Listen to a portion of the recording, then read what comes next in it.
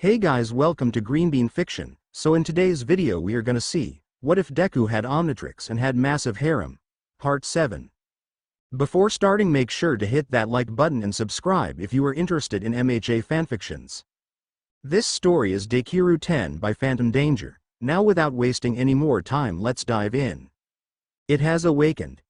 Izuku Midoriya found himself adrift in an endless void, an expanse of darkness illuminated by faint pinpricks of light resembling stars. Silhouettes floated around him, their forms blurred and indistinct, save for the glow of their eyes. One figure moved forward, his face marred by a deep crack that ran jaggedly across it, like the surface of shattered glass. "It's called Danger Sense," the figure spoke, his tone heavy with authority and warning. "Danger? What?" Izuku tried to reply, but his voice came out muffled, as though the void itself smothered his words. He clenched his fists, frustration bubbling as he strained to force the words through.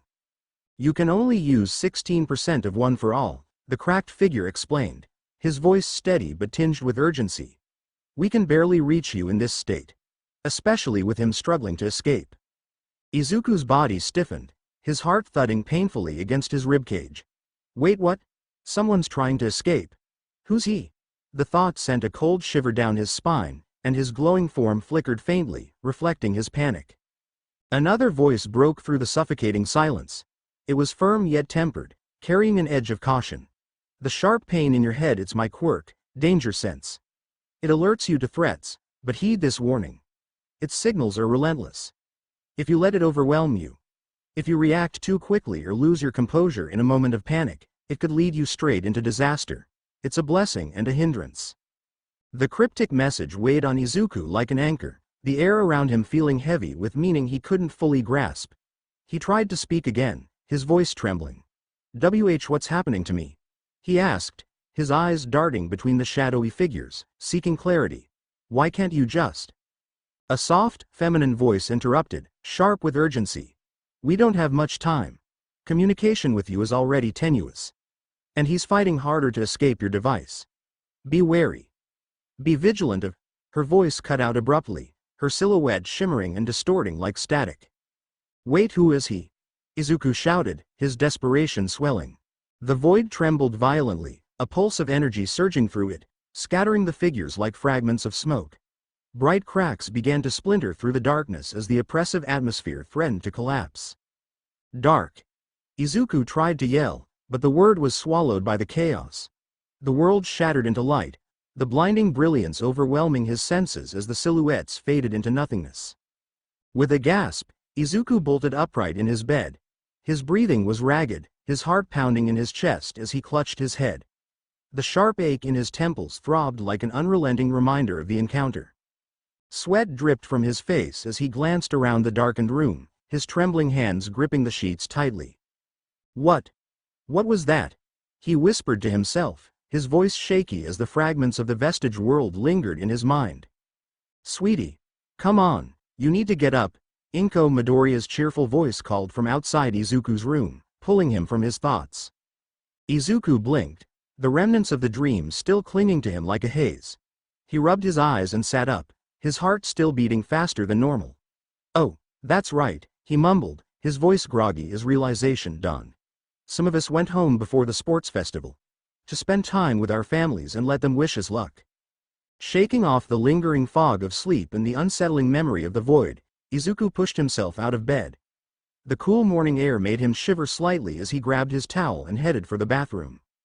The sound of running water filled the small space as he stepped into the shower, but his mind was far from calm. The dream replayed in fragments the shadowy figures, the warnings, the cryptic voices, and the throbbing ache in his head seemed to echo their words.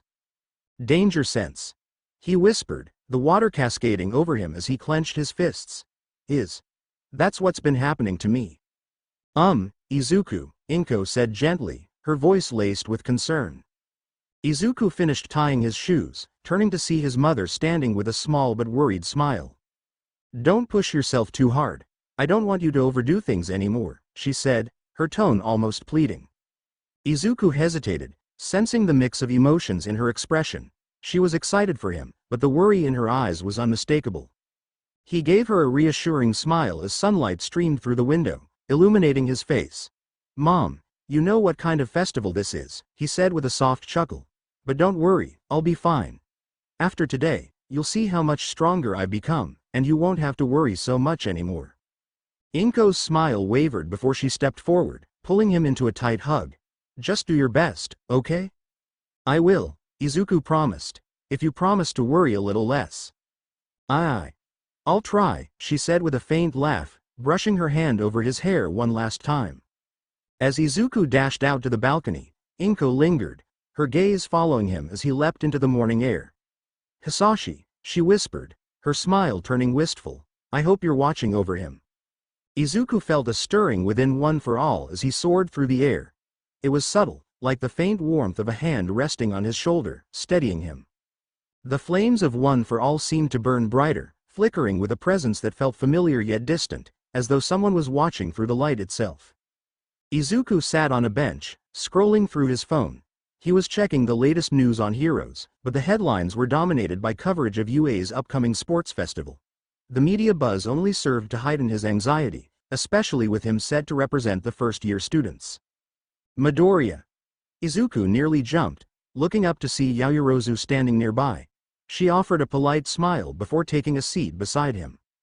"Yaoyorozu, what are you doing here?" he stammered, surprised. "This is a train station, Midoriya," she replied, gesturing around. "And no, I mean, aren't you super rich? I've seen you ride around in a private limo before," he pointed out, earning a faint blush from the girl as she looked away.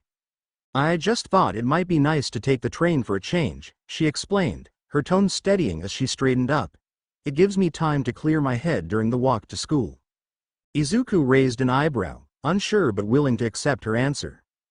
In truth, Momo stole a quick glance at him, her thoughts elsewhere. "The truth is, I wanted to walk with him, alone."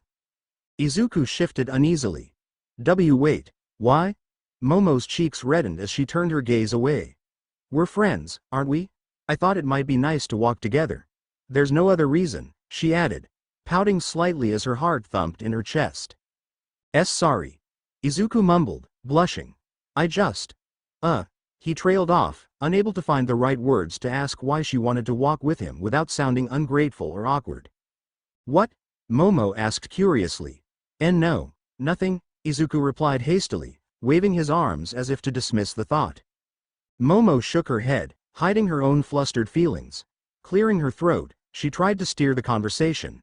"Have you prepared your speech?" Izuku froze, his face turning crimson. "You do have one ready, don't you?" she asked, confidence evident in her tone. "You'll be representing all of us first years in front of the world, Midoriya. I'm sure whatever you've prepared will be amazing knowing you, it's bound to be memorable." Izuku slumped, letting out a groan of despair as he pulled out a stack of papers from his yellow bag. "You have way too much faith in me, Yaoyorozu. I can barely speak in front of the class without stuttering. Now I'm supposed to give a speech to an entire stadium? To the whole world?" He slouched further, looking like he wanted to crumple his notes on the spot. Momo chuckled softly and took a few of his notes, gesturing for him to sit back down. "You're better at public speaking than you give yourself credit for," she reassured him, smoothing out his papers. Izuku blinked at her, skeptical. "I'm serious," she continued. "Since becoming class president, you've improved a lot. You've started speaking more clearly and confidently. When you're not overthinking things, you're a natural leader. I have no doubt you can come up with an inspiring speech if you just focus and trust yourself." Izuku gave her a small, grateful smile. "Thanks," he murmured before leaning back against the bench. For a moment, they sat in silence before Izuku spoke again. "I'm still nervous, though. The sports festival is such a huge event, everyone's going to be watching us. I'm supposed to represent the entire first year. It feels like everyone's counting on me." His voice trailed off as he remembered All Might's words about standing tall and declaring to the world, "I am here." Momo glanced at his notes thoughtfully. "You're overthinking it," she said after a pause. "Instead of worrying about living up to what everyone expects of you, try focusing on what's ahead.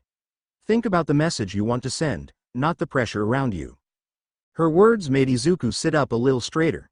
He looked at her, seeing the quiet confidence in her eyes, and found himself nodding. "Maybe you're right," Izuku said with some resolve, but he anxiously looked at his notes. Momo noticed Izuku staring at his speech notes again, his brow furrowed in concentration and a hint of panic in his eyes. She placed a hand gently on the edge of the paper, prompting him to look up. "Midoriya, may I offer some advice?" she asked, her tone calm and reassuring. Izuku blinked, then nodded hesitantly. "Of course. Public speaking is as much about confidence as it is about preparation," Momo began. "It's not just about saying the perfect words. It's about making people feel your sincerity." Sincerity?" Izuku repeated, tilting his head. She nodded. "Exactly. Think about why you're giving this speech. What message do you want to convey? If you speak from the heart, people will listen, no matter how nervous you feel."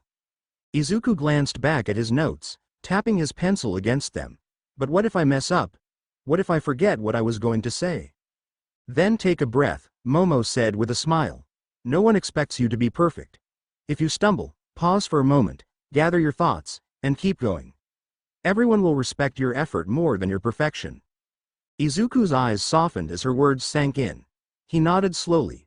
"Speak from the heart, and don't focus on being perfect." "I think I can try that." Momo glanced down at her hands, fidgeting slightly as she scooted a little closer to Izuku on the bench. Her voice softened, tinged with vulnerability. "Though I know how you feel," she began, hesitating before continuing. "I'm always afraid of letting my family down. They have such high expectations of me, and honestly, since the USJ, I've been feeling so." She bit her lip, struggling to find the words. "Inadequate, I suppose. When it comes to practical applications, I've felt like a failure."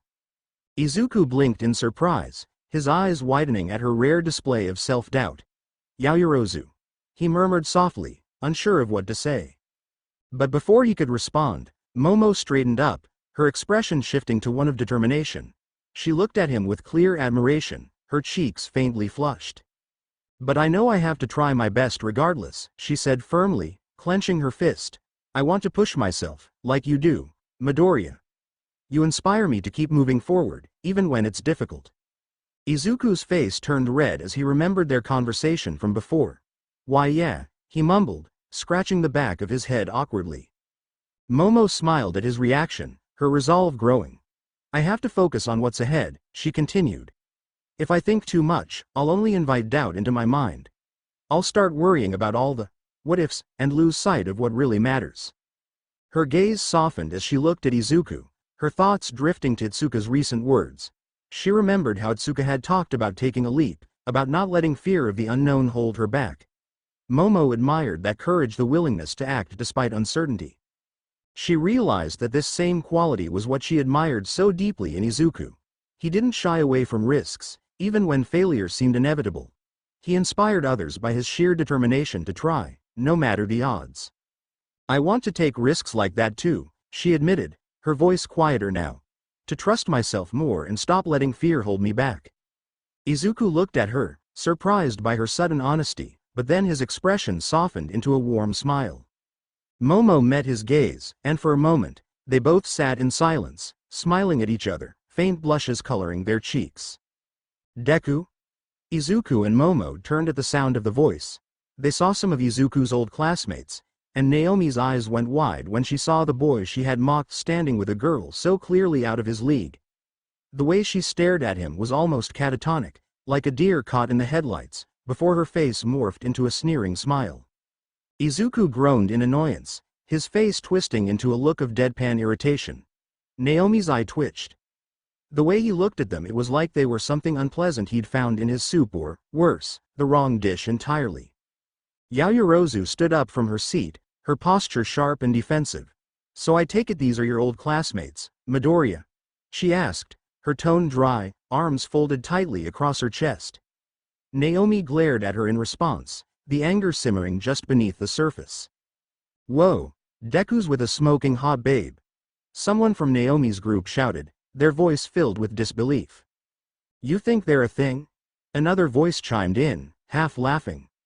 Ishida, always the loudmouth, pushed through the group.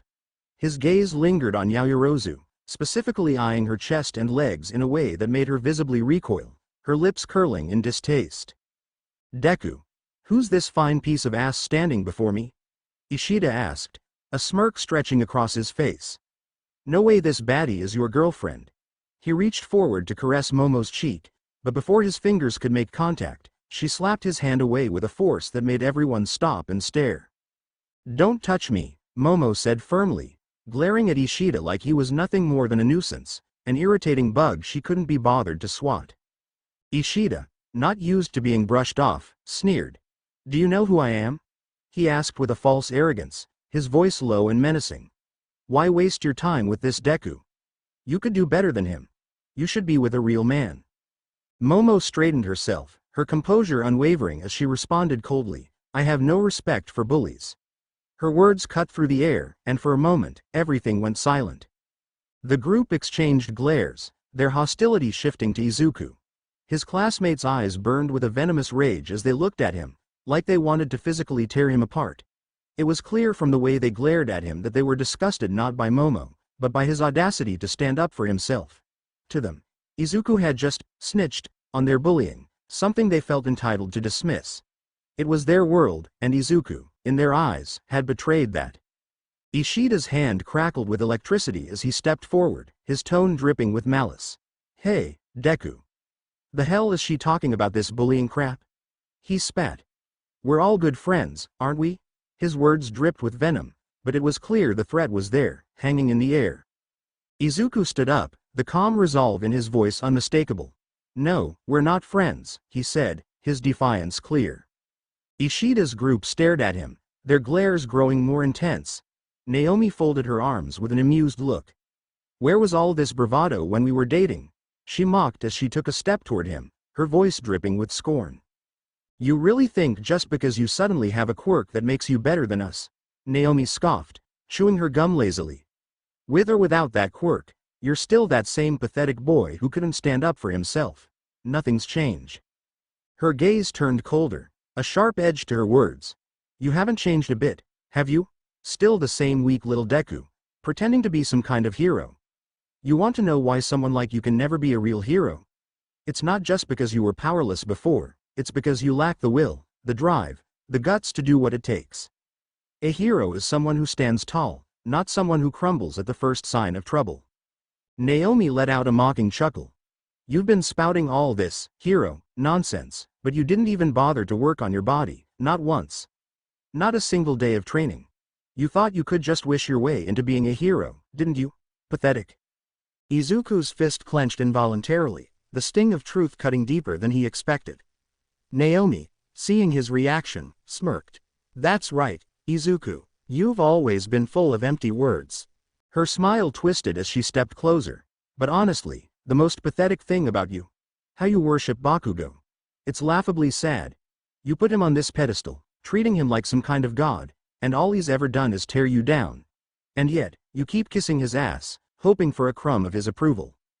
Naomi's voice turned venomous. It makes me sick. You're like a battered housewife who just doesn't want to upset her abusive husband. Oh, Kachan's so great, Kachan. You may have blown up my face, but I still think you're gonna be a great hero. What does that prove, huh? She said rhetorically. It proves to me that you've never had any real strength, Izzy. You're weak. You don't have the will to be a hero. You don't even have the guts to oppose Bakugo, even when he treats you like dirt. You just let him walk all over you, and you call it forgiveness. That's not kindness, that's submission. And it's one of the reasons that makes me want to puke when I see you. Her eyes narrowed as she took in his expression, her sneer deepening. Even now, with your quirk, you're still that worthless Deku. Still submissive, still too afraid to stand up for yourself. That's why you will never be a hero. Naomi shook her head with disgust. You'll never be a real hero, Izuku. Not with that spineless, submissive attitude of yours. You'll always be the Deku who lets someone else dictate his worth just as you always have. Izuku's fists clenched tightly, his knuckles turning white as Momo's gaze locked onto Naomi. Naomi's friends snickered behind her, and Momo was about to slap the smug girl across the face when Izuku stopped her with a firm hand on her arm. Don't, Izuku said, his voice steady but filled with raw emotion. Naomi's friends continued to sneer, their laughter echoing in the air. But Izuku was far from backing down. He took a deep breath, his eyes meeting Naomi's. You know what, maybe you're right, Izuku said, his voice surprisingly calm despite the anger boiling beneath the surface. The group's mocking sneers started. "Finally, he's learning his place," one of them muttered with a derisive laugh. "What a loser," another added with a sneer. Momo's brow furrowed in concern as she stepped closer to Izuku. "Midoriya," she started, worried for him. But Izuku shook his head, turning his attention back to Naomi. "Maybe I am still the same Izuku from middle school. Having a quirk hasn't changed who I am," he said, his voice stronger now. He clenched his fists tighter. "A quirk doesn't excuse a person or make up for their flaws. Whether I have one or not, maybe I'm still the same person I was. But..." Izuku's eyes burned with intensity as he leveled his gaze at Naomi, who glared at him coldly. "Without your quirk, you're nothing but bullies." The group fell silent for a split second, their smug expressions faltering. Naomi's eyes widened slightly, her lips curling into a snarl as she stepped closer to Izuku, but he didn't flinch. Yuba's fists clenched at his sides, his face contorting with frustration.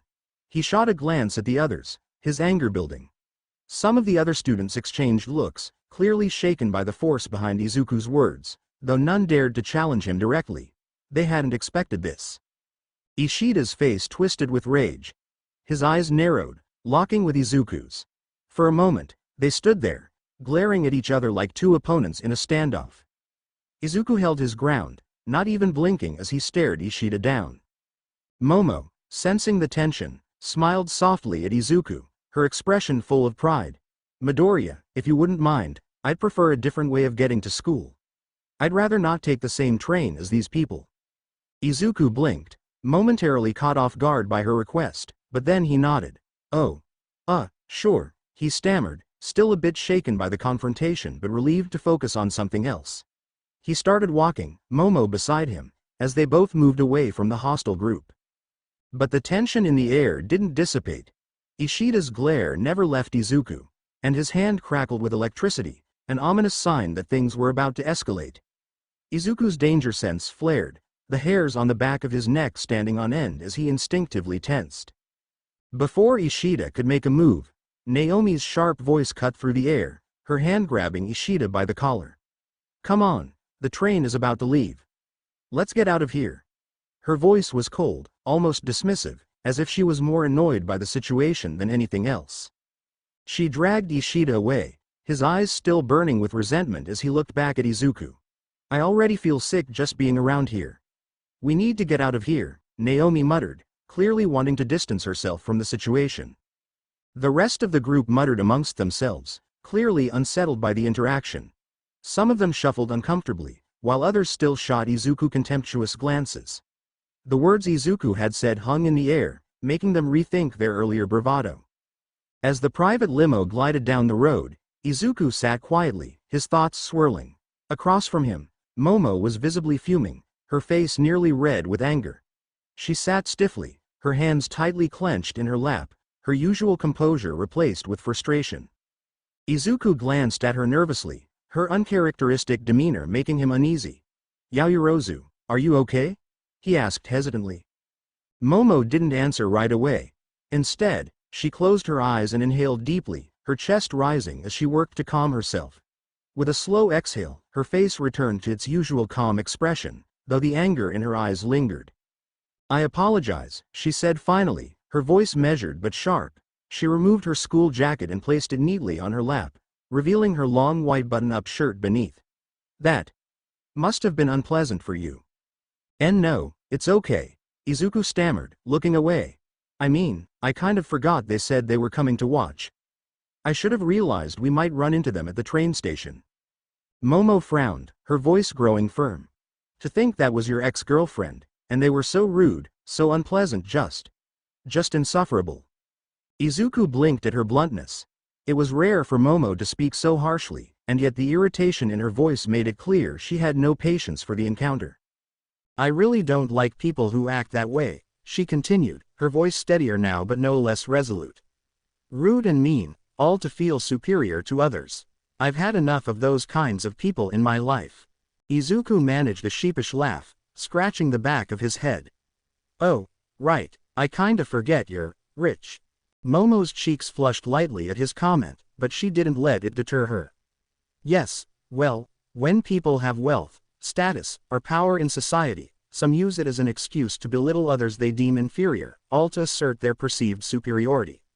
It's intolerable. Her tone sharpened. That's why I refuse to respect those who behave that way, regardless of their power or position, especially if they impose their will on others. Her words struck a chord in Izuku. His smile faded as shame crept into his expression, and he lowered his gaze. He thought back to all the times he had defended Bakugo, insisting he would be a great hero without any real proof beyond his power and confidence. Memories of his past admiration for Bakugo filled his mind. He had idolized him, wanted to be just like him. He would have given anything to have Bakugo's strength, his charisma, his unshakable confidence. Back then, Bakugo had been his vision of victory, his symbol of what it meant to win. But now, she was right, Izuku muttered suddenly, his voice heavy with regret. Momo tilted her head, her expression softening into concern. What do you mean? About how I idolize Bakugo? I mean. His voice trailed off, and Momo's eyes widened slightly as she realized he was referring to Naomi. Oh, she said gently, giving him space to explain. All my life, I've been told how amazing Bakugo is, Izuku admitted, his hands clenching tightly in his lap. How he was going to be a great hero. Every single day, people would say he was incredible, and that I'd never be his equal. His voice trembled as he continued. I idolized him. I wanted to be him. I wanted his confidence, his strength. I wanted to win the way he did, to be the kind of hero everyone said he'd become. But now, I'm not sure anymore. Momo remained silent, her eyes never leaving him as he spoke. He used his power to prove he was the best, Izuku continued bitterly, by beating anyone he thought might be a rival. He'd knock people down just to show them how strong he was. I don't know if I didn't care back then, or if I was just so blinded by how much I admired him that I couldn't see it. But now. He shook his head, his voice thick with emotion. I don't want to win like that. I don't want to prove my strength by pushing other people down. If that's what being the strongest means, I think I'd rather go back to being the quirkless kid I used to be. Momo's eyes widened at his words. Quirkless? The revelation startled her, and she opened her mouth to ask but stopped herself. Now wasn't the time. She took a steadying breath, deciding to push the thought aside for the moment. I don't think I can see Bakugo as my symbol of victory anymore, Izuku admitted softly, his hands trembling as he clenched them tighter. The frustration in his voice was palpable, his emotions bubbling just below the surface. Ever since he had shared his feelings with the dragon, his thoughts about revenge and power had shifted and his resentment toward Bakugo had grown stronger every day. HMPH. In my opinion, I think that's a good thing, Momo said firmly, her tone decisive. I don't like Bakugo, honestly, and I try to stay as far away from him as possible. Izuku sighed, his shoulders slumping slightly. Yeah, but if I can't use Bakugo as my ideal for victory, I'm not sure who or what to use. He's been such a big part of my life. I guess I always tried to focus on his good traits, no matter what. Momo frowned thoughtfully. She remembered a conversation they'd had during one of their study sessions. He had mentioned someone named Kevin, a rare moment when Izuku spoke about his middle school days with genuine fondness. She didn't know much about this Kevin, but the way Izuku had described him made it clear he held a special place in his heart. What about Kevin? Momo asked suddenly. Izuku blinked, raising an eyebrow. Kevin. You mentioned him before, she said, her tone soft but curious. It's one of the few times you've ever talked about middle school with joy. What was he like? Izuku paused, his expression shifting as he thought back. A small snort escaped him, followed by a chuckle. Kevin was. He couldn't help but grin. He was kind of. A delinquent. Momo tilted her head, intrigued. But he was also my best friend, Izuku continued, his voice tinged with nostalgia. He was the guy who'd always have your back, no matter what. Sure, he got me into a lot of trouble. I think I'm banned from every arcade in Musutafu because of him. He laughed, shaking his head at the memory. I remember this one time. It was the first day of middle school, Izuku began, his smile widening. Bakugo, he made sure everyone had a reason to target me. He hesitated, skimming over the details to avoid mentioning being quirkless. I pretty much expected to get my butt kicked that day. But Kevin. Izuku's expression softened, a mix of admiration and gratitude. Kevin stood up in the middle of the cafeteria and yelled, "All right, shitbags. Any of you come after my boy Midoriya, and I'll kick your asses so hard you'll be eating out of a straw. Your own damn mothers won't even recognize you." Momo blinked in surprise before a smile tugged at her lips. She couldn't help but find Izuku's joy infectious as he recounted the story. Even though he was outnumbered, Kevin fought everyone, not just Bakugo. He was unstoppable, Izuku said, his grin growing. It took nearly the entire school to stop him.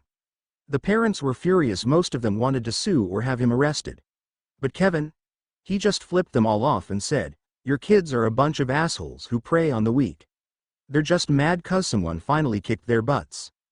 Momo laughed softly, the mental image both amusing and heartwarming. "Your friend Kevin sounds like a hero to me," she said earnestly. Izuku's smile softened as he nodded. "Yeah, I guess he was." The warmth of the memories lingered as the limo continued its journey back to UA, the tension from earlier finally starting to ease. Fireworks lit up the sky, crackling with vibrant colors as they soared above UA High, signaling the beginning of the annual sports festival. Below, a crowd of spectators and reporters buzzed with excitement, some nervously waiting to get a glimpse of the action. "The security line is huge. What's the big deal?" a reporter muttered, clearly irked. "Well, UA was recently attacked by villains, so of course, they'd beef things up. Some even say they shouldn't have the festival at all," her cameraman explained, adjusting the lens. "Perfect, nothing spices things up like a little controversy," the reporter replied, grinning. "Plus, everyone will be tuning in to watch Class 1A and 1B. It's a show they can't miss." As the conversation continued, a sudden rush of wind and a flurry of red feathers caught the attention of the crowd. The distinct sound of wings slicing through the air had everyone's eyes glued to the sky. "Hawks? No way," a voice shouted from the crowd. The number 3 pro hero, known for his swift flight and charismatic presence, swooped down from above. His wings spread wide, casting a large shadow over the crowd as he landed with grace. The public was immediately entranced by his presence. With a confident grin, Hawks gave a casual wave to the gathered spectators. "Yo, looks like the party's started without me," he called out, his voice brimming with energy and charm. The reporters, already scrambling to get their microphones in position, quickly turned their attention to him. "Hawks, what brings you to the festival today?" one of them asked, eager to seize the opportunity. "Just thought I'd drop by," Hawks replied, giving a cocky smile. "Besides, I heard there might be some young heroes worth keeping an eye on. Gotta see what all the fuss is about." Hawks gave a casual wave to the crowd, his trademark smile lighting up the scene. Reporters quickly gathered around, their microphones held high as they attempted to catch his attention. Meanwhile, Maruko, standing nearby, was caught up in a conversation with one of them. "So, Maruko," a reporter asked, her voice eager, "you've never taken on an intern since your debut. Will this year be any different?" Maruko shot the reporter a toothy grin, the confidence in her voice undeniable. "That all depends on the students. If they've got the guts to show off and stand out, then maybe. But right now, I'm more interested in seeing if this batch has the stuff it takes. My instincts are telling me this year's gonna be something special," she said with a shrug, clearly unbothered by the question. The crowd around them murmured, some excited whispers filled with curiosity. "Maruko actually taking an intern? That's a first," one of the onlookers joked, while another added, "I thought she didn't do interns." The sound of powerful wings beating through the air grew louder, catching the attention of everyone nearby. A shadow descended rapidly, and a voice rang out with teasing amusement. "Rumi, you actually came? Guess I owe you 1,000 yen. The crowd gasped as they turned to see the massive form of Ryukyu, the number 10 pro hero, swooping down from the sky. Her crimson wings folded behind her as she touched down effortlessly, causing an eruption of cheers from the audience. Mirko scoffed, clearly unbothered by the attention Ryukyu's arrival had stirred. She folded her arms, her sharp eyes never leaving the other heroine as the noise from the crowd grew louder. "So, what's the infamous Rumi doing here?" Ryukyu teased, raising an eyebrow as she sized up her colleague. Mirko shot her a smirk. "What, I'm not allowed to watch the festival, now?" Ryukyu chuckled, her tone light but still sharp. "You? Watching a sports festival? Please. I always thought you hated these things. Unless She glanced at Mirko with a knowing smile. You're actually planning to take an intern this year? Mirko shrugged casually, uncaring about the question. Listen, number 10, I can do whatever I want. Besides, I kinda want to see what these first years are really made of. The two of them began walking toward the stadium entrance as the crowd continued to buzz with excitement. But their attention quickly shifted when a sleek black vehicle rolled up, drawing more gasps from the crowd. No way. A voice murmured from the crowd. The door to the vehicle swung open, revealing a tall, muscular man with blonde hair, his sharp features and commanding presence unmistakable. The crowd recognized him immediately.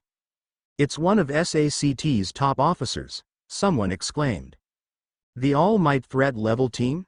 Another voice whispered in disbelief. The man stepped out with an air of authority, his gaze cold and focused as he surveyed the scene around him. Whispers rippled through the crowd as cameras clicked and flashed, trying to capture the moment. Yeah, they're known for scouting potential threats around the world, someone explained in hushed tones. If they're here, it means they think someone at this festival could be as powerful as All Might or even more. Hawks, standing nearby, watched the officer with a contemplative look. Looks like the Hero Public Safety Commission isn't the only one keeping an eye on things, he murmured to himself. The murmurs in the crowd grew louder, as the officer's presence confirmed what many had already suspected. Someone among the first years was a potential threat, on a level that even the top heroes had to take seriously. As the group moved toward the first year area, the excitement turned to speculation. The All Might level threat was a first year? Mount Lady, Kamui Woods, and Death Arms stood off to the side, watching as Mount Lady effortlessly charmed the food vendor into offering her free food. Do you have no shame? Kamui Woods asked, his voice tinged with annoyance. Mount Lady flashed him a playful grin. Oh, come on, stop being such a party pooper. Besides, I have to practice my flirting. Kamui crossed his arms, clearly unconvinced. You're still hung up on that four-arms guy? His tone was a mix of frustration and disbelief. Ever since they'd gone to that underground fighting tournament, Mount Lady had been fixated on the guy. Mount Lady shrugged, clearly unbothered. His manager goes to school here. If I just give him a wink or two, he'll introduce me to the big guy, and then I'll get my way with him. Her eyes sparkled with mischief as she spoke. Kamui Woods groaned, clearly exasperated. You're not worried about why Midnight passed along that info? She seemed to get a real kick out of it. Mount Lady rolled her eyes, dismissing his concern with a wave of her hand. Oh please, she's just bitter. She probably tried and failed to get with him, and now she's jealous. Someone like him wants someone young and cute, not old and, well, old. She grinned, clearly not taking Kamui's concerns seriously. Kamui couldn't help but press further. You're not even concerned with her comment about him being a little too young. Mount Lady gave a dismissive wave. She's old, relax. Class 1A. Aw, man, I really wanted to wear my hero costume, Mina groaned, tugging at her PE clothes with an exaggerated pout. To keep everything fair, we can't, Ojiro replied matter-of-factly. The other courses don't have special items like we do, Suyu added, her blunt tone cutting through. So it'll be fair for everyone. Yeah, I guess, Mina muttered, slumping onto her desk. Her gaze drifted to Izuku, who was fiddling nervously with the Omnitrix. Her heart tensed, knowing what Kendo might be planning. And no, it's fine. He might not even like her. Probably. Yeah, just need to focus on the events, she tried to reassure herself. But as her thoughts spiraled, doubts crept in. Kendo was confident, dependable, and, let's face it, probably a better match for Izuku than her. That realization made Mina's chest tighten. She wasn't used to these feelings, this strange mix of longing and jealousy. It wasn't supposed to hurt this much. Shaking her head to snap herself out of it, Mina slapped her cheeks, startling Suyu, who gave her a quizzical look. Mina ignored it, forcing a smile as she glanced back at Izuku. He was still fiddling with the Omnitrix, his usual nervous tick when he was anxious or deep in thought. Determined to shake off her gloom and maybe help him too, she slid into the seat next to him. Midori? You alright? Izuku flinched slightly, startled, before turning wide eyes to her. Why? Oh, yeah, I'm fine. Just a little nervous about the whole speech thing, he admitted, rubbing the back of his neck. Kinda wish I had your confidence. Mina propped her chin in her hands and gave him a playful grin. "Ah, that's sweet, Midori. But hey, if you're nervous, you could always picture the crowd naked," she teased, batting her eyes. Izuku froze, his face shifting from confusion to mortification as the meaning hit him. Images of his classmates, especially the girls, flashed unbidden in his mind. His face turned crimson, and he frantically shook his head to clear the thought. Why yeah, I don't think that's gonna work for me."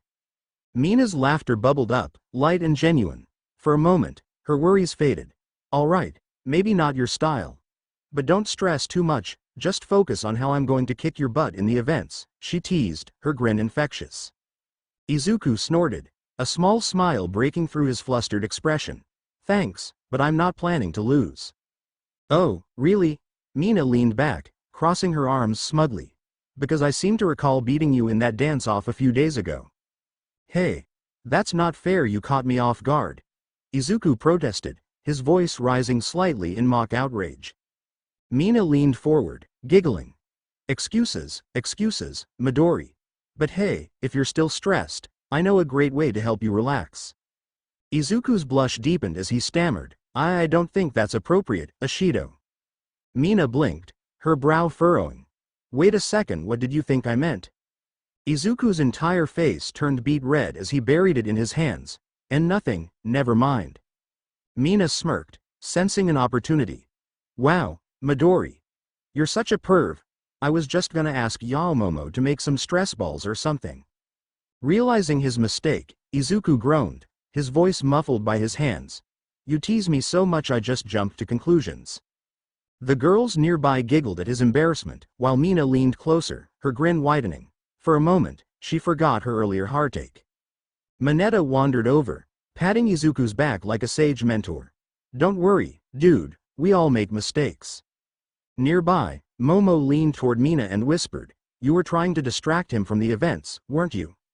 Mina glanced at Izuku, who was still covering his face in embarrassment. Her expression softened. "It worked, didn't it?" she whispered back. "I wonder what they have in store for us in the first round," Sato said, his anxious tone reflecting the nerves rippling through the room. "No matter what they have prepared, we must persevere," Tokiyami replied, his deep voice steady as Shoji, standing beside him, nodded in agreement. "Right," Shoji said simply, his calm demeanor a sharp contrast to the growing unease around them. The door suddenly swung open, and Iida strode in with his usual authoritative energy. "Everyone, get your game faces on. We're entering the arena soon." Midoriya sat quietly, his fingers fiddling absent-mindedly with the Omnitrix as he tried to focus. A sudden sting of unease shot through him, as if directed toward Todoroki and Bakugo. Raising an eyebrow, he noticed both boys glancing his way. The uneasy silence was broken by the sound of heavy, purposeful footsteps. Bakugo approached with a glare far more furious than usual, his crimson eyes burning with intent. Before Izuku could react, Bakugo raised his arm, an explosion crackling to life in his palm, aimed directly at Izuku's desk. Izuku's eyes widened in shock, but before the blast could land, Iida intercepted Bakugo's arm, gripping it firmly. "Refrain from destroying UA property," Iida said sternly, his voice ringing with authority. His stern gaze locked onto Bakugo's furious one. "The school's property isn't an outlet for your frustrations. Stop acting like a child. It's unbecoming of a future hero." Reluctantly, Bakugo yanked his arm free, muttering, "Damn 4 eyes," before turning his glare back to Izuku. The tension in the room spiked as Bakugo pointed a finger at him, his voice filled with venom. "You've been holding back, you damn nerd." Izuku blinked, his heart sinking into his stomach.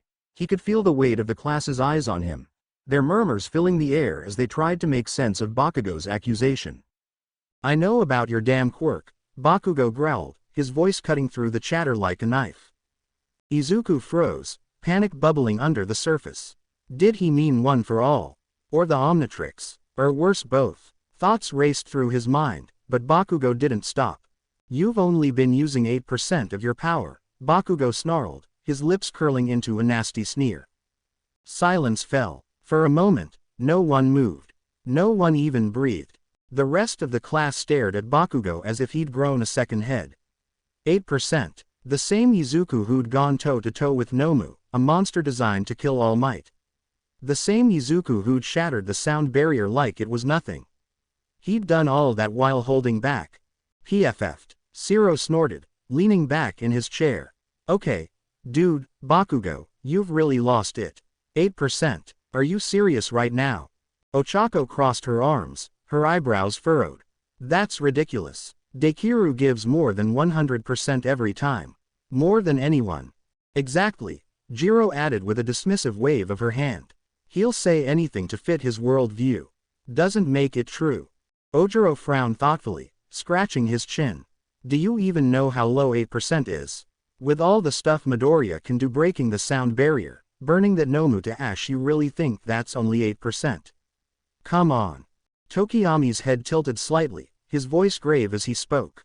It is a perplexing and, quite frankly, laughable assertion.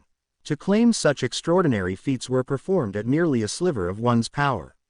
It borders on lunacy. He crossed his arms, his eyes narrowing. A foolish conclusion indeed, Bakugo. Yeah, Hiroshima chimed in, grinning. Midoriya's, like, super manly. He wouldn't hold back that much.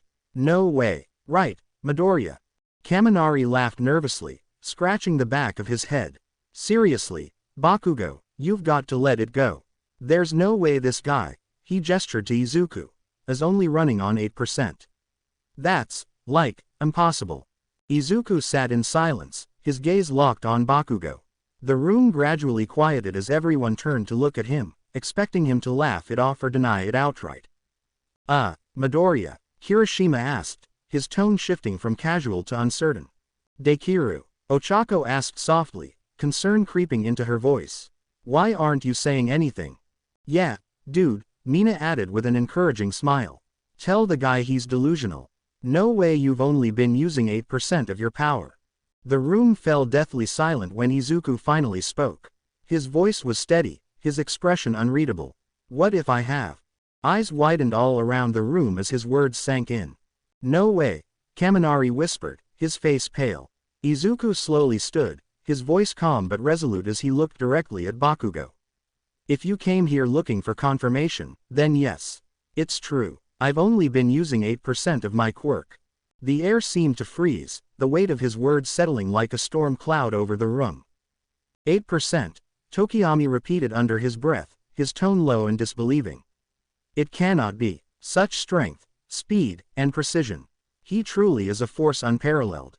His hands clenched slightly, betraying his unease. Shoji, usually reserved, couldn't hide his astonishment. You're saying that everything you've done so far, the speed, the power, the flames, that was all restrained? Hiroshima's voice cracked slightly as he chuckled nervously. Come on, man, you're joking, right? Right. Please, Izuku said, his voice quieter now. If that's all, leave me alone. He turned to walk away, the faint sound of his footsteps punctuating the stunned silence. Bakugo's glare burned hotter than ever, smoke billowing from his palms. Don't you dare walk away from me, nerd. He snarled, his voice crackling with barely restrained fury. Midoriya, Todoroki called, his voice calm yet deliberate. Izuku turned to see Todoroki approaching, passing by Bakugo without sparing him a glance. Objectively, I will admit you are the strongest, Todoroki said, his gaze unwavering. Bakugo's eyes narrowed dangerously, his mouth opening to object, but Todoroki's next words silenced the entire room. I overheard you mentioning only using 8% of your power, Todoroki said matter-of-factly. Izuku flinched, his chest tightening. He realized Todoroki had him cornered. To perform such remarkable feats, defeating the Nomu, surpassing the speed of sound, overwhelming obstacles others would consider impossible while only using a fraction of your true power. Todoroki clenched his fist, his knuckles white. It's not far-fetched to say you may be the most powerful student at UA thus far. The room remained deathly silent, the weight of Todoroki's words crashing over the class like a tidal wave. Bakugo glared daggers at Todoroki, but even he didn't dare interrupt again. And, Todoroki continued, his voice cold yet firm, you have All Might in your corner. Izuku froze, his wide-eyed expression resembling that of a deer caught in headlights. He gulped audibly, unable to respond. But I'm not going to pry, Todoroki said, and Izuku exhaled in relief. That was short-lived, however, as Todoroki's gaze hardened further. What I will do, Midoriya, is defeat you. I'll push you past your limits and force you to use 100% of your power. The class could only stare, their expressions a mix of awe, fear, and disbelief. If what we've seen is just 8%, Shoji muttered, his voice low and almost trembling. What does 100% even look like? Ojiro glanced at his tail, his face pale. If he's holding back to that degree, it's not just about strength. It must be something else, something serious. Momo, however, wasn't just awestruck, she was deeply concerned. She gripped her arm tightly, her mind racing. Restraining himself to just 8%. That must mean using more comes with a cost, something devastating. Her gaze trailed to the faint scars on Izuku's hands, and her worry deepened. Quirks are physical abilities, and Midoriya's drastic transformation is unlike anything I've ever seen. I've never encountered a quirk that alters the user so significantly. Using a higher percentage could have devastating consequences or worse, Momo thought, her worry growing. Ochako bit her lip, her heart heavy with worry. Dekiru, she thought. Why would you hold yourself back like that? No, you wouldn't do it without a good reason. Maybe it's because of those scars I noticed before the entrance exam. His arms were wrapped up in bandages for 2 months every day. Single quote. Todoroki exhaled, his icy demeanor unyielding as he stared at Izuku. This is my declaration of war, he said firmly. You've heard everyone else's. Now, here's mine. I will force you to use your full power. And I will defeat you. ... Izuku looked taken aback by the statement but quickly composed himself. Is it me, or did the room just get colder? Denki questioned nervously, though no one acknowledged Kaminari's pun. Hiroshima immediately stood up, sensing the rising tension and worried something bad could happen. Hey, why are you picking a fight all of a sudden? Not now, we're about to start. We're not here to play at being friends. So, what does it matter? Todoroki replied with a calm, icy tone. Izuku stayed silent for a moment, letting Todoroki's words settle before finally speaking. Todoroki, I don't know what you're thinking when you say you'll beat me, but don't assume that I'll lose easily. In fact, I'm planning to win this whole sports festival. But it's not just about me. Every single one of us here, and not just the hero course, is aiming for the top with everything they've got. I can't afford to lose today, not after coming this far. The room seemed to hold its breath as the Omnitrix briefly glowed alongside Izuku's emerald eyes, radiating a quiet intensity. He locked eyes with Todoroki, his voice unwavering. So, I'll also be going for the top with everything I have. Todoroki's expression didn't waver. Yeah, he replied coldly, though there was a flicker of something unreadable in his gaze. Meanwhile, Bakugo's expression twisted with fury as he glared at Todoroki, annoyed that his rival had declared war solely on Dekiru and not him. Izuku exited the room, his determination palpable. The class sat in stunned silence, the atmosphere thick with the weight of the exchange. Wow, who could have guessed that our shy and reserved cinnamon roll could be intimidating, Ashido finally said, breaking the silence. Are you serious? Have you somehow forgotten that our shy cinnamon roll got the villains at the USJ running with their tails between their legs? Zero asked, his tone incredulous. But, at 8%, what the hell does 100 look like? Mineta asked, shivering like a leaf. Knowing Midoriya, there's probably a good reason he doesn't push past his 8%, Tsuyu said thoughtfully, though there was a hint of unease in her voice. Still, it is a terrifying thought. Having such untamed power, I wonder, will I ever be a worthy foe? Tokiyami muttered to himself, his tone both contemplative and somber. That much power must be difficult to restrain, Iida said, rubbing his chin as he analyzed the situation. Agreed. But still, Ojiro glanced at the door Izuku had exited through, his voice tinged with awe. You can't help but wonder, what does 100% really look like? The UA Sports Festival, the big event where fledgling heroes sharpen their swords once a year. And here they are. The miraculous new stars. WHO overcame enemy attacks with hearts of steel. Hero course, Class 1A and B, right. Present Mike shouted, his voice booming over the loudspeakers, which caused the crowd to roar in excitement. The stands were packed with spectators, waving banners and cheering as the students from Class 1A and B made their grand entrance. The entire stadium seemed to hum with energy, the atmosphere thick with anticipation. Class 1A stepped out from the tunnel, with Izuku and Momo leading the way, their classmates walking behind them. As they moved forward, the cheers only grew louder, and the tension in the air was palpable. The pressure of being in front of so many eyes was heavy, but the class stood tall. Izuku looked around, feeling the intense gaze of thousands of people. He'd never imagined it would be this crowded. I thought it would be empty, Mineta muttered nervously, shifting on his feet and glancing around. Oh, man, I didn't think there'd be so many people here, Izuku added, his voice a mixture of awe and anxiety. Kyoka poked his shoulder, a sly grin on her face. I think I know why, she said, pointing to a group of figures in the VIP section. There, sitting in their seats with stern expressions, were members of SACT Maruko, Hawks, and others. Izuku's eyes widened. If SACT is here, he trailed off, unsure whether to be excited or terrified. Zero gulped, his expression tense.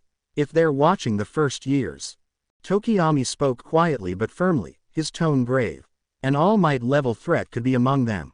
The rest of the class exchanged uneasy glances. It was clear that most were thinking of the same thing, Bakugo. His explosive temper and unchecked power made him a target for suspicion, and the fear of being seen as a threat loomed over the group. Wait, how do we know they're not here for Midoriya? Mineta asked in a hushed voice, casting a glance at Izuku. He has the power, right? The class burst out laughing at the suggestion. Mineta, for them to consider you a threat, you'd need to be somewhat villainous, Zero teased, a grin on his face. Yeah, you'd need to have the makings of a villain, Kaminari added, looking at Izuku. And Midoriya is one of the most wholesome, heroic guys I know. Thanks, Kaminari, Izuku said with a nervous chuckle, feeling a little embarrassed. And Bakugo, on the other hand, is an unhinged maniac, Kaminari said, pointing to the blonde, who scowled back at him with a dangerous glint in his eyes. I'll kill you, Bakugo snarled, his voice low but full of malice. See what I mean, Kaminari said, laughing uneasily. I mean, if they were here for Midoriya, it'd be like imagining Iida going off and doing something really stupid, putting others in mortal danger and going after. PFF'd. I don't know, a serial killer or something. Ha.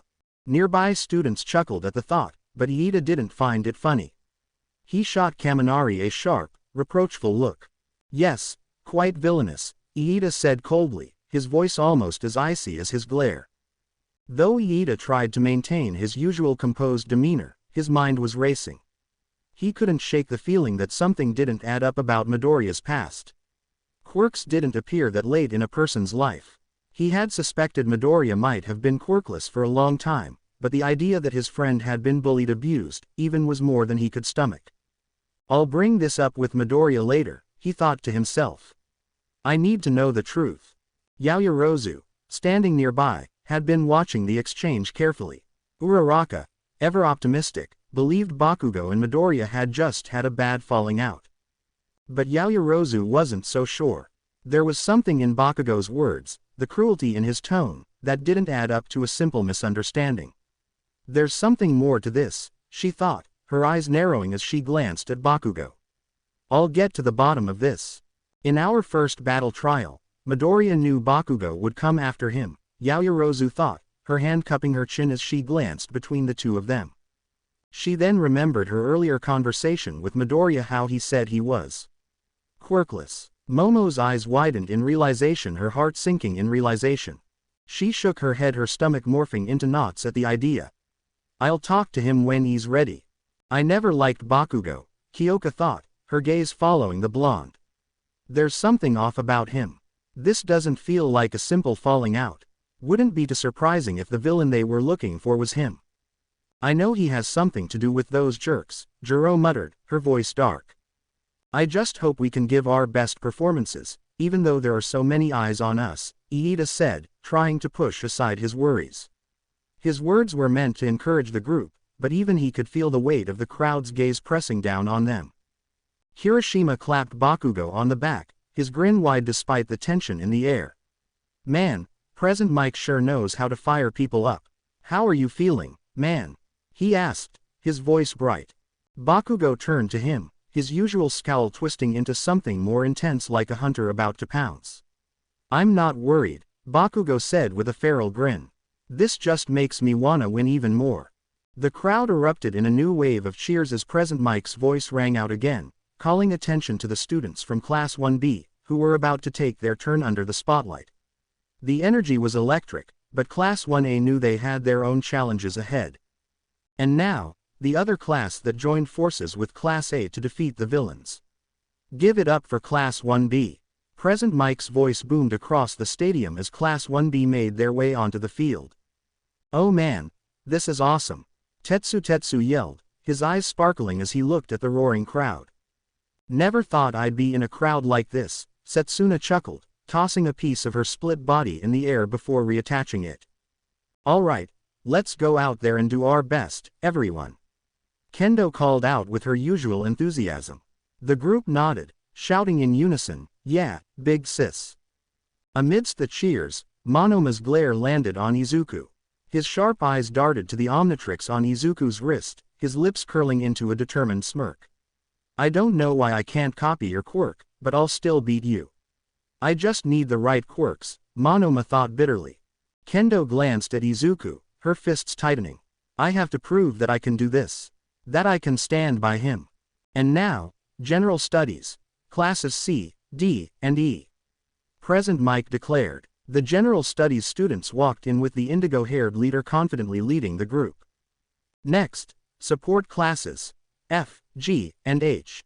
The support course students marched onto the field, one girl smiling brightly as she waved to the crowd. And finally, Business Course, Classes I, J, and K. The pro hero Midnight, this year's chief umpire, cracked her whip, instantly drawing everyone's attention. "Time for the player pledge," she announced, stepping forward in her usual risque outfit, tight leather bodysuit, thigh-high boots, and her signature mask. The reaction was immediate. "What is she wearing?" Hiroshima stammered, his face flushing a deep red as he tried and failed to avert his eyes. That's an R-rated hero for you," Denki said, his voice cracking slightly. "Is it even legal for her to wear that at a high school event?" Tokiyami asked, trying to maintain his composure but clearly flustered. "Yes," Mineta practically screamed, his nose already leaking a stream of blood as he gave a thumbs up. His perverted grin stretched wider than ever. "She's, definitely confident," Izuku muttered, glancing at the ground, his face burning as he tried to block out the image in his mind. "Don't we see her like this every day? What's the big deal?" Jiro said with a deadpanned expression. "Quiet, everyone," Midnight snapped, her voice dripping with authority as she cracked her whip again. Her commanding presence sent another ripple of blushes across the students. "Representing the students is Izuku Midoriya from Class 1A," Midnight announced. The stadium erupted into murmurs, excitement rippling through the crowd. Everyone had heard of the boy who saved All Might and many others. Izuku's heart pounded like a drum in his chest. His legs felt like lead as he made his way toward the platform, his movements stiff and jerky like a tin man. "Come on, you can do it. You've earned this," Ochako called out encouragingly.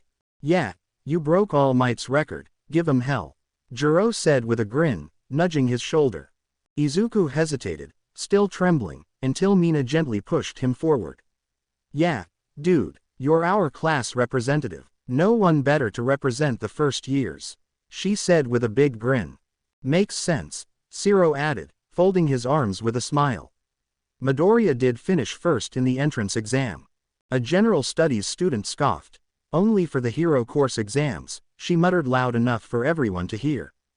Jiro turned, narrowing her eyes at the girl. She crossed her arms and stuck her tongue out.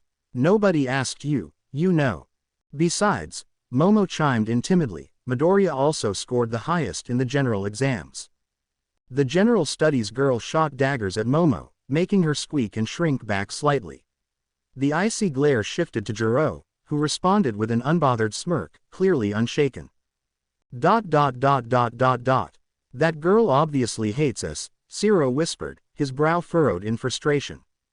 Yeah, and we've got Bakugo to thank for them not liking our class, Kaminari said, eyeing Bakugo. Shut up or I'll kill you, Bakugo seethed through gritted teeth, his glare making Kaminari shrink down. Izuku made it to the stage and stared at the mic for a few seconds before glancing nervously at everyone else. Sweat beaded all over his body. Hello. My name is Izuku Midoriya. But I'm sure you guys already know that. Today is an important day for us all and, Izuku's words stumbled out, his mind blank as he stared at the sea of faces before him. His anxiety was getting the better of him, and with every second that passed, it only seemed to grow. The silence felt suffocating as the crowd waited expectantly for his next words. The audience stayed quiet, and crickets could almost be heard as they observed the boy in anticipation. Meanwhile, students from other courses began to murmur among themselves, judging Izuku. He's the one giving the speech. So lame. For a student in the hero course, he doesn't give off the vibe of a hero at all. Maybe he doesn't belong here. The judges probably made a fluke. And here I thought we'd get something impressive from a student who survived a villain attack. What a letdown. He should just get off the stage before he embarrasses himself anymore. I know I would.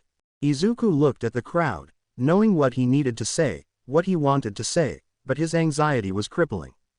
Just as the panic threatened to overwhelm him, he heard the familiar beep. He looked down at the Omnitrix, which was glowing faintly. A thought shot through his mind. I need to represent the whole first year. I don't have the nerve to stand here and tell them what I need to, but I know who does. Izuku quickly reached for the Omnitrix. Oh no. Dekiru, Ochako said in concern as she watched her friend. Come on, say something. TCH. Not surprising from Deku, Bakugo muttered, crossing his arms and turning away.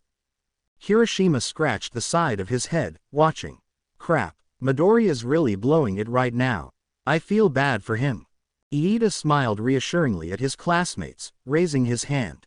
No need to worry, I'm certain Midoriya is just planning his next words. After all, he represents all of us. I'm sure he wants his words to be perfect. I sure hope you're right, Iida. But it looks like he's frozen up there. Momo cupped her chin, studying Izuku's stiff posture. He's definitely the type to get nervous easily. As the crowd began to sympathize with the green-haired boy, a green flash erupted from the podium, forcing the students and Midnight to shield their eyes. The light was so intense that it nearly blinded them.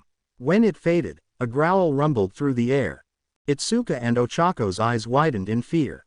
Oh no, anyone but him, Ochako whispered, her voice trembling. Gee, this is bad. Itsuka's voice shook with fear. Midnight's expression turned serious. Aizawa and Present Mike froze in the announcer's booth, their faces clouded with dread. Shota, they're gonna hate your class, Present Mike murmured, his usual energy replaced by worry. Good thing Midnight's there. She'll subdue him if things get out of hand, Aizawa said grimly. Ochako and Itsuka trembled, their fears growing. Gee, they're gonna hate us. Ochako muttered, her expression resigned. Ochako will be fine as long as no one sets him off. Itsuka began, but was immediately cut off by a student yelling from the crowd.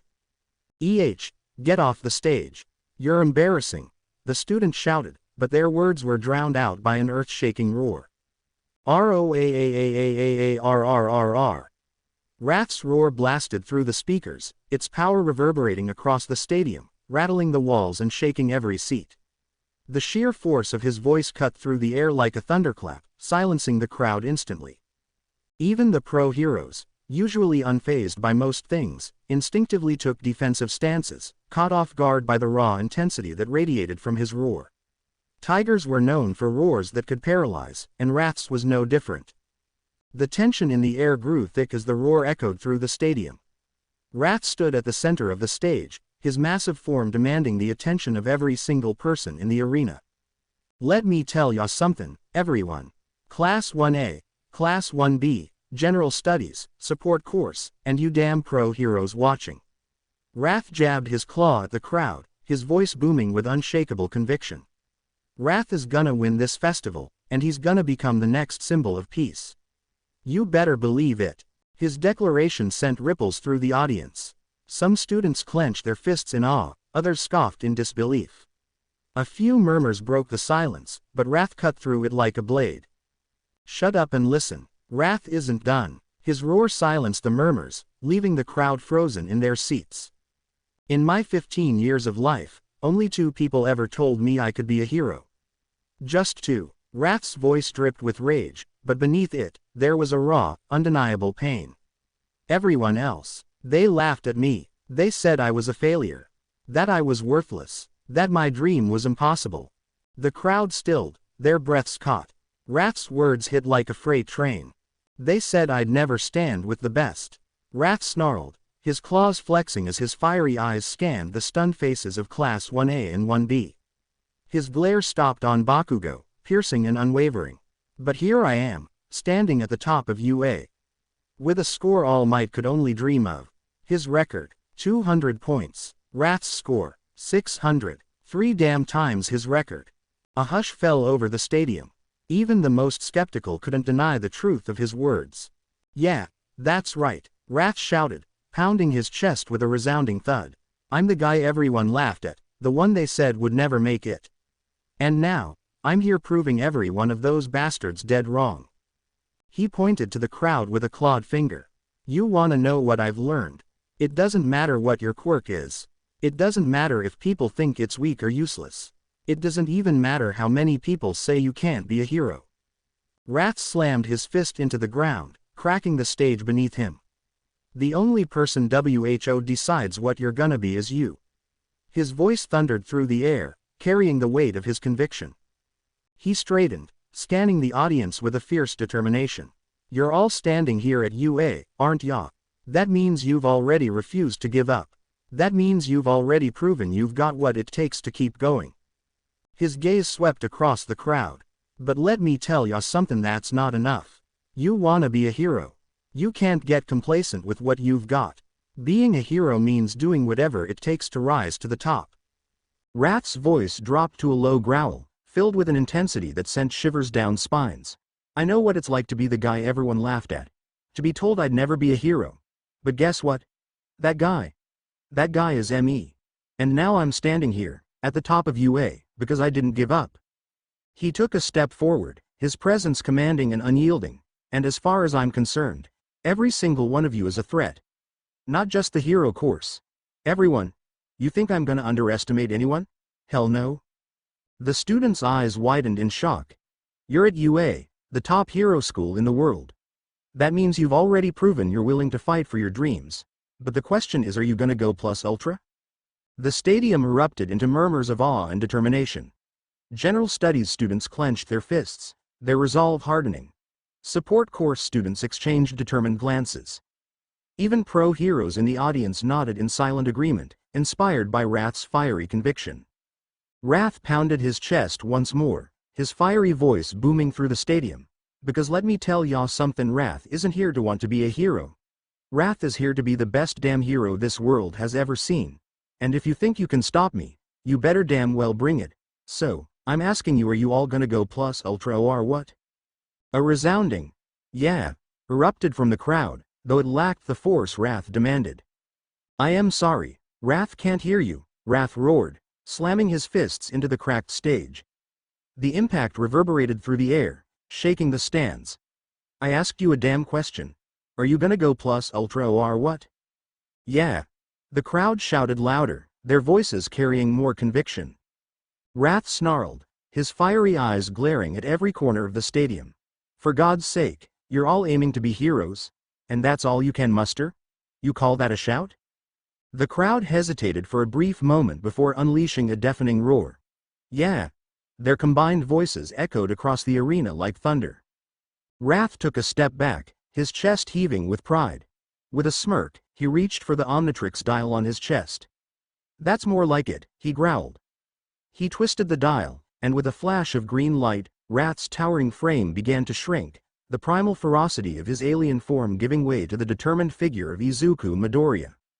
Now standing as himself, Izuku raised his glowing fist high into the air, his eyes blazing with the same passion Wrath had carried. He scanned the crowd, students, pro-heroes, even the stadium staff. Every single face was now lit with a fiery determination, inspired by his words and unrelenting conviction. "Then let me hear you scream it at the top of your lungs," Izuku shouted, his voice carrying wrath's same ferocity. He clenched his fist tighter, the Omnitrix gleaming like a beacon. "Go." The stadium fell silent for a heartbeat, the tension thick in the air, before the crowd suddenly erupted into a deafening cheer, their voices shaking the very foundations of UA. Plus Ultra, Izuku, his chest rising and falling rapidly, panted as sweat glistened on his forehead. His heart raced, his mind still reeling from the moment. He looked up and saw All Might in the stands, a proud smile on his face, clapping in approval. "Talk about a speech," a pro-hero muttered from the stands, clearly impressed. Izuku's grin stretched from ear to ear, his heart thundering in his chest. He looked out over the sea of faces, catching Momo's gaze. She was smiling at him, clapping, her eyes shining with pride. His stomach fluttered, and he returned her smile with a nod. "I can't believe I actually did that," Izuku thought, still trying to process the overwhelming experience. His hands trembled slightly, but his confidence was slowly building. As the crowd continued their applause, Izuku made his way down the stadium stairs, clapping along with them. Momo clapped more enthusiastically, her heart swelling with pride. She knew how shy and nervous Izuku could be, so seeing him stand tall and deliver a speech like that filled her with admiration. This isn't just about aiming for the #1 hero spot, he's aiming for the symbol of peace. Yeah, they say he's got a quirk that's never been seen before. I'm curious to see what he can do. Wait, is this the same kid who saved the entire first year? He's the one who chased the villains away. Manly. Those words hit harder than any punch I've ever blocked. Kirishima wiped away manly tears, his voice full of admiration. That was some serious guts, man. Seriously. Midoriya's got my respect now, another student added, a grin on his face. He's got the heart of a true hero. I never knew that was his goal, Uraraka said softly, smiling warmly as she watched Izuku interact with the crowd. But aiming for the symbol of peace? Momo said, her voice thoughtful. That's something you don't hear every day. No one's ever said that before. It's incredible. What do you mean? Kanoko asked, curious. Most people want to be the #1 hero to prove they're the best, Kendo explained, her eyes following Izuku. But Midoriya, he's the first person I've met who's aiming to be more than just the strongest. He wants to inspire everyone, to be a symbol. Her voice softened with admiration as she watched him, her expression proud. Bakugo scoffed, clearly uninterested. Please. That nerd will never be #1. Juru raised an eyebrow, her voice dripping with sarcasm. Sure. He totally didn't come in first place in the entrance exam, and definitely didn't top the quirk apprehension test, either. Bakugo shot her a glare, his lips curling into a scowl. TCH. Juru stood her ground, returning his glare with equal intensity. You're just mad because you can't stand seeing someone else succeed, huh? In the audience section, Naomi rolled her eyes. Wow, he didn't piss himself. Good for you. What's your problem with him? Yuba asked, her tone sharp. The girl responded with a scoff. He'll never amount to anything. He's just a worthless nobody. She scowled. Talking about being the symbol of peace, and all that stuff is annoying. Ishida leaned back, arms crossed, watching with a sneer. That Deku actually thinks he will be a hero. How delusional. He's literally standing up there, representing the first years. Can't you give him a little credit? Yuba asked, pointing out the obvious. The comment earned a round of laughter from the group, which Yuba found disheartening. Ha, Deku, that wimp, please, one of the students mocked. Ahahaha, don't be stupid, another added. Yuba sighed and shook her head. If you guys want to remain ignorant, I'm going to sit somewhere else. Haven't you even thought? Just maybe, we might have been wrong. Shouldn't we grow up, apologize, and stop with the whole Deku thing? But everyone just rolled their eyes, dismissing her thoughts. They refused to believe that the worthless Deku could amount to anything. They all had ambitions to be in the hero course but in the end, were rejected or couldn't measure up. And here was Deku, the useless person, proclaiming he would be the best, telling everyone he would surpass them all. It was hard for them to swallow. The stadium buzzed with energy, the crowd still riding high on Izuku's heartfelt speech. Fuck, that was emotional. Present Mike's voice boomed across the speakers, electrifying the crowd even further. Cheers erupted anew, and Izuku's face turned crimson as he descended from the podium. Before he could gather his thoughts, he was suddenly enveloped in an enthusiastic hug. "Midori, that was amazing," Toru squealed, her voice bursting with delight. Izuku's face burned as he tried to process the feeling of being hugged by someone he couldn't see. When she pulled away, her invisible presence still left a beaming energy that made him smile despite his flustered state. Momo stepped forward, her hands clasped politely in front of her. "Yes, that was truly splendid, Midoriya," she said, her voice carrying a gentle warmth that made Izuku's blush deepen. "See? I knew you could do it," Ochako teased, nudging his arm playfully, her grin infectious. Juru smirked, leaning in with her usual dry humor. "Yeah, that was really cool, Green. Though knowing you've got a transformation with Bakugo's personality is kinda terrifying."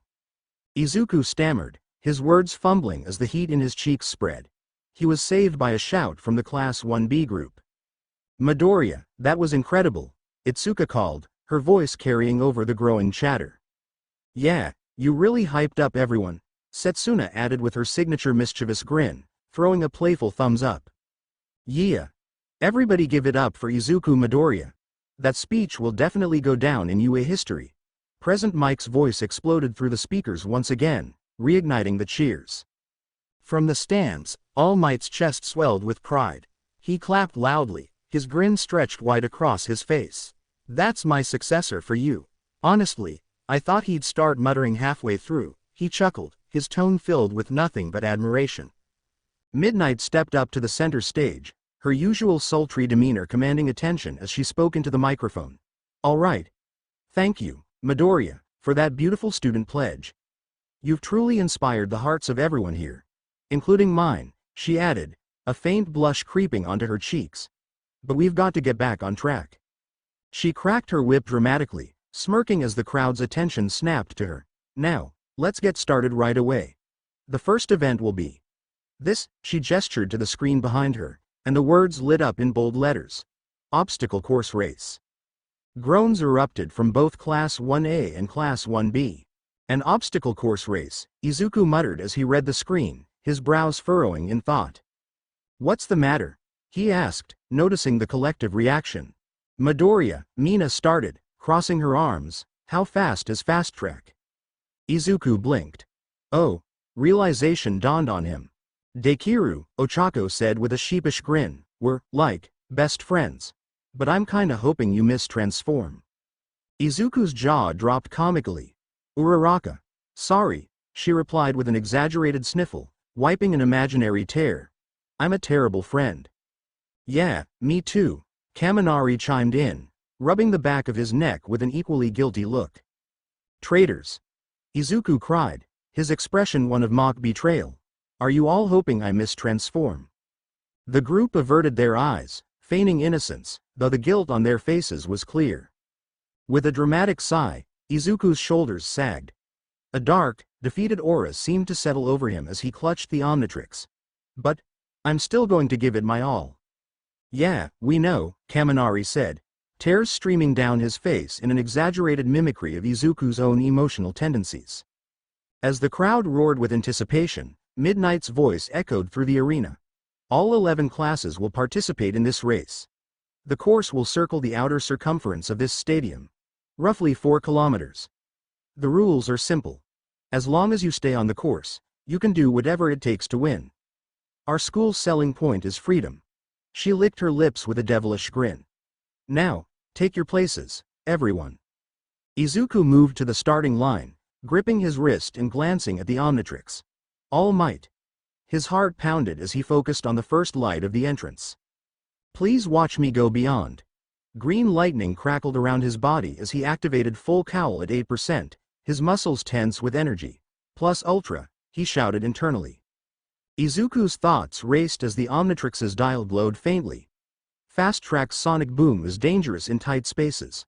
I'll hold off for now and get some distance first. Nearby, Todoroki silently observed. "Midoriya won't rush into using Fast Track. He'll wait, avoid harming others, and try to finish efficiently. Typical. He narrowed his eyes as the countdown began. Start, Midnight's voice rang out, and in an instant, the students launched into action, sprinting at full speed toward the entrance. The tunnel ahead served as the first obstacle, a narrow passage that could barely accommodate the crowd. Okay, here we go, time for some play-by-play action. Present Mike's voice boomed, brimming with excitement. Eraserhead, are you ready to commentate? You dragged me here, so I suppose I have no choice, Aizawa replied flatly. That's the spirit. Now, tell us, what should we focus on right now? The doorway, Aizawa said simply. The chaos began immediately. Hey, move it. You're in the way, ouch, stop pushing. Students collided as they funneled into the cramped space, elbows jabbing and feet scrambling for traction. The shouting grew louder as the fight for position intensified. Then, the temperature plummeted. The temperature dropped sharply, sending a chill racing through the tunnel. A sharp hiss echoed as frost snaked along the floor and walls. Within moments, the tunnel was completely coated in a slick, shimmering layer of ice. The frigid air stung exposed skin. From the back of the pack, a massive wave of ice surged forward like an unstoppable tide. The frost crept over everything in its path, freezing students in place mid-stride. Limbs stiffened, breath fogged in the icy air, and boots skidded helplessly on the slick surface. What the? I'm frozen, it's so cold I can't move. At the front of the chaos, Shoto Todoroki walked calmly ahead, unbothered by the freezing conditions he had created. Frost clung to his left side, mist curling in the air around him. Behind him, the tunnel was a frozen wasteland. What a move! Todoroki has taken the lead with an absolute show of power. Present Mike's voice erupted with energy. He's completely frozen out the competition. Literally, this tunnel is now an icy gauntlet. Sorry, but Todoroki started, but the sharp sound of ice shattering interrupted him. A green blur tore through the tunnel like a lightning bolt, ricocheting off the walls with explosive force. Each impact reverberated through the frozen space, cracks spider webbing across the icy surfaces. The blur came to an abrupt stop in front of Todoroki, landing with a thundering impact that shook the ground beneath them. Todoroki's eyes widened in disbelief. You're wrong, Mike. Aizawa's calm voice cut through the tension. There's someone else in the lead. With a burst of speed, Izuku Midoriya shot forward like a bullet, green electricity crackling violently around him, sparking against the tunnel walls. The sheer force of his acceleration sent gusts of wind whipping behind him. 13% of 1 for all feels manageable, Izuku thought as he pushed himself forward, his feet pounding against the ground. I've been using 8% for so long and training so hard since inheriting 1 for all that I didn't realize just how much my body's limits have grown. But for now, 13% doesn't feel too bad. Todoroki snapped out of his shock, reacting immediately. He stomped his foot into the ice with authority, sending a jagged frost trail racing toward Midoriya. Izuku's head throbbed with a sharp, stabbing pain, but he didn't falter. He dodged to the side with pinpoint precision, narrowly avoiding the creeping ice. Without slowing, he twisted mid-stride, raising his hand. Take this. He unleashed an 13% Delaware smash with a deafening crack. The concentrated burst of wind slammed into Todoroki's gut like a cannonball. The force knocked the air from his lungs, staggering him backward as he clutched his midsection. Izuku didn't look back. His legs pounded against the ground with relentless power, each stride propelling him forward like a rocket. He shot out of the tunnel at full speed, leaving the competition behind in stunned silence. Izuku Midoriya has taken the lead. Present Mike's voice exploded over the arena. This is unreal. When did he even get up there? Izuku was a blur of green and crackling energy as he tore across the track. His determined gaze burned with intensity, the electricity around him crackling louder with every step. In the stands, the students from Aldria Academy were frozen in shock. No way. Holy shit. When did Midoriya get a quirk? Ishida sat rigid, his fists clenched so tightly that electricity crackled menacingly along his skin. His glare was sharp enough to cut steel, his rage simmering just beneath the surface. Naomi's voice broke the stunned silence. He's fast. Way faster than I thought. But there's no way he can keep this up, right? Despite her doubts, Izuku didn't slow. His speed, His power, it seemed almost unstoppable as he continued to widen the gap between himself and the rest of the racers. That's what happens when you don't pay attention, Aizawa said, his voice calm but firm. If you were watching closely, you'd have noticed Midoriya's strategy from the start. He anticipated the bottleneck at the tunnel and used his speed to get ahead before anyone could trap him. A calculated move, exactly what I'd expect from him. Todoroki narrowed his eyes, glancing back as the sounds of pursuit grew louder. Nice try, Todoroki, Momo shouted. She used her creation quirk to produce a long pole, vaulting herself gracefully over the frozen terrain. Her movements were precise, each landing calculated as she closed the gap. Izuku glanced back briefly, his heart racing as he caught sight of his classmates and others gaining ground. A smirk tugged at his lips. They're not giving up that easily. Deku, half and half bastard, you think you can outrun me? Bakugo's enraged voice boomed through the tunnel as he rocketed forward, explosions blasting from his palms with thunderous force. The shockwaves reverberated, sending cracks through the remaining ice as he barreled through the field. Whoa, that was close, Mina yelped, narrowly dodging an errant ice shard. She slid across the icy floor, using bursts of acid to stabilize her movements. Ochako gritted her teeth as she struggled to maintain balance on the slick surface. I can't use my zero gravity yet, not until I get a better foothold, she muttered, her steps cautious but determined. A group of students nearby worked together, some even carrying Shinso to keep pace. Monoma, observing the chaos with an arrogant smirk, slowed his pace just enough to taunt. Your quirks may be out of reach, Midoriya, but your mind. That's always fair game, he said, his voice dripping with malice. Todoroki's annoyance was palpable as he glanced at the back of him. More of them got through the ice than I expected, but none of them matter. His focus sharpened, the frost on his left side intensifying. The real threat is you, Midoriya. Mineta bounced effortlessly over the ice on his sticky spheres, grinning triumphantly. Ha, outwitted you, Todoroki. How pathetic. Behold my special attack, Grape. Before he could finish, an explosion erupted behind him, sending him flying through the air. Get out of my way, extra. Bakugo roared, his voice echoing through the icy tunnel as he rocketed forward, leaving a trail of scorched frost in his wake. Ahead, Izuku sprinted at full speed when a sudden, stabbing pain lanced through his head. An instinctual scream from within his mind urged him, jump. Reacting without hesitation, Izuku leapt into the air, twisting mid-flight. A two-pointer lunged at him, its tail whipping toward him like a coiled serpent. With a precise roundhouse kick, Izuku struck the bot, shattering it into twisted metal and sparking debris as he landed. But the pain returned, sharper this time, and the ground beneath him rumbled violently. Dust and debris were kicked into the air as the earth seemed to tremble beneath the weight of something massive. Izuku staggered, his breath catching as his eyes locked onto the source of the quake. Towering before him was an army of zero-pointers, their colossal forms blotting out the horizon. Each mechanical behemoth was at least 20 stories tall, their towering frames casting long, ominous shadows across the arena. The ground shook with every step, sending shockwaves rippling outward. Their glowing red eyes burned like malevolent suns, fixed unerringly on Izuku, a lone figure dwarfed by their monstrous scale. The zero-pointers, Izuku whispered, his voice trembling as his heart pounded against his ribs. He felt like an ant staring up at giants, their presence suffocating and unyielding. Oh, looks like enemies have appeared out of nowhere. This is gonna be a wild ride, folks. Get ready, students, because it's Robo Inferno time. Yeah HHH, Present Mike shouted, his voice full of energy. And Midoriya takes the lead, being the first to face these colossal zero-pointers.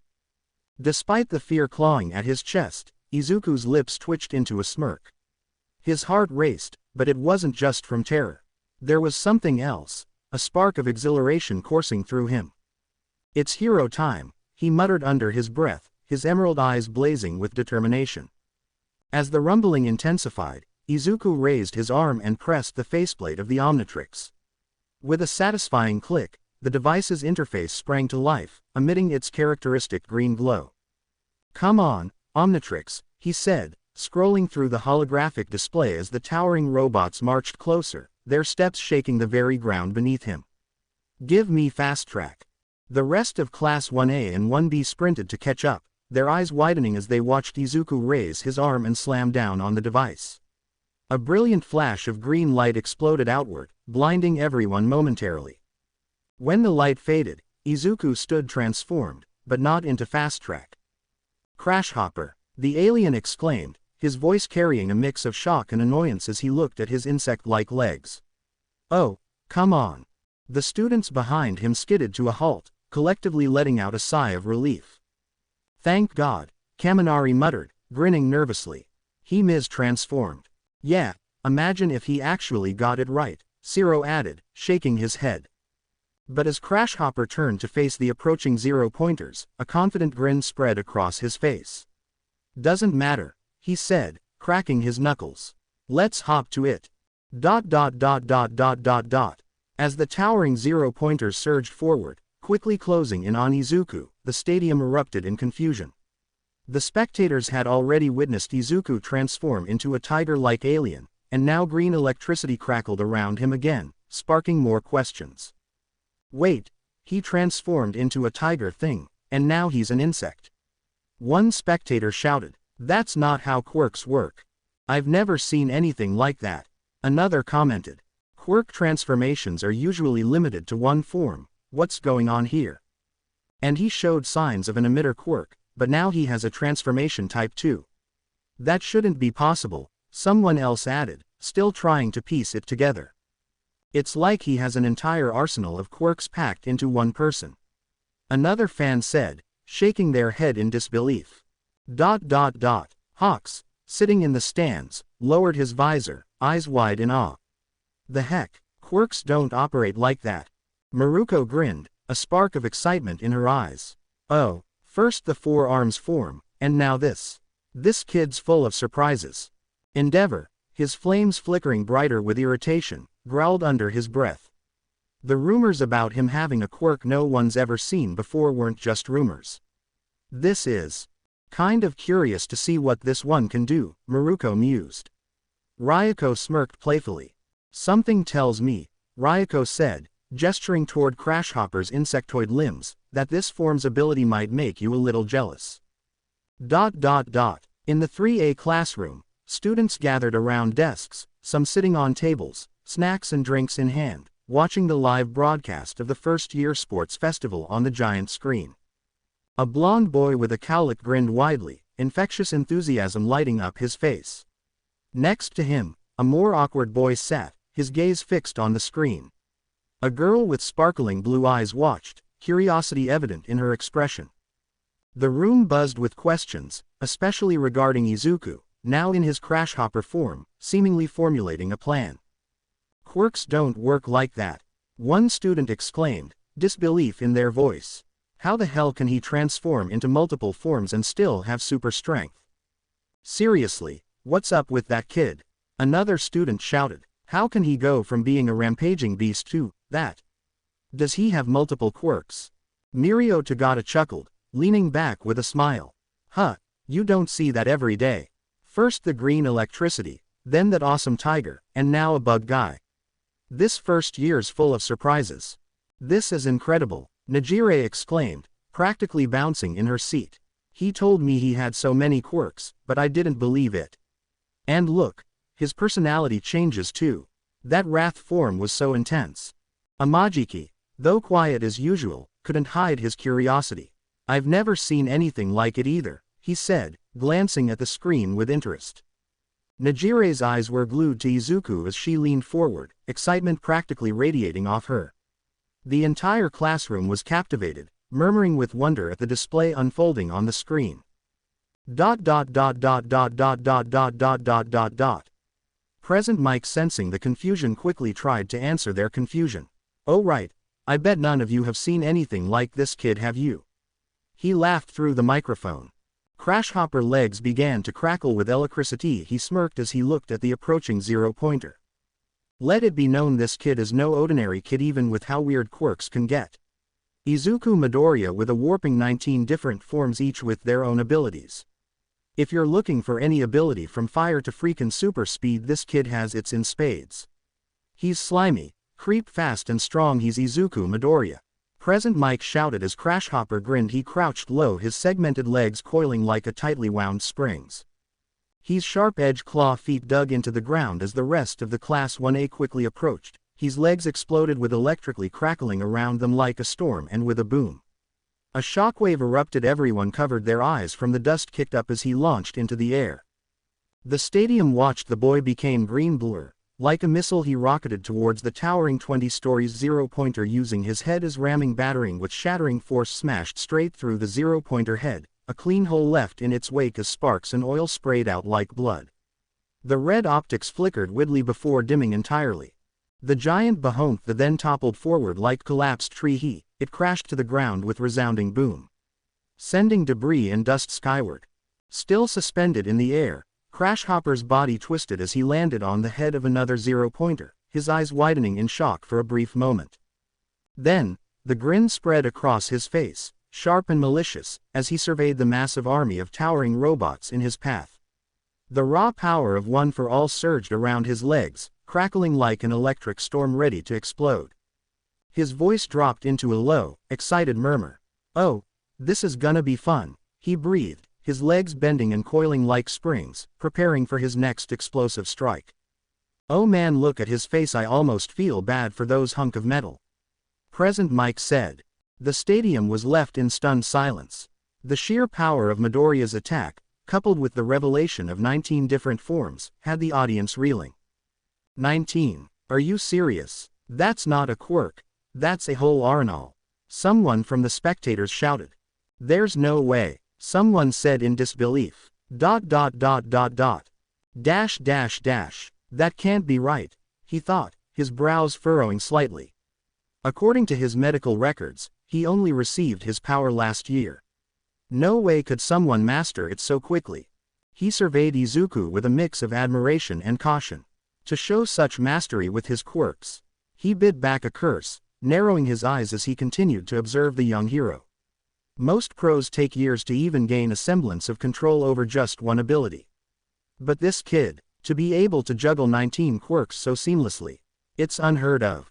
Hawks couldn't help but feel a sense of unease as he processed the implications.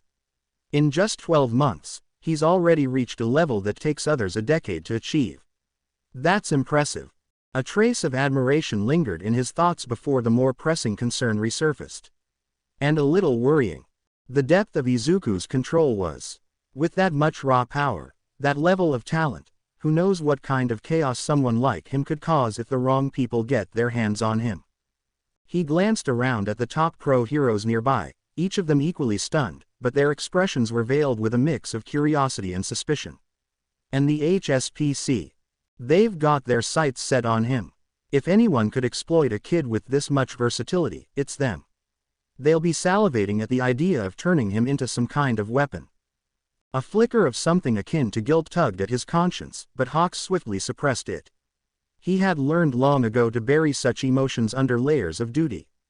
And with that much raw potential, I can only imagine what they'd do to him. Maruko, on the other hand, was practically grinning from ear to ear, her excitement barely contained. "Now those legs have some serious power," she said, voice full of admiration.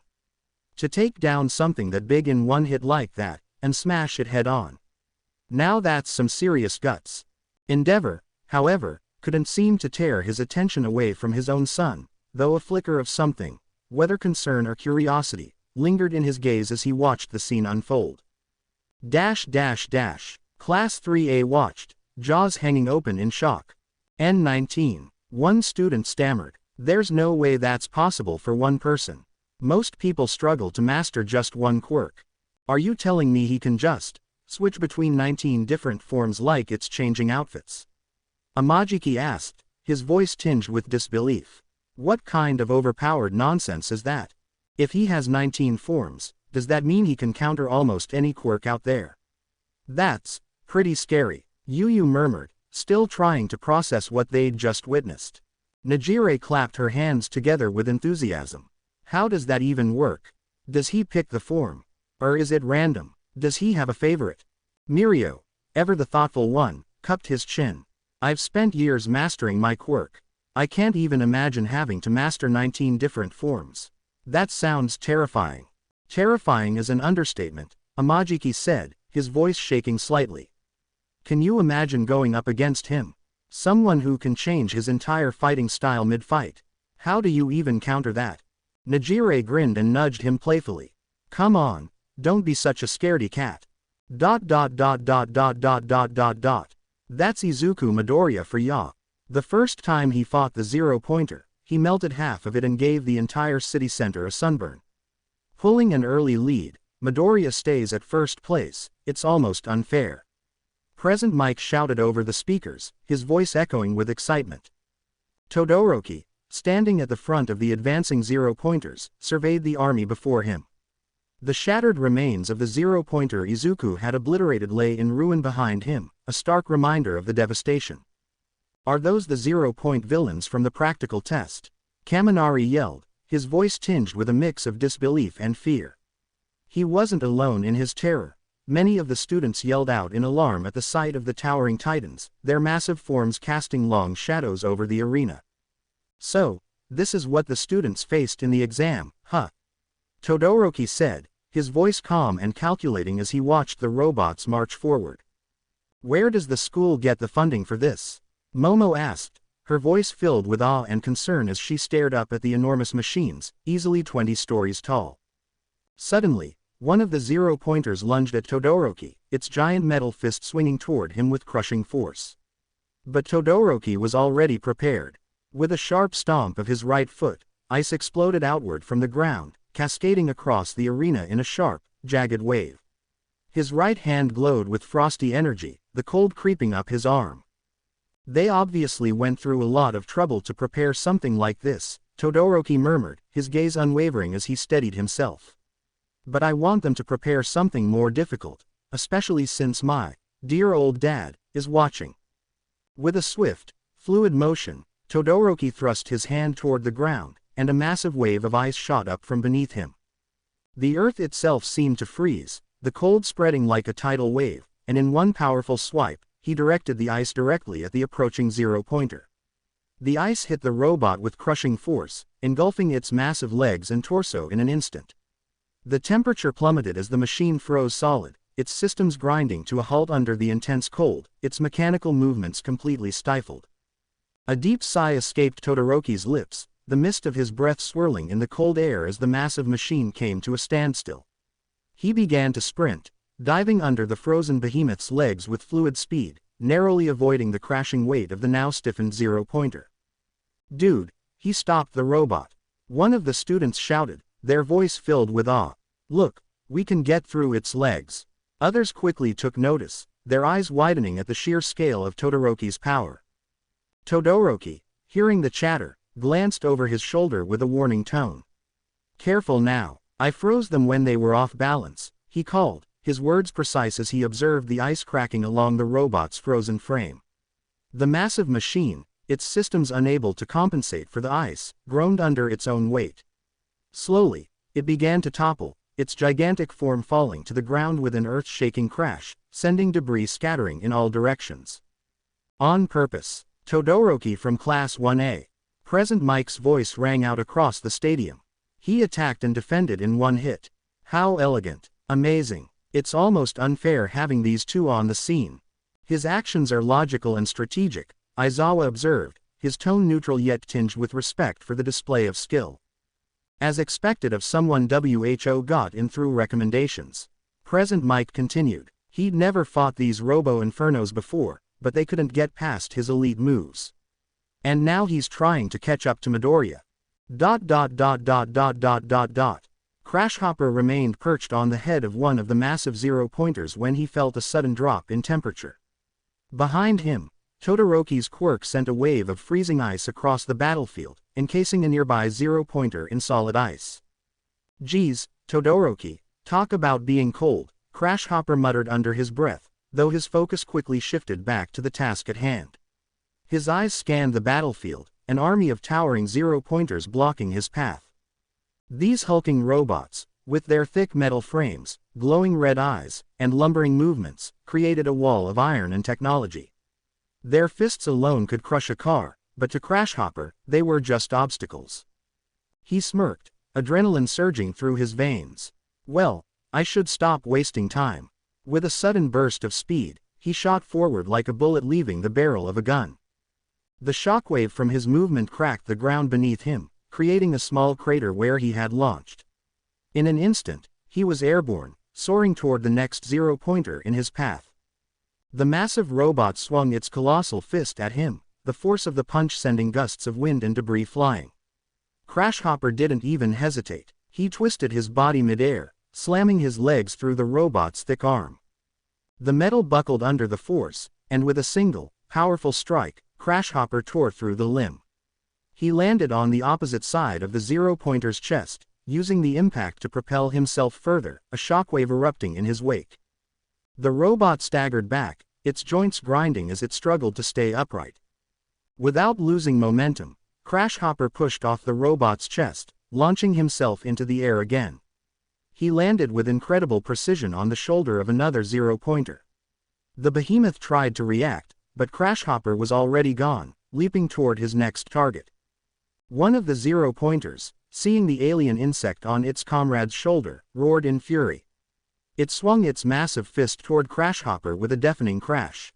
The punch was like a thunderclap, the sheer size and power of the strike creating shockwaves that rattled the battlefield.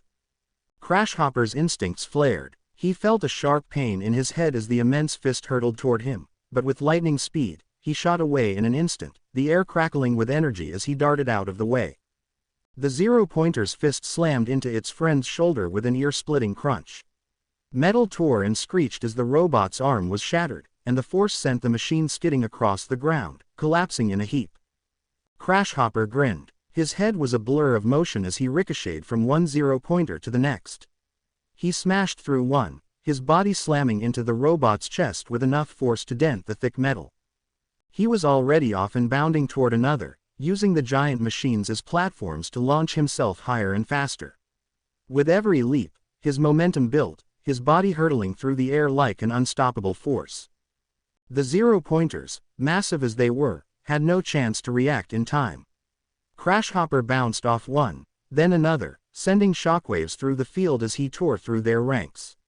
The hulking robots were little more than obstacles in his path, and he moved with relentless precision, each impact sending one of them crashing to the ground. Look at him go. Midori is blitzing through these zero-pointers like they're nothing more than speed bumps on his road to victory. Present Mike's voice rang out across the arena, capturing the raw power of Crash Hopper's assault. This form's known as CRASHHOPPER. HE has insane leaps and jumps, and that head of his makes for one hell of a battering ram. Present Mike continued, his voice filled with awe as Crash Hopper tore through the battlefield, a blur of raw power and speed. Crash Hopper's relentless assault continued as he ricocheted from one zero-pointer to the next, leaving a wake of destruction in his path. Damn nerd! Bakugo shouted, his explosions echoing as he chased after the alien, weaving through the robot inferno. His eyes were filled with murderous rage. Ahead of him, Crash Hopper was already blitzing through the battlefield, his jumps and ricochets making him nearly impossible to track. Bakugo snarled, refusing to let the alien get too far ahead. Suddenly, from beneath the rubble created by the fallen zero-pointers, Kirishima emerged, his quirk activated. Like I'd die, he yelled, brushing off the debris and charging forward. Kirishima from Class 1A was underneath. That's crazy, Present Mike shouted, excitement ringing in his voice. That bastard, Todoroki, Kirishima yelled, still shaking off the rubble. He timed it on purpose so it'd be right when they fell. If it hadn't been me, someone would have died. Eijiro Kirishima, quirk. Hardening. His body can get super hard. He can become the strongest spear or the strongest shield. Present Mike explained, barely able to contain his enthusiasm. Suddenly, a familiar voice joined the fray as Tetsu burst through the wreckage beside Kirishima. That Todoroki is truly a bastard. Tetsu grumbled, his body turning to metal as he flexed. Tetsu from Class B was also underneath. That's crazy, Present Mike shouted again. If it hadn't been me, someone would have died. Tetsu echoed, frustration evident in his tone, mirroring Kirishima's sentiment. Tetsu. Quirk. Steel. His body can become like steel. He can become the strongest spear or the strongest shield. Present Mike continued. Our quirks are pretty much the same. I have a hard enough time standing out as it is. Kirishima grumbled, wiping tears from his eyes. It was truly unlucky for him, having to share the spotlight with Tetsu. Well, we might be racing each other, but let's work together on this. Let's carve a path, one student called out, their arm turning green with scales. Just as the words left his mouth, an explosion rang out behind them, and Bakugo blasted forward, his path clear as he soared toward the robots. No way am I letting Todoroki or Deku beat me, Bakugo thought, his determination burning as he dodged a punch from a zero-pointer and shot over its head. I'm not going to lose to you, Deku. Class 1A's Bakugo was soaring over the obstacles like they were nothing, his raw power propelling him forward with reckless abandon. He landed on top of a zero-pointer, taking a quick breather, and spotted 2 more students flying toward him. I figured you'd blast your way through those things with your quirk. I'm impressed, Zero said, soaring through the air with his tape, using it to swing over the robots. I'll catch a ride with my shadow, Tokiyami added, not far behind. The darkness of his quirk rippled with power. Let's land, Tokiyami called, his dark bird-like shadow stretching its arms toward the robot below. Aye. Dark Shadow responded, wrapping around the zero-pointer's leg as Tokiyami gracefully descended. Meanwhile, Crashhopper was already leagues ahead, bouncing effortlessly between the zero-pointers, using them as stepping stones for his rapid advance. His jumps were almost too fast to follow, each one sending shockwaves that rocked the surrounding machines. The alien's unstoppable momentum left the rest of the competitors scrambling to keep up. Crashhopper reached the final zero-pointer, landing with a smirk on its massive head. His eyes gleamed with confidence as he looked ahead, already preparing for his next move. But then, a sharp, stabbing pain shot through his skull, forcing him to tense. He looked around, feeling the temperature plummet. The air grew unnaturally cold, and he could feel the chill creeping up his legs. A blast of freezing wind hit him like a slap to the face. He glanced down in horror as the thick, ice-cold layer rapidly spread across the zero-pointer, freezing it in place. The creature's body, once roaring with mechanical fury, now stood still, trapped in a shell of ice. His heart skipped a beat as the freezing frost began to approach his legs. No time to waste, Crashhopper thought. With a deep, instinctive growl, his insectoid legs, coiled like springs, tensed in preparation. Claws dug deep into the metallic surface of the frozen robot as electricity crackled around him. He crouched, feeling the burn of the cold against his skin, and in an instant, he leapt off the zero-pointer's head with explosive power. As the thick ice fully encased the robot, Crashhopper ripped through the metal with a fierce motion, shredding the machine as it began to break apart, its massive body crashing to the ground.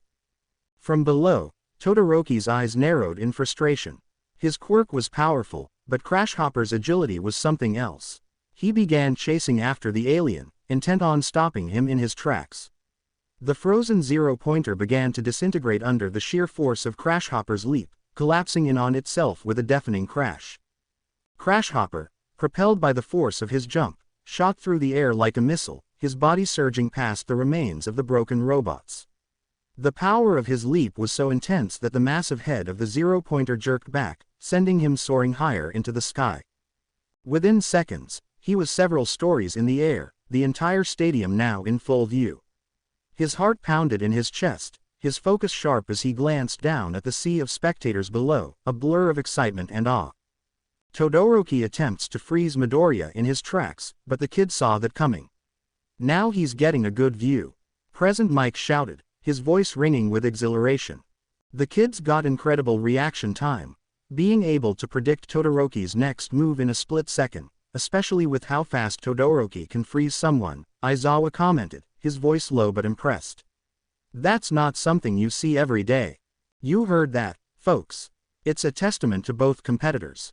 Present Mike shouted, the crowd roaring in response. Crashhopper was suspended in the air, the wind rushing past him as his heart thudded in his chest. For a brief moment, he reveled in the feeling of freedom, the stadium spread out beneath him like an endless sea. But then, the euphoria faded, replaced by the sharp realization that he was falling. He was plummeting. The alien's body contorted midair, his limbs locked in a desperate attempt to regain control. As the ground rushed up at him, Crash Hopper slammed his hand against the Omnitrix on his chest, desperate for a change. A green flash erupted, and in an instant, his alien form was gone, replaced by the familiar shape of Izuku Midoriya. The spectators screamed in unison, eyes wide in disbelief as the hero to be plunged from the sky. Holy shit, the kid's not going to survive from all the way up there. He's too high up, someone save him. The panic in the crowd's voices was palpable. Izuku Midoriya, now back in his human form, continued his descent, his body twisting in the air, desperately trying to control the fall. His heart raced, his mind reeling in the face of gravity's relentless pull. The ground was closing in too fast. Come on, I'm gonna need someone to fly. My baby. At the Midoriya household, Inko Midoriya's voice echoed with a mix of panic and disbelief as she watched her son plummet toward the ground on live broadcast. Her eyes watered, her chest tightening with the terror of watching her son fall from such a great height. In a split second, her instincts kicked in. She froze for a moment, her breath catching as the horrifying reality of the situation hit her. But then, she remembered what Izuku had said to her earlier, the confidence in his voice. He had always been determined. No, Izuku, I know you've got a plan, Inko murmured, her trembling hands gripping the edge of the couch. She stared at the screen, trying to convince herself that he was more than capable of handling this. The seconds ticked by, each one stretching longer than the last. But the fear was still there, gnawing at her. Oh, to hell with it. She suddenly snapped, tossing her tea aside with a frustrated, exasperated motion. I'm still your mother, and you're going to give me a heart attack. Her gaze never left the screen, her hands shaking, torn between worry and hope for her son's safety. Izuku's heart pounded as the metal piece pressed against his armpit, and the ground rushed toward him with terrifying speed. The wind howled past his body, his limbs trembling in the freefall. With shaking fingers, he reached for the Omnitrix on his wrist, the familiar weight of it barely registering as his pulse thundered in his ears. His fingers fumbled as he pressed the side button, the dial rising with a faint click. The hourglass symbol flickered to life, glowing faintly as the ground was rushing towards him. His eyes scanned desperately, the seconds ticking away faster than he could process. Without hesitation, he spun the dial, flicking through the countless transformations. His breath caught in his throat, and with a final, desperate slam, the Omnitrix locked into place. The faceplate snapped shut, and in an instant, a blinding green flash engulfed him. The crowd gasped as they waited with bated breath. What form would he take next? Then they heard it, the unmistakable sound of wings, like blades slicing through the air. Stinkfly emerged in a burst of speed, zipping through the sky as the crowd erupted in deafening cheers and screams. Holy shit, this kid really does have multiple quirks. Someone yelled from the stands, disbelief in their voice. Whoa, Yuba muttered, wide-eyed with awe.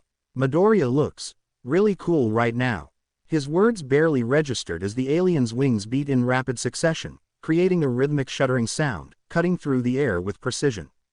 Stinkfly darted across the obstacle course like a missile, maneuvering with incredible speed. Why yeah, another student murmured, but Yuba's admiration didn't go unnoticed.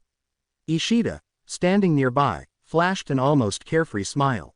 The thought of Midoriya taking second place didn't bother him. What bothered him more was the fact that Yuba, of all people, was praising the nerd. It made his stomach twist. Oh, poor Yuba, you really should learn to keep your mouth shut, but don't worry. Your daddy's rich. He'll pay for your medical bills when the time comes. Back in the stadium, the teachers observed Midoriya flying through the course with remarkable agility.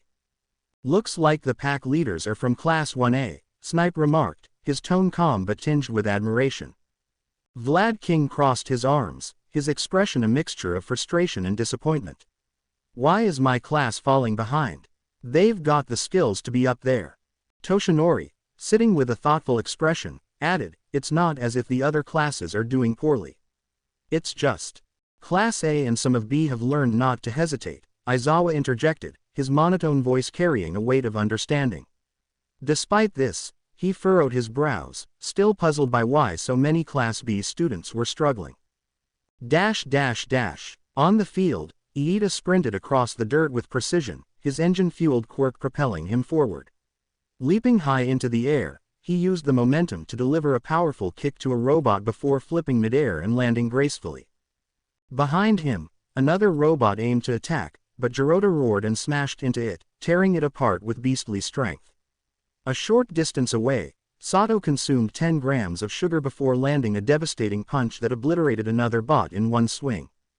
Jiro deftly plugged her earphone jacks into 2 nearby robots, releasing her heartbeat in a concentrated blast that caused them to spark and collapse. Another robot loomed before her, catching her off guard. Before she could act, the bot was hoisted into the air by Yangi's quirk.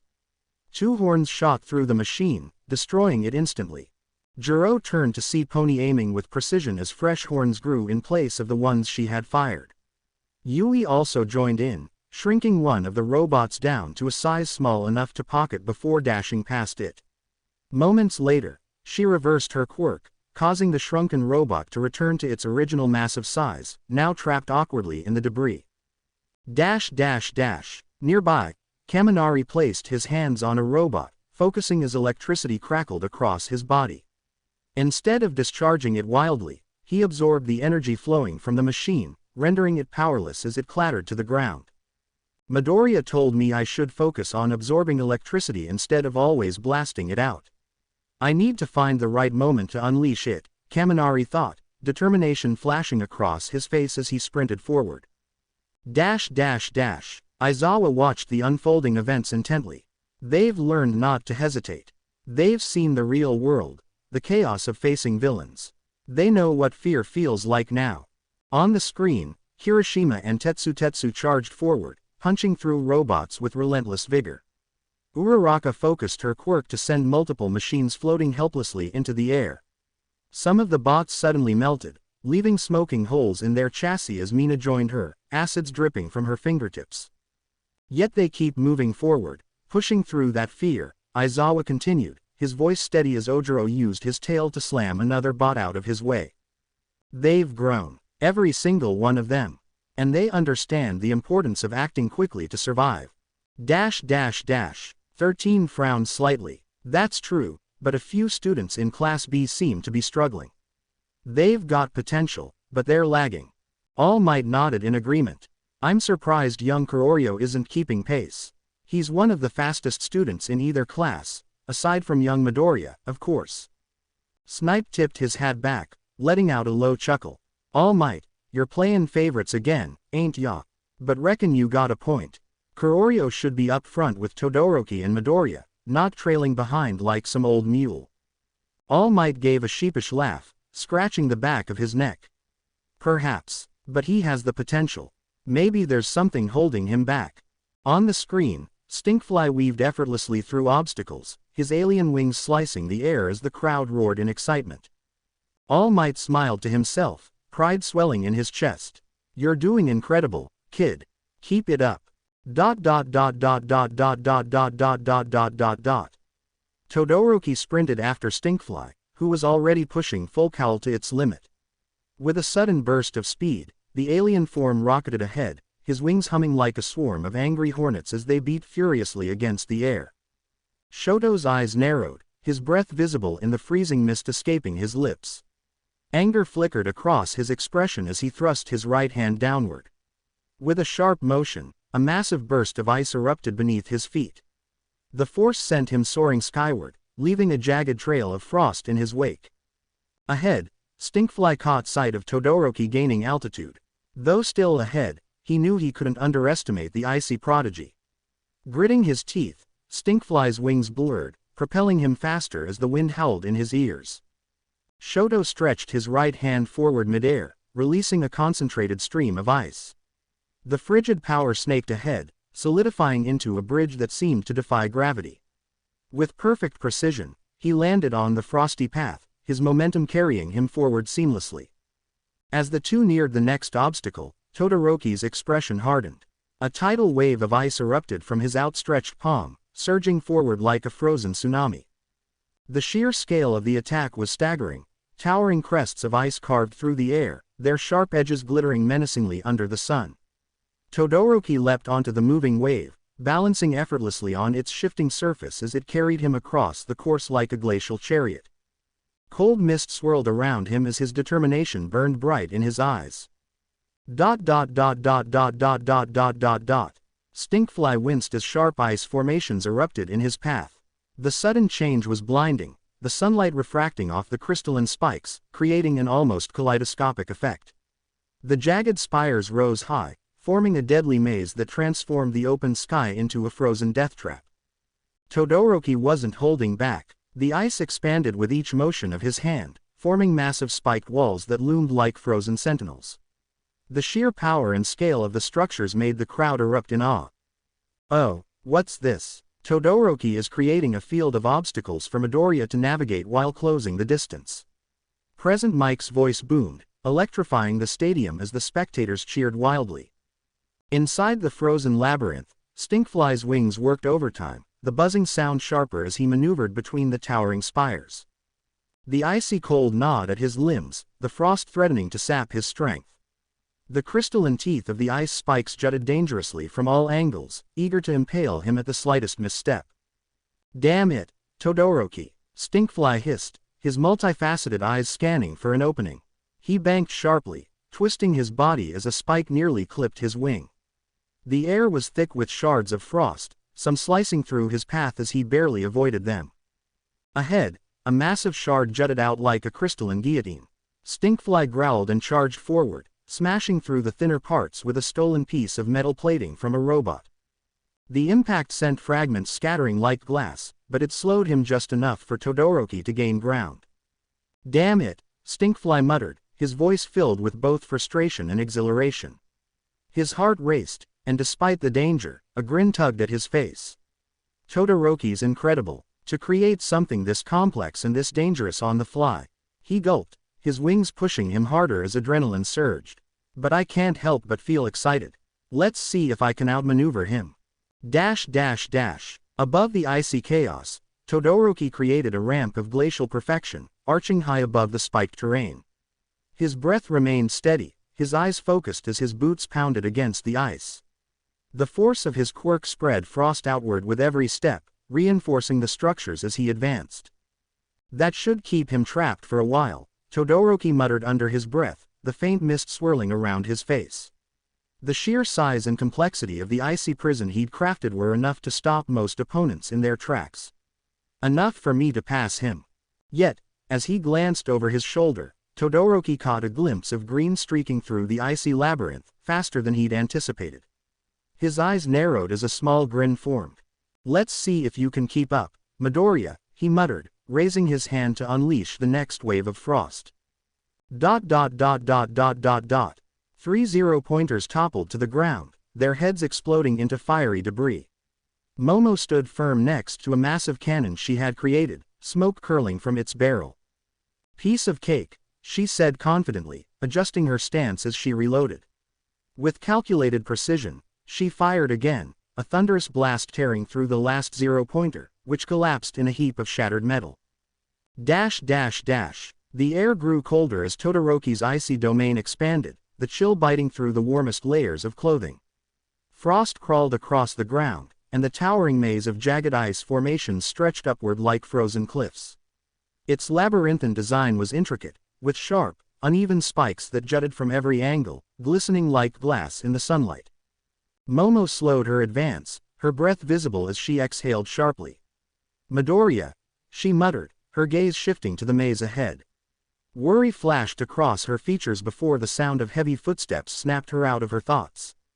Kendo surged past her, fists already swelling in size. With a thunderous crash, she demolished a robot in her path, shards of metal flying in every direction. Her voice was steady, unfazed by the chill. Bakugo's face twisted in frustration as he charged forward, his explosions weaker under the icy conditions. Frost clung to his gauntlets, melting away with every burst of heat, but slowing him down nonetheless. "You damn piece of shitty metal, die!" he roared, unleashing a massive blast that ripped through a zero-pointer. The robot crumbled into a molten heap, steam rising as the heat clashed with the freezing air. Dash dash dash. Hiroshima sprinted forward but stopped dead in his tracks as he beheld the frozen labyrinth.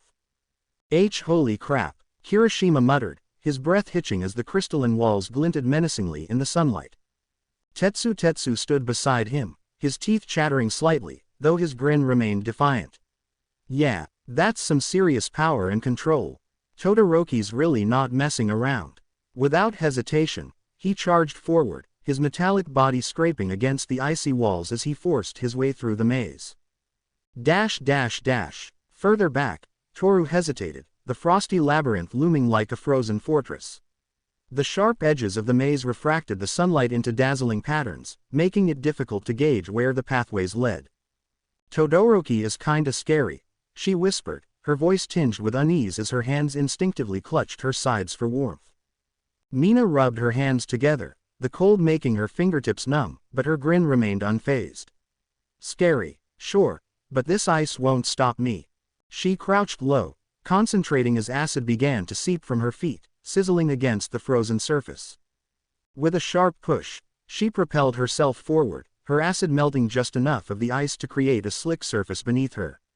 She moved smoothly, her motions akin to ice skating. Dash dash dash. Suyu staggered slightly as the biting cold made her limbs stiff. The icy labyrinth towered around her like an ancient, frozen coliseum, its spikes arching above her head and forming tunnels that shimmered with frost. Ribbit, I knew Todoroki would make this difficult, she said, her breath coming out in small white clouds. She adjusted her posture, her determination flickering in her wide eyes. That's why I trained for this. Ribbit. With a powerful leap, she launched herself onto one of the icy walls, sticking to it with her hands and feet.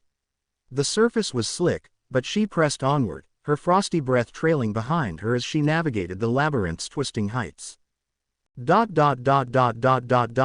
In Class 3A, the students stared at the screen in awe, unable to hide their astonishment at the raw power on display. What the hell is up with these first years? They're absolute powerhouses, one student exclaimed, his eyes glued to the unfolding chaos. Yu cupped her chin thoughtfully, her gaze narrowing as she analyzed the scene. Though, using that much power in just the first event might not be a good idea. They're expending a lot of energy early on. Another student nodded in agreement. Right, I get that he's the son of the number 2 hero, but overusing your quirk like this just to gain an advantage could really backfire later. Mirio, standing nearby with his usual cheerful demeanor, grinned brightly. He's just giving it everything he's got. The others turned to him, puzzled by his relaxed tone. You don't get it, Mirio explained, his smile widening. That Midoriya guy has them all fired up.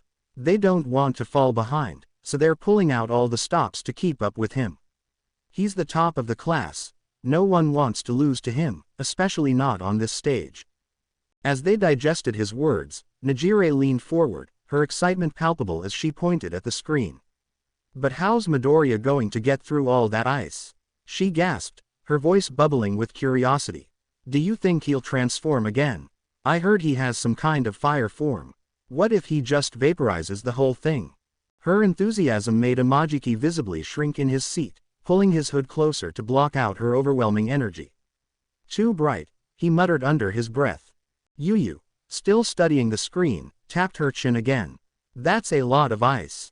If Todoroki's already pushing himself this hard in the first event, I wonder what he has left in the tank for the rest of the competition. This kind of output can't last forever. Stinkfly navigated the treacherous ice maze, his narrow body barely squeezing through the jagged gaps Todoroki had created. His translucent wings fluttered in short bursts, struggling to maintain balance in the tight, frostbitten spaces. Each wingbeat echoed sharply in the cold air.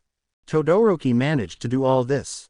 He muttered, swerving past another set of sharp ice spikes. He glanced at the scale of the frozen labyrinth, his compound eyes catching every glimmer of the icy expanse. Isn't he worried about overusing his quirk? Stinkfly wondered aloud, his voice distorted slightly by the hum of his vibrating wings. Then, after a moment of thought, his tone shifted. No, Todoroki's smarter than that. He must have full confidence in his abilities to push this far. His wings fluttered faster, electricity sparking faintly around them as he surged forward. Each flap sent a ripple of heat into the frigid air, pushing him ahead despite the freezing conditions. Meanwhile, Todoroki sprinted across the frozen landscape of his own creation. The jagged peaks of his ice prism glistened in the light, casting long, sharp shadows. As he ran, he could hear the distinct, rapid flutter of stinkflies' wings echoing within the labyrinth. His brow furrowed in determination. He's moving too fast. I need to stay ahead of him. Gritting his teeth, Todoroki quickened his pace, his feet skimming effortlessly over the slick surface. Inside the prism, Stinkfly grabbed a fragment of a destroyed robot, his clawed hands tightening around the hunk of metal. With a sudden burst of speed, he smashed through a frozen wall, shards of ice scattering like crystalline shrapnel. The reverberations of the impact echoed through the ice, causing Todoroki to glance back briefly. He felt the structure begin to tremble. Damn it, Todoroki muttered, leaping off the glacier just as Stinkfly burst free, one for all crackling faintly around his alien form. Stinkfly darted forward, his wings now a near invisible blur as he surged ahead. And Midoriya bursts out of Todoroki's trap like a lightning bolt. Present Mike's voice boomed with excitement. Look at that speed, folks. He's back in the lead. Todoroki grit his teeth as the crowd roared, their energy pushing him to keep pace. Now the rest of the field will have to deal with that massive ice trap Todoroki dropped on the course. Present Mike shouted, let's see WHO has what it takes to break through or find a way over. The rest of Class 1A and 1B skidded to a halt as they approached the massive frozen labyrinth. Cold, sharp air filled their lungs, and their visible breath formed small clouds in the frigid atmosphere. The jagged formations loomed before them like a monstrous ice fortress, towering at least 10 stories high. What the hell is this? One student yelled, clutching their arms for warmth. Without hesitation, Bakugo launched himself into the labyrinth with a deafening explosion. The cold sapped some of his energy, and his blasts were weaker than usual, but his sheer force of will propelled him forward. Damn icy bastard, I'll show you who's the best, he roared, his explosions shattering chunks of ice as he forced his way through. Katsuki Bakugo isn't even slowing down. Present Mike's voice blared, he's blasting his way straight through the labyrinth. But will his explosions be enough against Todoroki's ice? Kirishima and Tetsu exchanged a determined glance, their faces set with steely resolve. Let's do this, Kirishima growled, his skin hardening into jagged rock. Right behind you, Tetsu replied, his body gleaming as it coated itself in solid iron. The two charged forward, smashing through the icy walls with brute force. Shards of ice flew in every direction as they roared in unison, their combined strength carving a path for those behind them. And here come Kirishima and Tetsu. They're smashing through like living wrecking balls. Present Mike cheered. WHO needs strategy when you've got raw power. Further back, Tsuyu struggled to keep up, her limbs sluggish from the cold. She stumbled slightly, her body shivering uncontrollably. Su, Ochako's voice called out. Tsuyu turned her head weakly, barely managing a ribbit. Before her legs nearly gave out. Ochako's expression hardened with determination. I can't leave her behind. She worked too hard to get here. Thinking quickly, Ochako's eyes darted to the icy maze ahead. An idea formed in her mind, and she rushed over to Tsuyu. Su, I need you to come with me, Ochako said urgently, grabbing her friend in a tight hug. Ribbit, Ochako, I'm all for hugs, but is this really appropriate right now? Tsuyu croaked, confused. Ignoring her question, Ochako activated her quirk, and the two began to float off the ground. Su, trust me, wrap your tongue around one of those ice spikes. Tsuyu blinked at her in surprise but nodded. She shot her tongue forward, latching onto a sturdy ice formation above them. Pull us in, Su, Ochako shouted. With a firm tug, Tsuyu launched the pair through the air. They arced over the jagged formations, the cold wind biting at their faces as they soared above the labyrinth. Ribbit, Tsuyu exclaimed, regaining some of her energy as they swung through the air. Keep an eye on Uraraka and Asui, Present Mike announced, his voice buzzing with excitement. That's some creative thinking. WHO needs to run when you can swing through the air like heroes in a movie. Keep going, Su, Ochako cheered, holding on tightly as Suyu used her tongue to latch onto another spike, propelling them forward in a series of swings. Above the icy terrain, the two girls moved with surprising agility, their teamwork allowing them to bypass the treacherous obstacles below. Ochako grinned, her determination burning brightly. "We've got this, Sue. Let's show them what we're made of." "Ribbit, how did you come up with this?" Suyu asked as they swung through the icy maze, her tone a mix of curiosity and admiration. Ochako glanced at her, her cheeks turning slightly red. "Me and Dekiru used to train together," she admitted, her voice softening. "We figured out that Spider Monkey could swing faster if I used my quirk to lighten him up." Suyu nodded in understanding, but Ochako's expression shifted. Her face, already flushed from exertion, turned a deeper shade as her heart began to race. The memory of their training sessions played in her mind, but so did another thought, one that tightened her chest. Her smile faltered as her thoughts drifted to Izuku and Itsuka. They had been spending more time together, and Ochako couldn't help but think about how close they were. She's planning to tell him how she feels, Ochako realized, her stomach twisting. By the end of the day, the two of them could. Ochako shook her head fiercely, forcing the thought away. "No, Ochako," she told herself. "You need to suppress these feelings. Focus on what's in front of you. You can't let this distract you." But despite her determination, the ache in her chest refused to subside. It was like someone had grabbed her heart and was threatening to rip it out, making her want to curl in on herself. Her hands trembled slightly before she slapped her cheeks, the sharp sting pulling her back to the moment. "Come on, Sue, let's keep going," Ochako called out, her voice steadier now, though her heart still ached. Suyu nodded, her expression calm as she wrapped her tongue around another spike and launched them forward. Stinkfly shot through the skies, his destination clear as the finish line loomed ahead. "All right, just 2 more obstacles, and this is in the bag," he said, his wings buzzing furiously, determination etched on his alien face. Meanwhile, Todoroki sprinted below, his breath visible in the frigid air. Frost coated his right side as he pushed himself harder. His sharp gaze locked on the alien ahead of him. "No way am I losing to him." His pace quickened, cold mist rolling from his lips. Behind them, a deafening explosion echoed through the frozen labyrinth Todoroki had created. He glanced back, catching sight of Bakugo erupting from the ice prism in a burst of fiery force. "Finally, seems like he's finally riled up," Todoroki thought as Bakugo rocketed forward, explosions propelling him like a human missile. Ahead, Stinkfly's compound eyes caught sight of the next obstacle, his grin widening. Todoroki, seeing the same thing, cursed under his breath as his frost-covered right side stiffened. He couldn't risk another massive ice attack, not without overtaxing himself. His frustration burned as he slowed to assess the new challenge. "For those of you who thought the first obstacle was easy, let's see if you can handle this." Present Mike's voice boomed through the stadium. "It's time for the fall." The crowd erupted in cheers as the next challenge came into view. Towering rock pillars of varying heights and widths stretched across a massive chasm, connected by a fragile web of ropes. The setup was precarious, with narrow paths and unstable footing. Stinkfly soared over the towering pillars with ease, his wings beating like a steady drum. "This'll be a breeze for me," he said smugly. "And Midoriya flies over the course like he owns the sky. It doesn't even seem fair." Present Mike exclaimed as cameras zoomed in on the alien gliding effortlessly. While the others have to tiptoe across, Midoriya is taking a massive lead. Todoroki, refusing to slow down, began freezing ropes into icy pathways, sliding forward with precision. Stinkfly looked down, catching sight of him.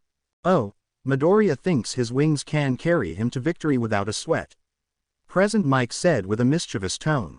"How irrational," Aizawa muttered, eyes narrowing. From the announcer's booth, Present Mike leaned over to Aizawa with a grin. "Hey, Eraser, your student's getting cocky. Feel like humbling him a bit?" Aizawa's lips curled into a smirk. "Why not?" Present Mike handed him a controller, and a targeting monitor appeared, the crosshairs settling on Stinkfly. "First one to bring him down buys lunch," Present Mike teased. "Deal," Aizawa replied, his dry smile growing wider. Unaware of the impending danger, Stinkfly continued his confident flight over the chasm. Just need to keep my momentum. Todoroki's losing steam, and Bakugo, his words were cut off as a sudden, sharp stabbing pain lanced through his skull. His head jerked instinctively to the right. Danger sense. From the towering pillars below, cannons erupted from hidden compartments, their mechanical whirring filling the air as they locked onto him. Stinkfly's compound eyes widened. What the? The cannons fired, unleashing powerful jets of high-pressure water aimed directly at him. He dove sharply, the first jet narrowly missing him but blasting a nearby pillar into fragments. The air vibrated with the force of the impact. Are you kidding me? Present Mike yelled with glee. Looks like we've got anti-flyer defenses in place.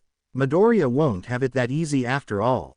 Stinkfly flapped his wings harder, his body twisting to avoid another jet. The stabbing pain returned, sharper than before. His instincts screamed at him to bank left, and he did so just in time to avoid another blast that would have sent him spiraling into the abyss. This isn't good, he muttered, his wings buzzing frantically. Another stab of pain directed him to a cannon on his right. He glanced at the nozzle as it began to charge. Not today, Stinkfly growled, green goo spewing from his mouth. The acidic substance hit the nozzle dead on, clogging the barrel. A second later, the cannon ruptured with a violent explosion, shaking the entire structure. Stinkfly surged forward, his wings a blur. The pain in his head flared again. He twisted midair, narrowly avoiding another jet that nearly clipped one of his wings. And Midoriya is dodging everything thrown at him. Present Mike shouted, the crowd on the edge of their seats. But how long can he keep this up? Below, Todoroki gritted his teeth, his frustration mounting. Frost expanded from his side as he continued his relentless chase, unwilling to let the alien widen the gap. The stabbing pain returned, sharper this time, as Stinkfly's gaze snapped toward two pillars. The cannons mounted on them swiveled, locking onto him with precise targeting systems as they prepared to unleash another torrent of high-pressure water. Stinkfly didn't wait. Twin jets of green goo shot from his eyes with incredible speed, splattering against the barrels. The viscous substance clogged the nozzles before he unleashed another volley of goo at a second cannon. Both barrels sputtered violently, the built-up pressure overwhelming their systems. A moment later, with two deafening backfires, the cannons erupted in fiery explosions, shrapnel scattering across the obstacle course. Stinkfly weaved between jets of water, his movements precise and almost graceful despite the chaos around him. He wheezed as he pushed himself faster, wings buzzing furiously. The bug-like alien swung his tail in a sharp arc, slicing clean through one cannon before twisting midair to avoid another attack. Without missing a beat, he spat another stream of green goo at an approaching cannon. The sticky liquid splattered across its barrel, and the cannon recoiled violently, erupting in a shower of sparks and metal. Cheers erupted from the stands as Stinkfly continued his aerial dance, weaving through streams of water like a needle threading through fabric. Each move seemed preordained, his actions smooth and calculated as if he could sense the danger before it even arrived. Another cannon fired, but Stinkfly reacted instantly, his head snapping toward the thread as he coated the weapon in goo.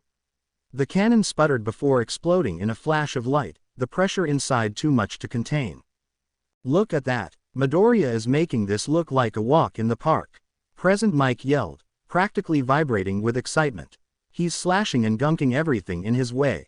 From the announcer's booth, Aizawa scowled, his fingers tightening around the controller. How is he dodging all of this? He muttered, irritated.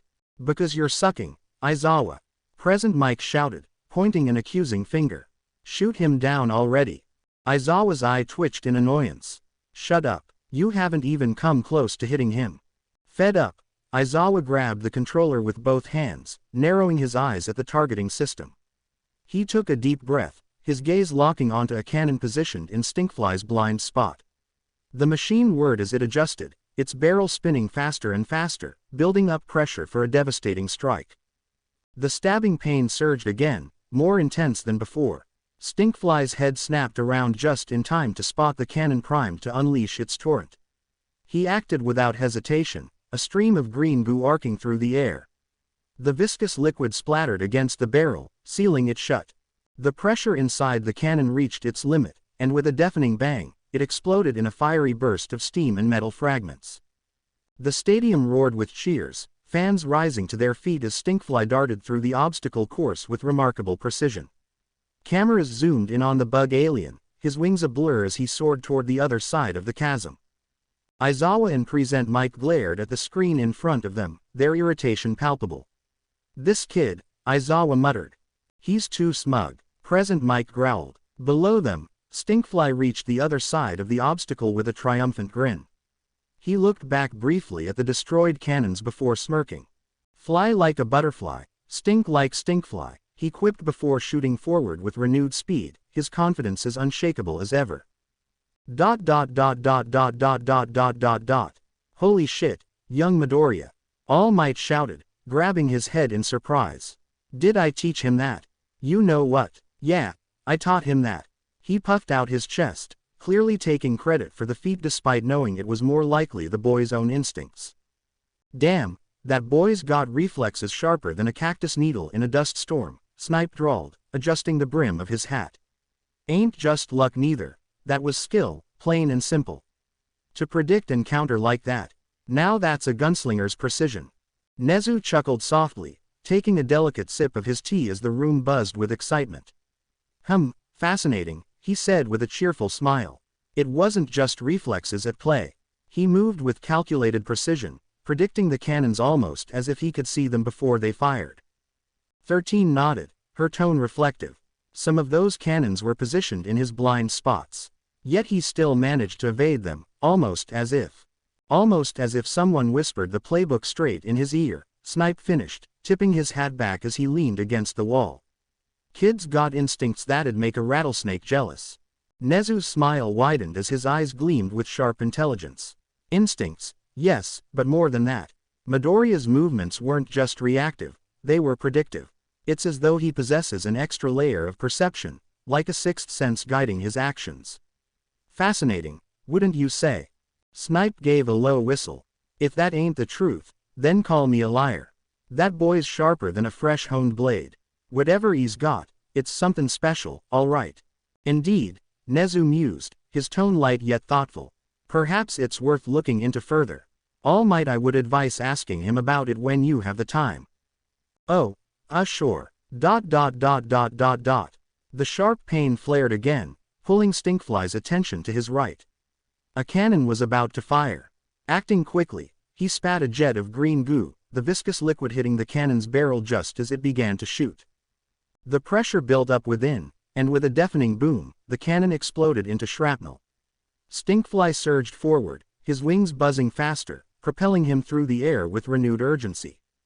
"Damn, the kid's fast," Present Mike exclaimed, gripping the edge of the announcer's desk as his eyes followed the green blur. "Shota, we're gonna need to team up if we want to bring him down." Aizawa's face was as calm as ever, though his fingers twitched against the controller. "Agreed. He's making this harder than it needs to be," he said, his voice low and steady. His eyes locked onto Stinkfly's darting form as he adjusted his aim. Stinkfly weaved through the air, narrowly dodging streams of high-pressure water that erupted around him. The air was thick with mist and the scent of ozone from the cannons' bursts, but he pressed on, his movements growing more frantic. He dove under 2 simultaneous jets of water, his antennae twitching as the ever-present stabbing pain of danger sense kept him moving. Ahead loomed the minefield, a precarious patch of uneven terrain dotted with explosives. Stinkfly slowed slightly, hovering over the field as his compound eyes scanned the chaos below. His wings beat steadily, but the pain returned, sharp and insistent. It tugged at his senses, directing him to his right. He veered left, barely dodging a high-pressure blast of water that shot past him, spraying his side with droplets. Okay, I can handle this," he muttered, his voice tight with determination. But the signals kept coming. Another jolt of pain pulled him behind, forcing him to ascend just as a stream of water burst from the ground. "Close call. Too close," Stinkfly hissed, his chest heaving as his compound eyes darted around. The constant warnings were overwhelming, a barrage of disorienting signals that pushed his reflexes to their limit. Another flash of pain struck, this time from the front. He dove instinctively, avoiding the blast, but in his haste, he left his sides exposed. A sudden splat of water clipped his left wing, throwing him into a spiraling descent. Ah! He cried out, his wings buzzing erratically as he fought to regain control. Below him, another cannon erupted from the earth, its nozzle angling upward like a predator zeroing in on its prey. The stabbing pain flared in his skull, and he twisted midair to face it, but it was too late. "Midoriya, you are grounded," Aizawa said coldly, his voice cutting through the stadium's roar. The cannon fired, the high-pressure jet of water hitting Stinkfly square in the chest. The impact was brutal, knocking the wind out of him as he was hurled backward. He tumbled through the air, his limbs flailing as he plummeted toward the ground. The crowd gasped as he hit the earth with a wet thud, rolling across the uneven terrain of the minefield. His wings drooped, dripping with water, as he struggled to push himself upright. "Ah, man," he groaned, collapsing back onto the ground, his energy spent. "Izuku Midoriya's down. Izuku Midoriya's down." Present Mike's voice boomed through the speakers, electrifying the crowd as cameras zoomed in on the downed alien hero. In the distance, Bakugo's sharp ears caught the announcement. A wicked grin spread across his face as he propelled himself forward with deafening explosions. "You're not getting ahead of me, you damn nerd," he snarled, the ground beneath him trembling with each burst. Todoroki, hearing the same update, clenched his jaw. His breath puffed out in frosty clouds as he pushed himself harder, ice forming beneath his feet to carry him faster. His narrowed eyes locked on the path ahead. "I won't lose to him, or anyone," he muttered, determination burning like a fire within the cold. Todoroki slid smoothly across the rope, his ice-coated soles allowing him to glide with precision. Reaching the other side of the chasm, he leapt off and landed in a crouch, his expression calm and focused. Behind him, the sharp crack of explosions tore through the air, growing louder with every second. Bakugo propelled himself forward, each blast from his palms sending him rocketing closer. The fiery determination in his crimson eyes was unmistakable. "You fuck," Bakugo roared, his voice echoing across the course. "Like hell I'm losing to you." Todoroki didn't turn, his attention locked on the path ahead. The finish line was still in the distance, but he wasn't about to let Bakugo's rage distract him. His resolve was clear: catch Midoriya, no matter what. "I will beat you," both of them yelled in unison, their rivalry driving them forward. Far ahead, Stinkfly groaned as he sputtered water from his mouth, his soaked wings refusing to obey him. He reached for the Omnitrix on his chest, slapping the dial. A flash of green light enveloped him, and when it cleared, he was back to his human form, wet, battered, but determined. He glanced around, the final stretch of the obstacle course opening up before him. The open field seemed deceptively calm. He coughed, rubbing his sore arms, and muttered to himself, "I just need to make it to the finish line before they catch up." Green lightning sparked across his soaked body as he took a cautious step forward. Suddenly, a sharp, stabbing sensation shot through his head, his danger sense flared like a blaring alarm. Without hesitation, Izuku flipped backward, his muscles moving almost before his mind could catch up. Another jolt of pain struck, this time more intense. His body reacted instinctively, flipping again, then again, and again. His movements were erratic but precise, as if guided by an unseen force. Each backflip carried him farther from his initial position, leaving him standing several feet away, panting and bewildered. The spectators in the stands watched in stunned silence, their confusion palpable as they saw Izuku seemingly dancing around an invisible enemy. "What is he doing?" one of the spec asked, leaning forward. "Wait for it," Present Mike said. Suddenly, with a deafening boom, the ground where Izuku had stepped erupted in a fiery explosion. A chain reaction followed as hidden mines detonated one after the other, rocking the field. Smoke and dirt filled the air, and the realization hit Izuku like a freight train. His eyes widened in horror as the truth set in.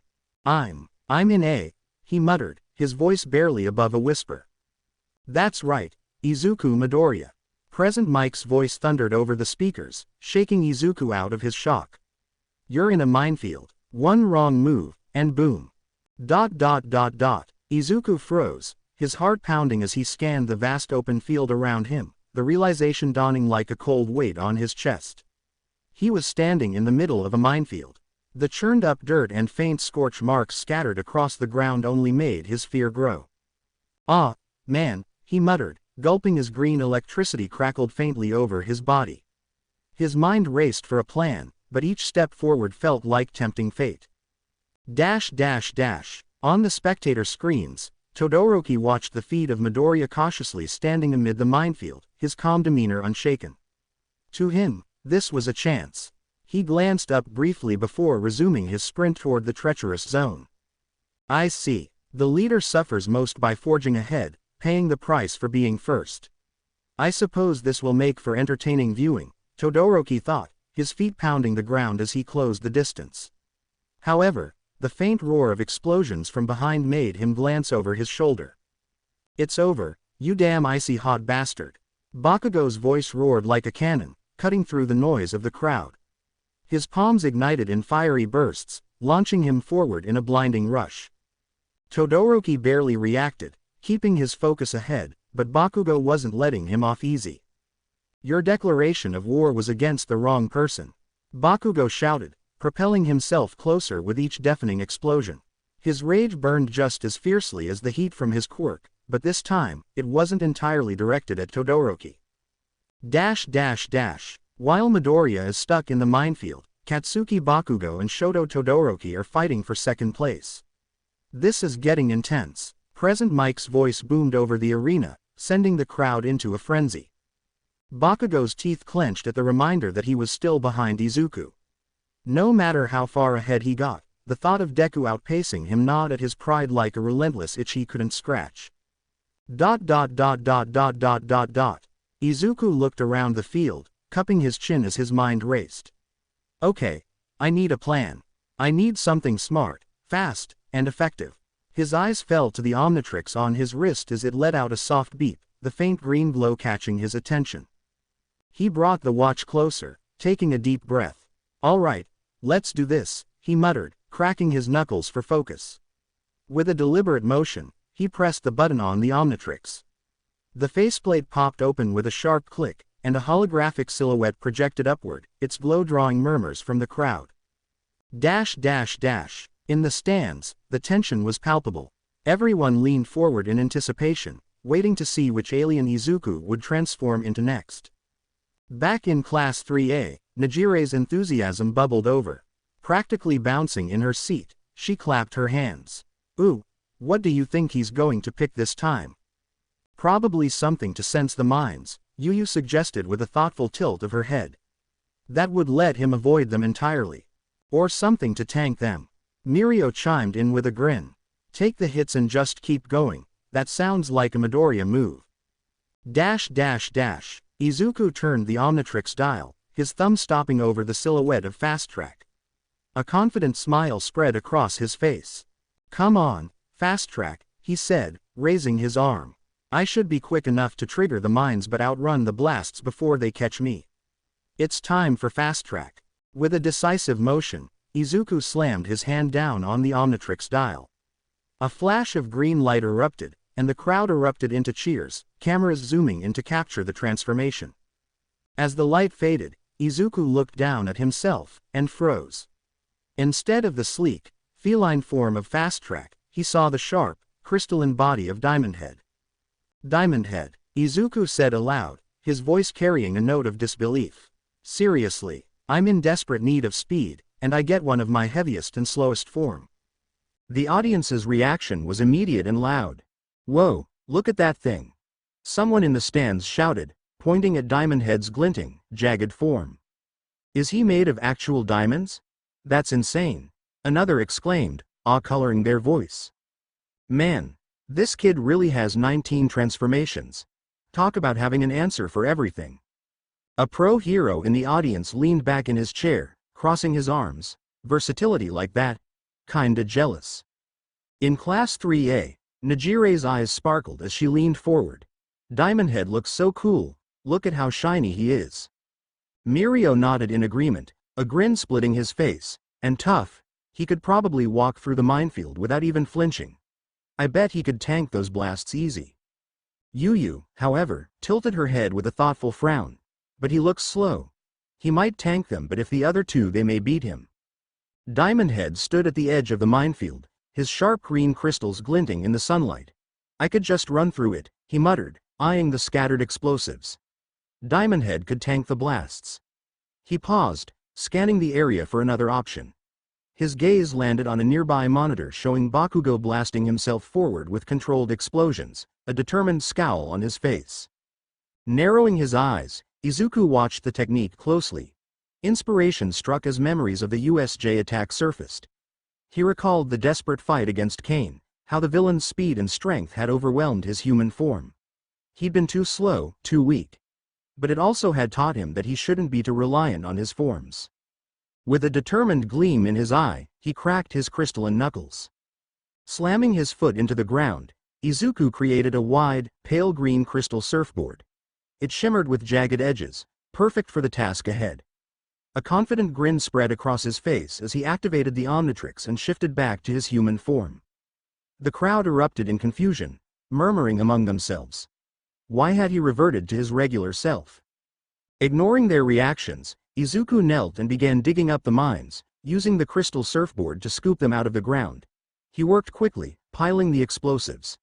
His eyes darted to the Omnitrix on his wrist, its green glow steady. He knew he could transform again, but hesitation gnawed at him. I can't take the chance of getting the wrong alien, he muttered under his breath. His hands moved faster, determination fueling his efforts. This is my shot. If I want to stand tall as All Might's successor, I need to win every event. The thought steeled his resolve.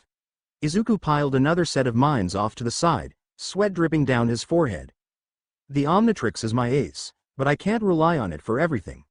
The less they see my forms, the more unpredictable I'll be. A smirk tugged at his lips as he cleared more ground.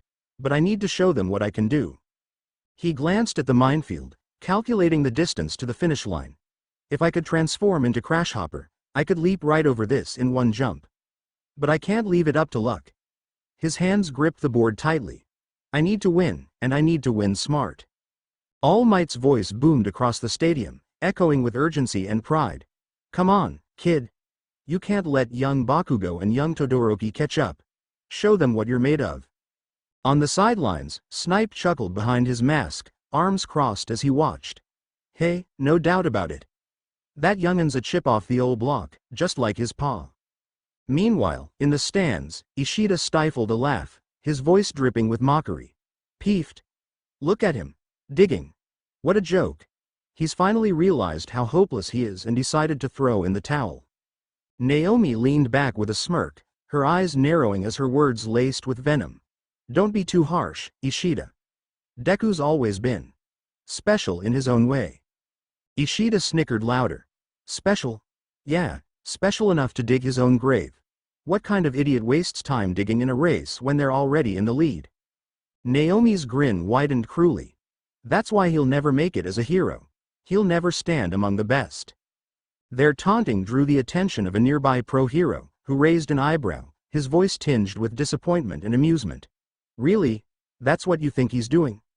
Naomi rolled her eyes, unimpressed. Huh, and what else could he possibly be doing? Yuba, her expression calm but curious, glanced at the pro-hero. Oh, you think there's more to it? The pro-hero chuckled knowingly, his gaze locked on Izuku. Just wait, in a moment. You'll see the difference between those who settle for mediocrity and those who aim for greatness. Ishida scoffed but couldn't help but glance at the screen. His snickering only grew. Far behind on the course from Izuku, Todoroki and Bakugo charged forward, their competitive instincts flaring as they pushed harder toward the finish line. But as they glanced at the monitors, their focus broke. Todoroki's eyes widened in surprise, his pace quickening. What? He muttered, seeing Izuku's methodical digging. The realization hit him like a shockwave. If he's planning what I think he is, I won't be able to close the gap. Bakugo's reaction was no less explosive. His crimson eyes narrowed with rising panic as he blasted himself forward. Damn it, nerd. No way, if he pulls this off. He gritted his teeth in anger. His explosions roared louder, propelling him with even more ferocity. Back at the minefield, Izuku wiped sweat from his brow, glancing at the pile he had meticulously gathered. He stepped back, surveying his handiwork. That should do it, he murmured. The crowd, initially confused by his digging, began to stir as realization spread like wildfire. The cameras zoomed in, revealing a growing mountain of landmines stacked carefully in front of him. In the stands, Maruko leaned forward, her ears twitching with interest as a grin tugged at her lips. He wouldn't, she thought, her excitement growing. Class 1A and 1B, still struggling on the fall course, froze as they glanced at the monitors. Their eyes widened with dawning comprehension. Mineta trembled, his voice cracking with panic. Gee guys. Midoriya's not seriously thinking what I think he is he? The others surged forward with renewed urgency, a collective understanding hitting them like a tidal wave. If he does what I believe he's about to do, catching him will be nearly impossible, Momo muttered to herself, her grip tightening on the rope she was climbing. Izuku took several steps back from the towering pile of mines, a small grin breaking across his face. Sparks of one for all crackled along his limbs, the green energy dancing wildly around him as he crouched low. The air itself seemed to tense as the crowd watched in stunned silence. With a burst of speed, Izuku sprinted toward the pile, the power of one for all propelling him faster than the eye could follow. At the last moment, he leapt forward, clutching the diamond head crystal surfboard beneath him like a shield. The stadium erupted in gasps as Izuku belly flopped onto the pile of mines. The explosion was deafening. A colossal pink cloud of smoke and debris shot into the air as the sheer force of the blast rocketed Izuku across the minefield. The crowd collectively held its breath, and then the silence was shattered. Holy crapballs! Present Mike's voice screamed over the speakers. Midoriya just rocketed over the minefield. This kid was already in first place, but sweet mercy, he's making a statement. Maruko shot out of her seat, her leg thumping rapidly against the ground as her adrenaline spiked. She couldn't hide the grin on her face now. Damn, kid, she muttered to herself. You've got guts. In another section, Najire from Class 3A gawked at the screen, her jaw dropping. No way, he's insane. Izuku's form came into view as the smoke cleared, and he landed with a backflip, the force of his impact echoing across the stadium. Without hesitation, he broke into a sprint, full cowl activated and surging at maximum power as he hurtled toward the finish line. Back in the stands, the pro hero who had spoken earlier smirked at the stunned expressions of the Aldria students. He crossed his arms, his voice carrying an air of finality. And that is the difference between settling for average and striving for greatness. Everyone stared in stunned silence, the tension in the air palpable. Ishida's teeth ground together, his anger boiling over as he turned to the screen, jabbing a finger at Bakugo. What the hell are you doing, Bakugo? Beat that useless Deku already. Quit screwing around and win this thing, damn it. The nearby pro hero glanced at him, unimpressed, before shaking his head. Hate to break it to you, kid, but the gap between Midoriya and the others is too wide. At the pace he's going, there's no chance anyone can catch up to him now, least of all Bakugo.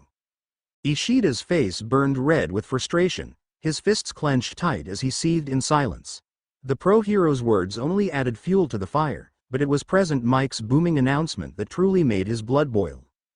Present Mike threw his arms in the air with dramatic flair, his voice shaking the stadium. Izuku Midoriya is making his way to the final stretch. At this rate, Todoroki and Bakugo aren't even in the running for first. They're just fighting over second place. This kid didn't even use his speed form, and he's still leagues ahead. The crowd erupted into cheers, the atmosphere electric with excitement. No way. One spectator exclaimed. You're telling me this kid has super speed and he didn't even use it? Another jumped to their feet. And he's already this far ahead of everyone else? That's insane. This kid's not just strong, he's a genius too. Someone else added. No hesitation, no wasted moves. He's got it all. In the pro section, murmurs turned into outright declarations as the heroes watched the screen intently. He's got the brains, the power, and the strategy to back it all up, one pro hero remarked. If this is the kind of performance he's putting on as a first year, I'm sending him an offer the second this is over. Another pro hero nodded in agreement, their tone filled with admiration. Absolutely. He's not giving anyone a chance to catch up. The way he's handling this course. He's already thinking like a pro out there. Endeavor's arms were crossed, his jaw tight with frustration. His fiery gaze burned into the screen as he growled, "Shoto, you're only making a fool of yourself. If you'd used your left side, you could have gotten ahead of him by now." His fist clenched, knuckles whitening as his frustration simmered beneath the surface. Hawks leaned back with an easy grin, though his sharp eyes betrayed his keen interest.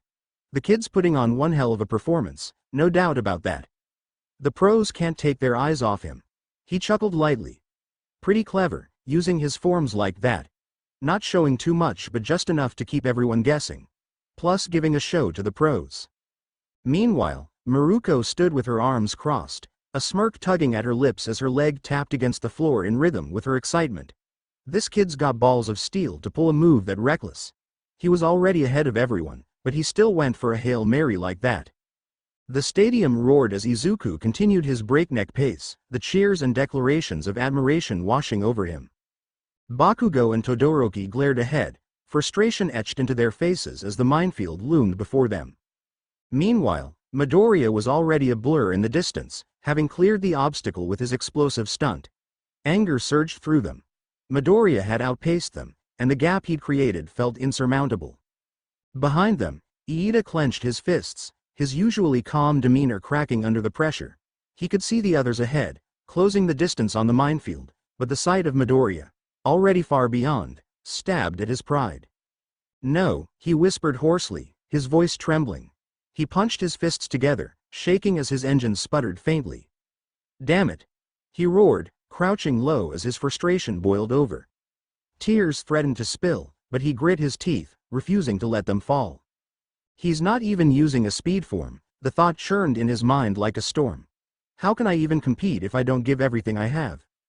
Ahead, Izuku sprinted through the course, sweat pouring down his face as One for All crackled faintly around him. His legs burned, his lungs screamed, but he pressed on, surging forward with every ounce of strength he could muster. Then, pain shot through his head, a sharp, familiar jolt. He staggered momentarily, jerking his head back, before the energy surrounding him flared. One for All erupted around him like a roaring flame. He shot forward faster, each step cracking the ground beneath him. "Whoa! Whoa! Midoriya is kicking it up a notch," Present Mike's booming voice echoed across the stadium, drawing a roar of cheers from the crowd. But in the dust trailing behind Izuku, Iida's engines suddenly roared to life, fiercer than ever before. He crouched low, determination blazing in his eyes. "No," he whispered. "I refuse to settle. Like Midoriya said, 110%, I will give my all." His engines sputtered violently, glowing brighter with each second until they burned white hot. A low rumble filled the air, growing louder and louder until... Boom! The sound tore through the stadium like an explosion. A shockwave rippled outward, blasting dust and debris into the air. Bakugo and Todoroki staggered as a massive gust of wind slammed into them. "The hell was that?" Bakugo barked, shielding his face as his hair whipped around. Todoroki's eyes widened, his usually calm expression breaking into shock. "That was Iida?" A stunned silence fell over the stadium as a streak of blue and silver tore across the course, faster than anyone had ever seen. For a moment, not even Present Mike could find his voice. His glasses slipped from his face, and his jaw hung open as he stared at the dust cloud left in Iida's wake. Beside him, Aizawa, ever stoic, looked visibly stunned. The whole stadium watched in awe, their voices caught in their throats. Izuku felt the wind whip violently around him, and his eyes widened as a blur of silver and blue streaked toward him. "Iida?" he stammered, turning his head to catch a glimpse of the boy rocketing forward.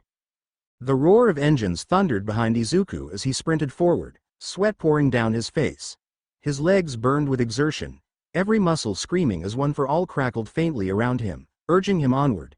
But the sound of wind, no, a storm, rushing closer made him glance over his shoulder. Iida was closing the gap. Fast. Izuku's eyes widened as the blur of blue and silver engines streaked toward him. He gritted his teeth, forcing himself to push harder. How is he moving that fast? No questions, just action. Hero time. He brought his arm up, the Omnitrix glowing faintly on his wrist as his thumb hovered over the button to transform. "That's it," Iida roared, his engines flaring brighter as a deafening boom erupted behind him. The sound of his engines was almost drowned out by the violent gusts of wind trailing in his wake. The ground trembled beneath his steps as he surged forward, faster than anyone thought possible. Just one moment, Iida thought, his eyes locked on Izuku like a missile locked onto its target. He'll slow down, just for an instant, when he goes to transform. That's all I need. Izuku pressed the Omnitrix button, but before he could choose a form, the rushing wind around him shifted. His eyes darted to the side, just in time to see Iida's shoulder flash past him. The air seemed to freeze. For the first time in the race, Izuku felt it, the jarring, disorienting sensation of being overtaken. The crowd erupted in a deafening roar as Present Mike finally broke out of his stunned silence. What is this? Tenya Iida is in first place. Tenya has passed Midoriya. Iida didn't stop. His engines roared even louder, propelling him forward like a rocket, the ground cracking beneath his feet with every step. The sheer force of his speed created a dust cloud that billowed in his wake. In the stands, Present Mike flailed, his voice nearly cracking with excitement. Can you believe this, Eraserhead? Look at that speed. This isn't just a sprint. This is a sonic blast on legs. Aizawa, for once, didn't respond. His eyes were locked on Iida, a rare look of astonishment crossing his face. Izuku's shock only lasted a moment. His gaze snapped back to the course ahead, his heart pounding in his chest. I can't transform. It'll take too long to pick the right form. He turned mid-stride, electricity surging up his arms as he brought both hands forward. His voice cut through the air like thunder. 26% Delaware smash. The flick of his fingers unleashed a shockwave that erupted with bone-rattling force. Dust and debris exploded outward as the blast rocketed Izuku forward. The sheer momentum threw Iida slightly off balance, forcing him to stumble before regaining his footing. But it was enough. Izuku shot past Iida like a lightning bolt, his body straining against the incredible force. His legs pumped furiously, one for all flaring up to 16% without conscious thought. Every muscle screamed in protest as electricity danced across his frame, but he didn't stop. Present Mike's voice rose to a fever pitch, his excitement contagious. Holy smokes, Midoriya is back in the lead. He's not just running. He's flying through the course. The stadium was chaos as the two racers hurtled forward, neck and neck. Bakugo and Todoroki, still trailing behind, could only watch in stunned silence as the battle for first unfolded before them. Izuku's legs were on fire, muscles screaming in protest as his body pushed itself to the limit. One for all surged at 16%, a raw force that seemed to burn through his limbs with every step. His breath was ragged, his chest heaving as he surged through the tunnel, each stride feeling like the last. Behind him, Iida's engines roared louder, a deafening screech as he pushed his own body beyond what seemed possible. His breath came in short, desperate gasps, his lungs searing with every inhale. He could feel the pressure building, every muscle straining as he poured everything into catching up to Midoriya. His chest heaved with each push, but the gap remained. Iida's gaze locked onto Izuku, determination flashing in his eyes. He dug deep, forcing himself to accelerate. The sound of his engines was like thunder as he surged forward, the ground shuddering under the force of his speed. Sweat poured down his face, stinging his eyes, but he couldn't afford to stop. Just a little more, he thought, as he closed the gap. The two were neck and neck now, their bodies flying down the track with such force it seemed like they were trying to outrun time itself. Izuku could feel Iida's presence, his footfalls matching his own as they pushed toward the finish line. Iida pushed harder, his engines screaming with raw power as he fought to pull ahead. His breath was labored, but his resolve was unshakable. He was gaining ground, the blur of Midoriya's figure just within reach. But Izuku, digging into whatever reserves he had left, would not let him pass. In a last-ditch effort, Izuku summoned all the power he could muster, every fiber of his being screaming in protest as his legs exploded forward. The sheer force of his burst of speed threw him ahead, leaving Iida behind just as they both shot out of the tunnel. And in first place we have Izuku Midoriya, Present Mike shouted, his voice ringing out over the stunned silence that fell over the stadium. Izuku's legs nearly gave out under him as he crossed the finish line, but he stood tall, hands on his knees, panting heavily. His breath was ragged, sweat dripping down his face, his entire body shaking from exhaustion. With second place in a surprising turn of events, Tenya Iida. I repeat, Tenya Iida has risen from the middle of the pack to the top two. Izuku and Iida stood there for a moment, the sheer weight of what they had just accomplished settling over them. The crowd, who had been silenced by the intensity of the race, erupted into an earth-shaking roar, shaking the very stadium beneath their feet. Bakugo and Todoroki exchanged glances, both still stunned by the turn of events. Iida. Todoroki asked, his voice almost incredulous. You mean that gust of wind was 4 eyes? Bakugo growled, his tone tinged with disbelief and respect. Yaoyorozu's eyes widened in shock. That speed, that was Iida? No way. Mineta said, his voice faint as he clung to Ojiro, still processing what he had just seen. He had planned to make a move on Momo earlier, but the chaos had thrown him off course. Holy shit, Shiro muttered under his breath, still in shock as the race resumed. The crowd, still roaring with excitement, clapped and cheered, their voices filling the air as the race continued. Izuku stood up slowly, his chest heaving with each breath, sweat glistening on his forehead. He was exhausted, his body trembling with the aftermath of the race, but there was a spark of triumph in his eyes. All Might, sitting in the teacher's stands, clapped in approval, his face full of pride for his student. Izuku smiled, clenching his fist in a silent victory, and for a moment, he allowed himself to revel in the accomplishment, despite the exhaustion that still clung to his limbs. In the stands, All Might beamed, his heart swelling with pride as he clapped for his student, knowing just how hard Izuku had fought to earn this. My baby Izuku! Inko Midoriya shouted from her apartment, her voice breaking as tears of joy flowed down her face. Watching her son claim first place on the TV screen filled her heart with pride beyond words. The pro hero who had spoken to Ishida earlier stepped out of the shadows with a broad grin. Now that's going plus ultra, he said with a tone of respect, clearly impressed by what he had just witnessed. Ishida's eyes narrowed, a sickening feeling twisting in his gut. The boy he had ridden off was now shattering expectations, and every fiber of his being screamed that something wasn't right. Izuku Midoriya, the weakling he used to mock, was now at the top. It shook him to his core. Holy shit, you saw that? One student exclaimed, barely able to believe his eyes. Yeah, who knew Midoriya had it in him like that? Yuba said, her voice tinged with surprise. Did you see how fast he was going? Like a green lightning bolt? Bakugo wasn't even close to him during the whole race. Another student shouted, wide-eyed. Yeah, hard to believe that's the same Midoriya, another one murmured, staring at the screen as if expecting the footage to change. Naomi was frozen, her mind spinning. What the hell? When did he get so? What? Her eyes were wide in disbelief as she watched Izuku zoom through the course with ease. She replayed the entire race in her head. The way he shot ahead in the beginning, how confidently he took on the 0-pointers, and that last desperate push through the minefield. He had pulled off a Hail Mary explosion that left her speechless. Bakugo couldn't even catch him. The son of the number 2 hero, barely even slowed him down. Just, what happened to him? Her thoughts stumbled as she tried to make sense of it all. He smiled. He grinned with this confidence I've never seen before. Naomi's heart pounded in her chest, her hands trembling. When did you change so much, Midoriya? 1. All Might stroked his chin, his brows furrowed as the scene replayed in his mind. His years of experience as a pro hero told him what he'd witnessed wasn't ordinary. Young Midoriya, he began, his voice tinged with pride but heavy with curiosity. I've never been so proud, but how were you able to predict all those attacks? He paced slowly, his sharp mind analyzing every detail. Those minds were perfectly concealed. No sound, no visual cues. Even with my experience, I would have had to rely on sharp observation and instinct to dodge them. But you. He paused, narrowing his eyes.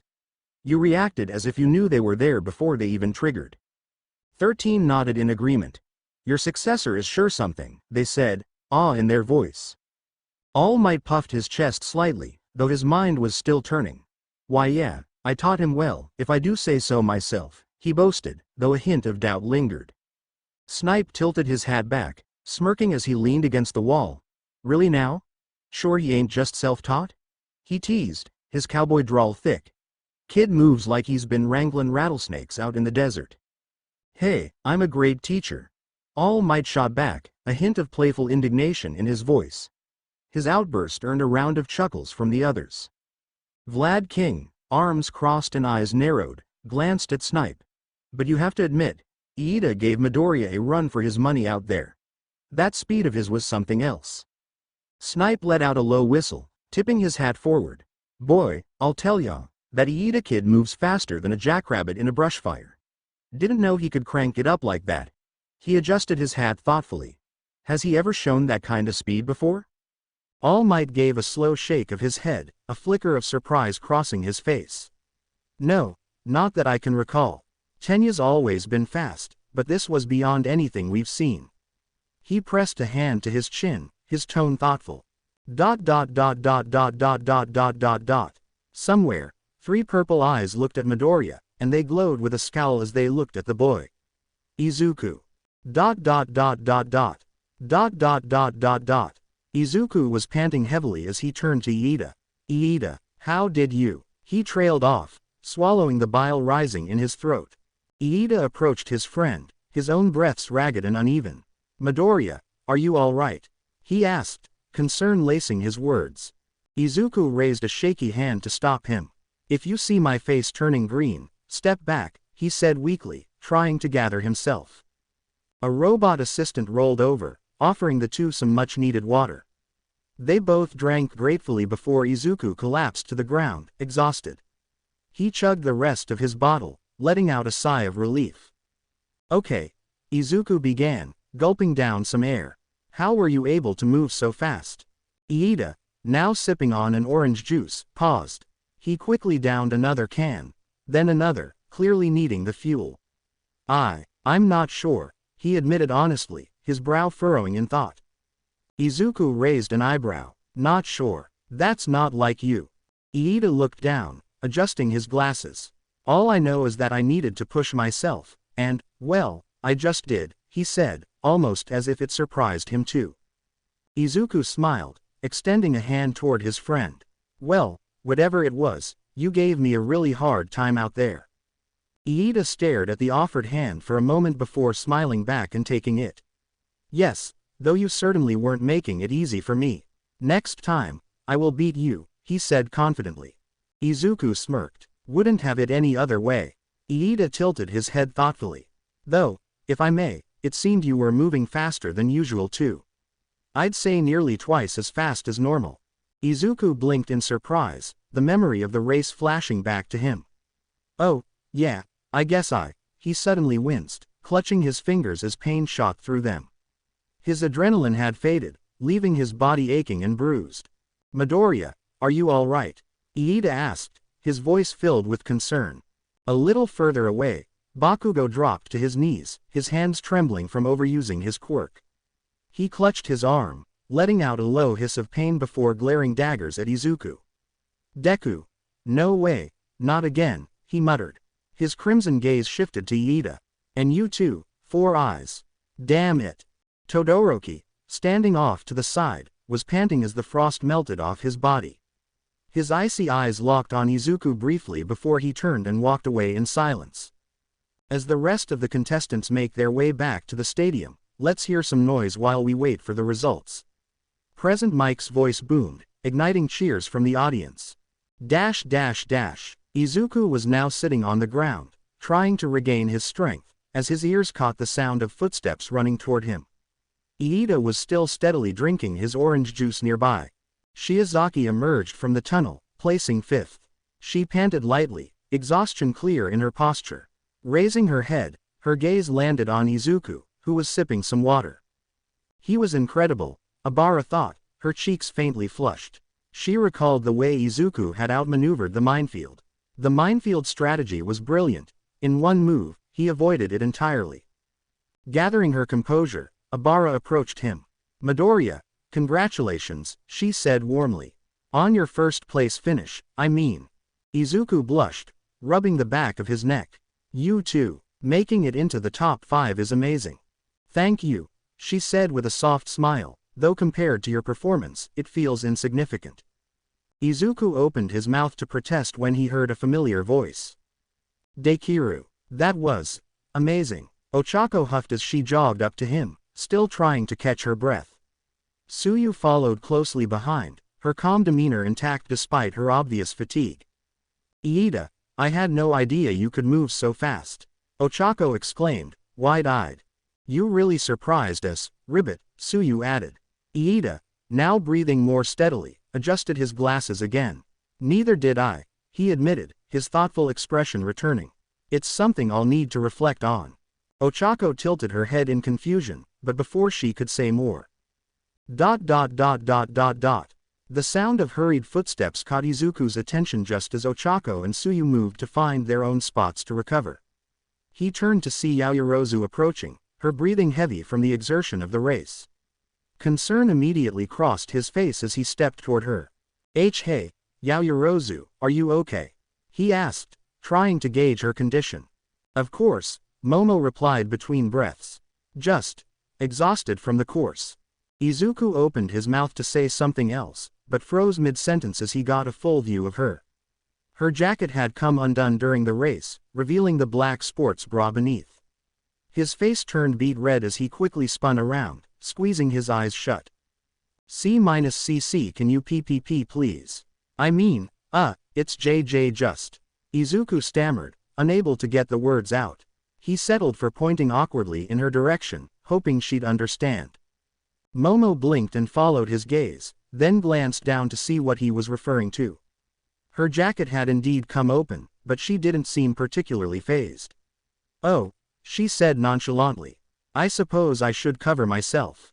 She calmly fixed her shirt, smoothing it out before glancing back at Izuku. He was still standing with his back to her, a blushing, stammering mess. A mischievous smile spread across her face as she walked up behind him and leaned close. "Did you like what you saw?" she whispered teasingly in his ear. Izuku stiffened like a board, his face somehow turning an even deeper shade of red. He turned his head slightly, his expression caught between panic and embarrassment. What? And no, I mean, I didn't," he babbled incoherently before the girl let out a giggle. His face turned blank, collapsing onto the ground, hugging his knees. "I'm disappointed in you, Yaoyorozu," Izuku said with mock tears streaming down his face. "I already have a Shido teasing me. If you start too, I don't think I'll survive." Momo couldn't help but giggle at his dramatic reaction, crouching down beside him and giving his back a few affectionate pats. "Sorry, Midoriya, I couldn't resist," she said, her tone light.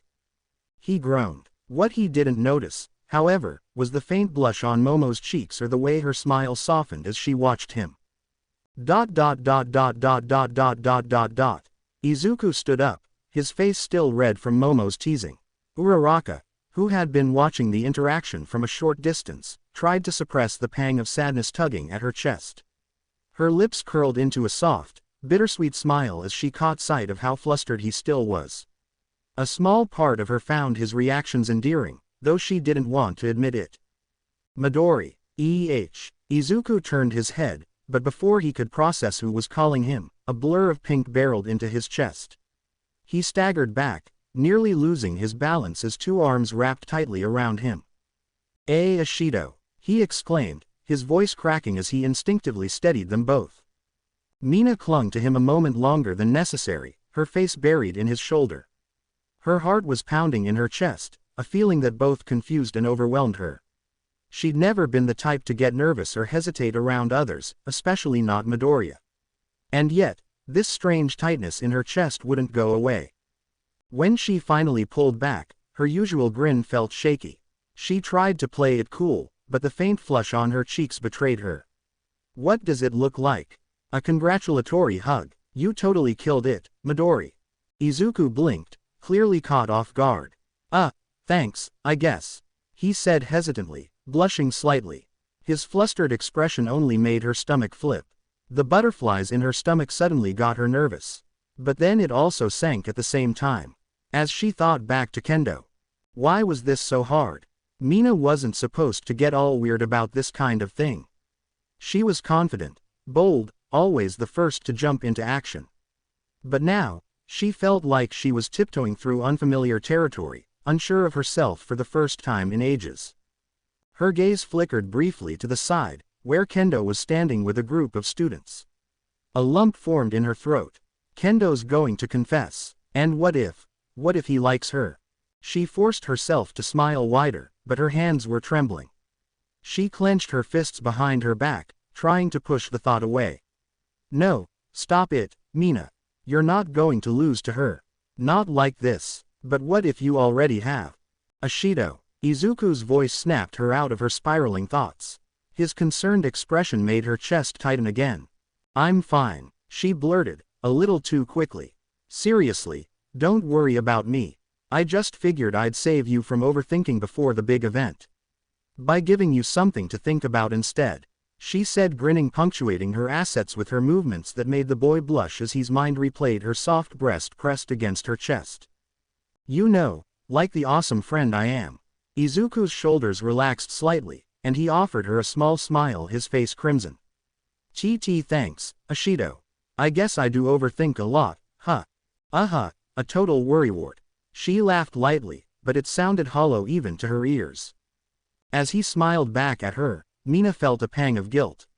She wanted to stay cheerful and teasing, to pretend everything was normal, but she couldn't shake the fear gnawing at her. She'd never really been in love before, not like this, and the idea of losing him to someone else terrified her. But what scared her more was the possibility that she didn't even know how to fight for him. Hey, Midoriya, she said, her tone softening slightly. Can you just call me Mina from now on? It feels weird when you're all formal with Ashido and stuff. Izuku blinked, surprised by the sudden request. Oh, sure. I didn't mean to sound formal or anything, It's okay, she interrupted, giving him a grin that was more genuine this time. I just think it sounds nicer, you know. He nodded, his own smile returning. All right, Mina. The way he said her name sent a jolt through her chest. She quickly turned away to hide the blush creeping onto her face, waving a hand dismissively. Cool, anyway, just relax, okay? You've got this. I believe in you. Izuku watched Mina's retreating figure, his cheeks still flushed as his heart raced in his chest. What was that all about? Jiro's voice broke through his thoughts as she strolled up to him, her usual relaxed demeanor in place. I'm not really sure. I think she's just stressed out from everything that happened, Izuku said, still processing the interaction. Jiro gave him a teasing grin. Can't blame her, especially when someone keeps stealing the spotlight, she quipped, nudging him with her elbow. Izuku blushed deeply, his voice stumbling over the words. I didn't mean to. The Omnitrix keeps giving me the wrong alien, and I have to work with whatever I get. Jiro raised an eyebrow, her tone dry. You know, for the most powerful device in the universe, it seems to be a bit screwy, she said with a smirk. Izuku sighed, shoulders slumping. I haven't even been able to get fast track yet. Jiro shrugged nonchalantly. Well, honestly, if you did get fast track, the pros wouldn't have noticed much anyway. You're supposed to show off what you can do, and fast track would be too fast for anyone to even see you move. Izuku looked down at the Omnitrix, his expression thoughtful. Yeah, I guess you're right, he mumbled. Just then, a punch to his shoulder made him jolt. Turning around, he saw Itsuka grinning at him. That's for scaring me. The mind strategy was insane, she said, still smiling wide. Izuku rubbed his shoulder sheepishly. Yeah, but I almost lost to Iida, he admitted. I wasn't sure if I used too much or too little power, and when Iida passed me, I thought I was done for. Itsuka chuckled. You pulled through, like you always do. Kind of jealous, honestly. Izuku smiled, glancing at the rankings on the nearby screen. I'm surprised so many 1B students ended up behind us. Jiro nodded, crossing her arms. Some of them thought they'd be in the top 10, she said, shaking her head. Like Monoma, that guy actually thought he could just copy someone's quirk and win. The guy's a total whack job. Itsuka rolled her eyes, her expression exasperated. That idiot, can't believe he's actually going through with it. Just then, Momo and Uraraka approached, raising eyebrows at the conversation. Go through with what? Momo asked, curiosity clear in her voice.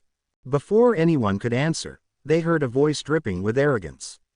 Turning, They saw Billy striding toward them, an air of superiority surrounding him. Billy sneered, his voice dripping with condescension. Izuku Midoriya, you. He trailed off, shaking his head in mock disbelief. It's honestly pathetic, Yaoyorozu, affiliating yourself with someone like him. Izuku's eyes narrowed, his fists clenching in irritation.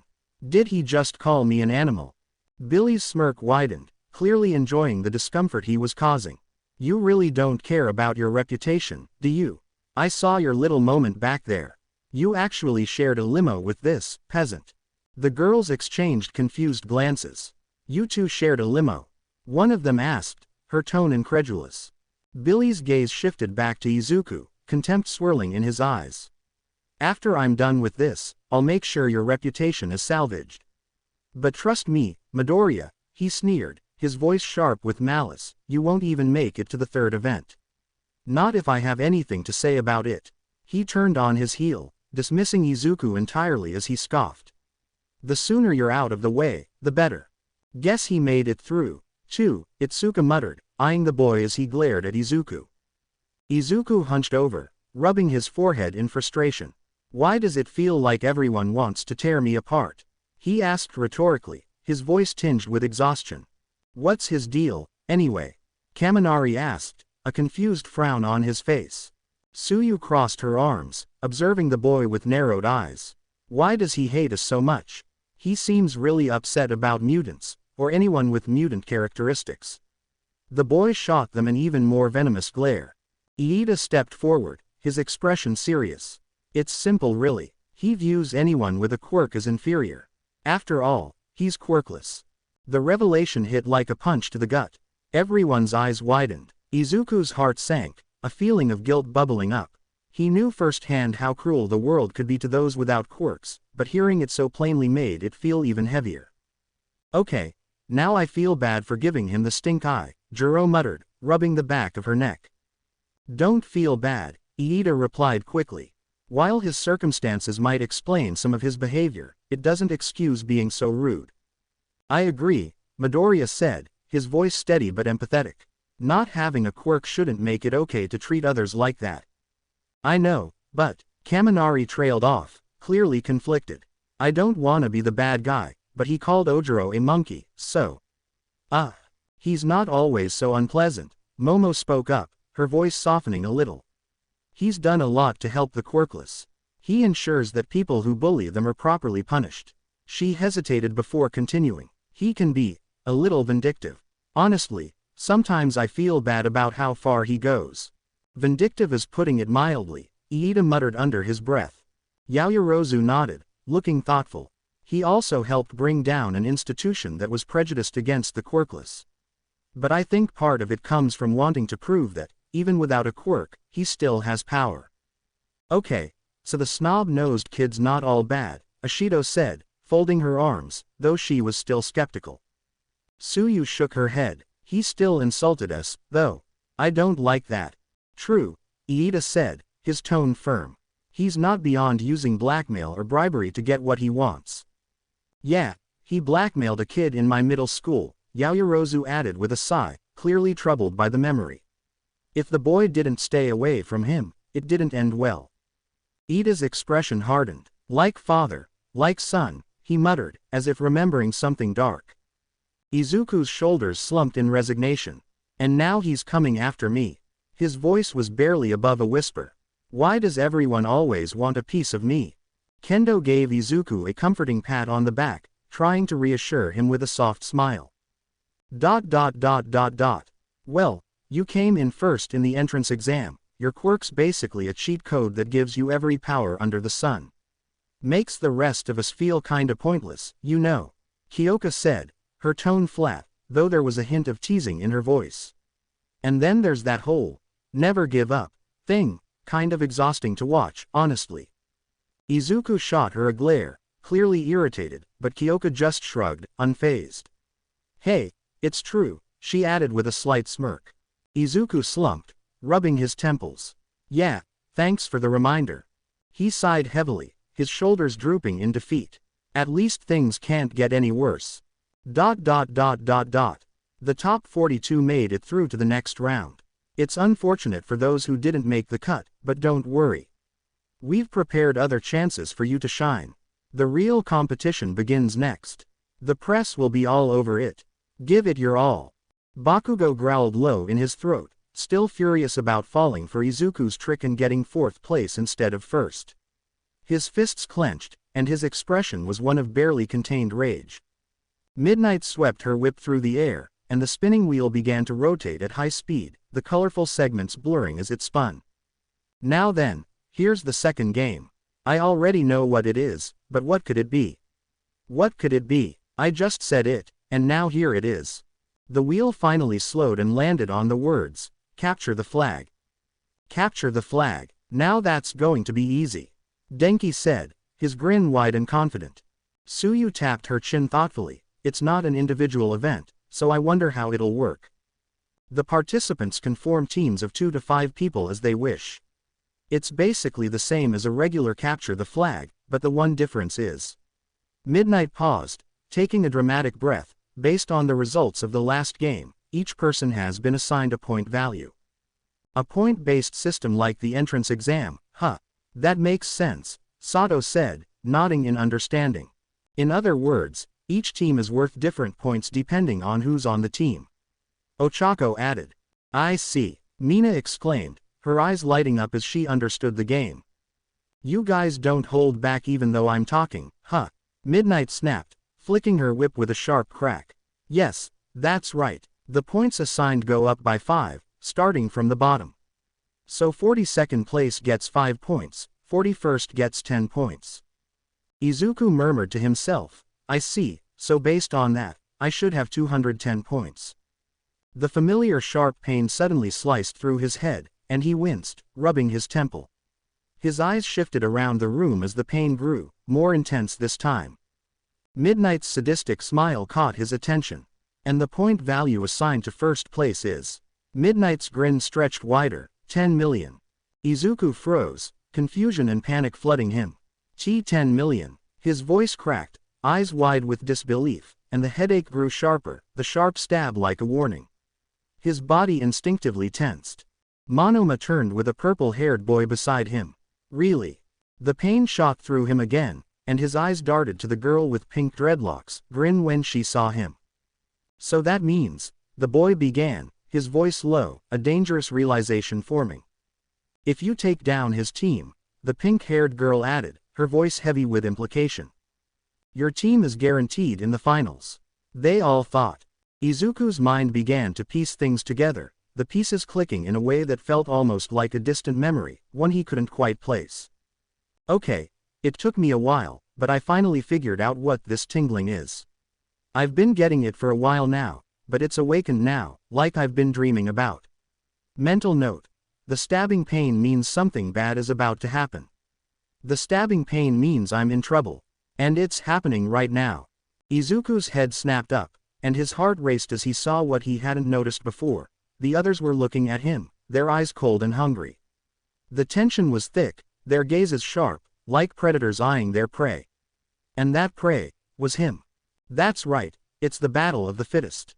To overthrow those at the top. Midnight's voice echoed, her words sharp as they cut through the air, the challenge hanging heavy. Izuku's breath hitched as the pain in his head intensified, his grip tightening on his chest as memories from his middle school days flooded back, uninvited but persistent. You'll never hang with the best of the best, loser.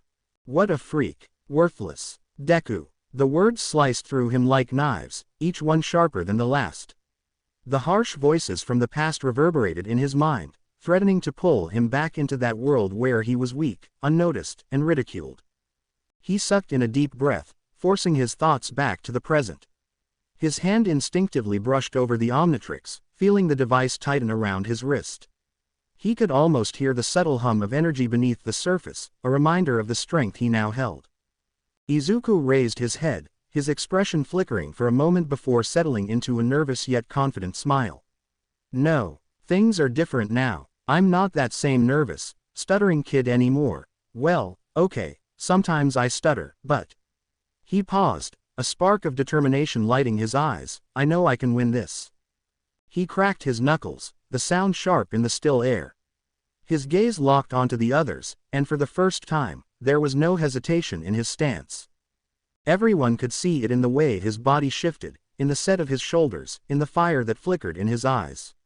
Izuku was saying one thing, loud and clear, without a word: bring it on. Midoriya, blue eyes, similar in hue, locked onto the green-haired boy.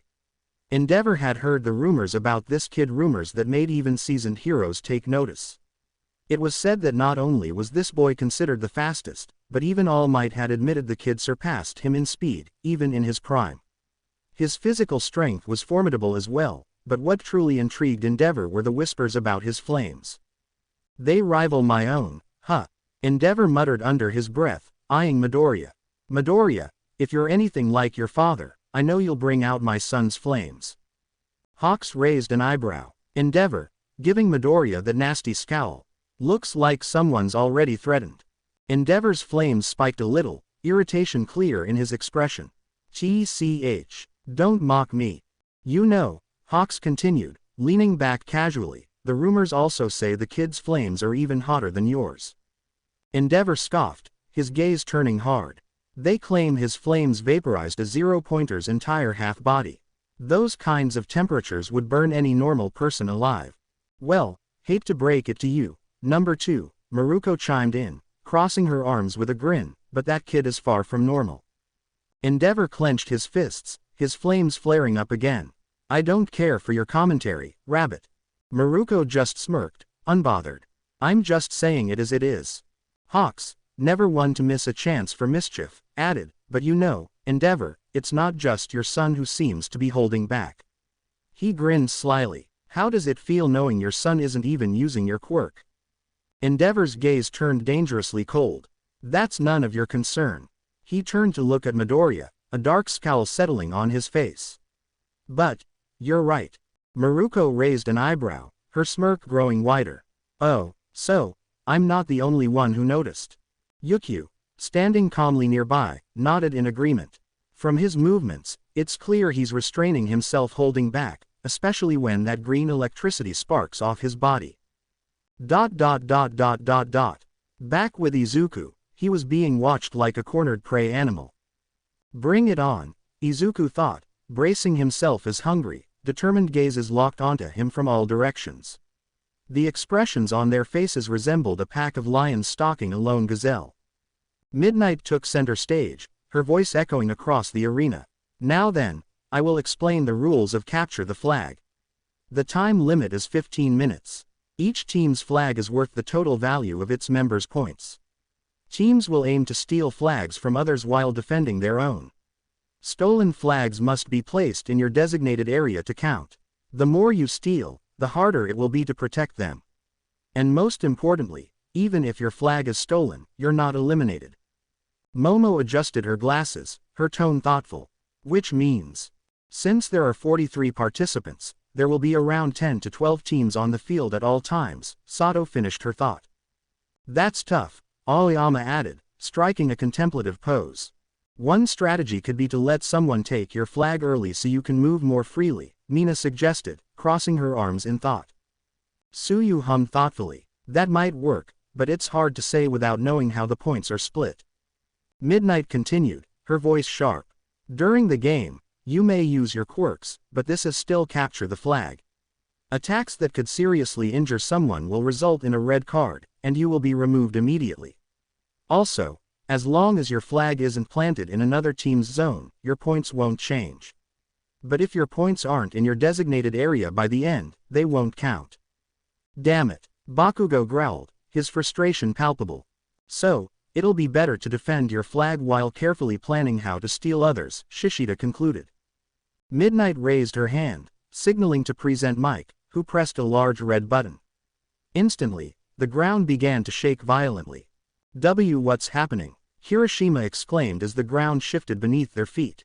Massive platforms erupted from the ground, towering over the field as thick obstacles, including trees and fences, sprang up.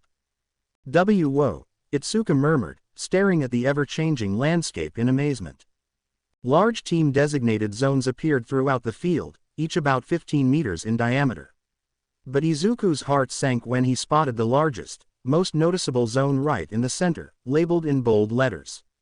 Highest team zone. Ah, come on, Izuku groaned, slumping his shoulders. His despair only deepened as the predatory stares around him grew more intense. So, the highest team starts in the center. Sato mused, his hand cupping his chin as he glanced at Izuku with ill intentions. Makes them an easy target, Monoma sneered, his smirk practically dripping with malice. Izuku groaned again, shoulders sagging further under the weight of their stares. Barriers of trees and fences easy enough to jump or climb erupted around each designated zone. Once the field had fully transformed and the stands were pushed back, Midnight spoke again. Now that the arena is ready, here's the next step. Once you've chosen your teams, you'll take your flag and pick a designated area. Remember, you only have 15 minutes to strategize. Now, start. The UA Sports Festival is less about testing how ready these kids are to be heroes and more about simulating the kind of competition they'll face in the real world, Death Arms said, exhaling a cloud of smoke as he leaned back during his break. Along with the other pro heroes assigned as security for the event, he watched the prestigious festival unfold on the monitor in front of them. Huh, what are you talking about? Mount Lady asked, raising a brow as she stretched lazily in her seat. She too was enjoying the rare downtime with her colleagues.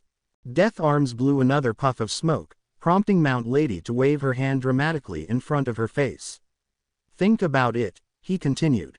In this world, with hero agencies cropping up everywhere, it's not just about saving people. To keep food on the table, you've got to stand out, and sometimes, that means stepping on others to get noticed. The obstacle course race, that was their first taste of it. Mount Lady scrunched her nose as she moved a little further from him.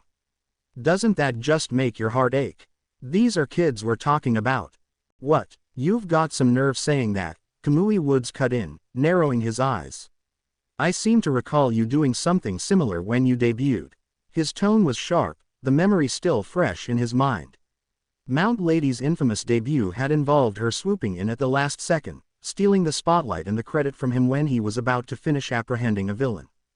Mount Lady's smirk was unapologetic. Oh, stop being a big baby. Kamui Woods muttered something under his breath about shameless attention seekers but decided to let it go. Anyway, Death Arms interrupted, trying to steer the conversation back. Even with all that rivalry, there are plenty of times you've got to work together. Joint agency missions, sidekick coordination, all of that. It's not all dog eat dog. Mount Lady tapped her chin, suddenly seeing the connection.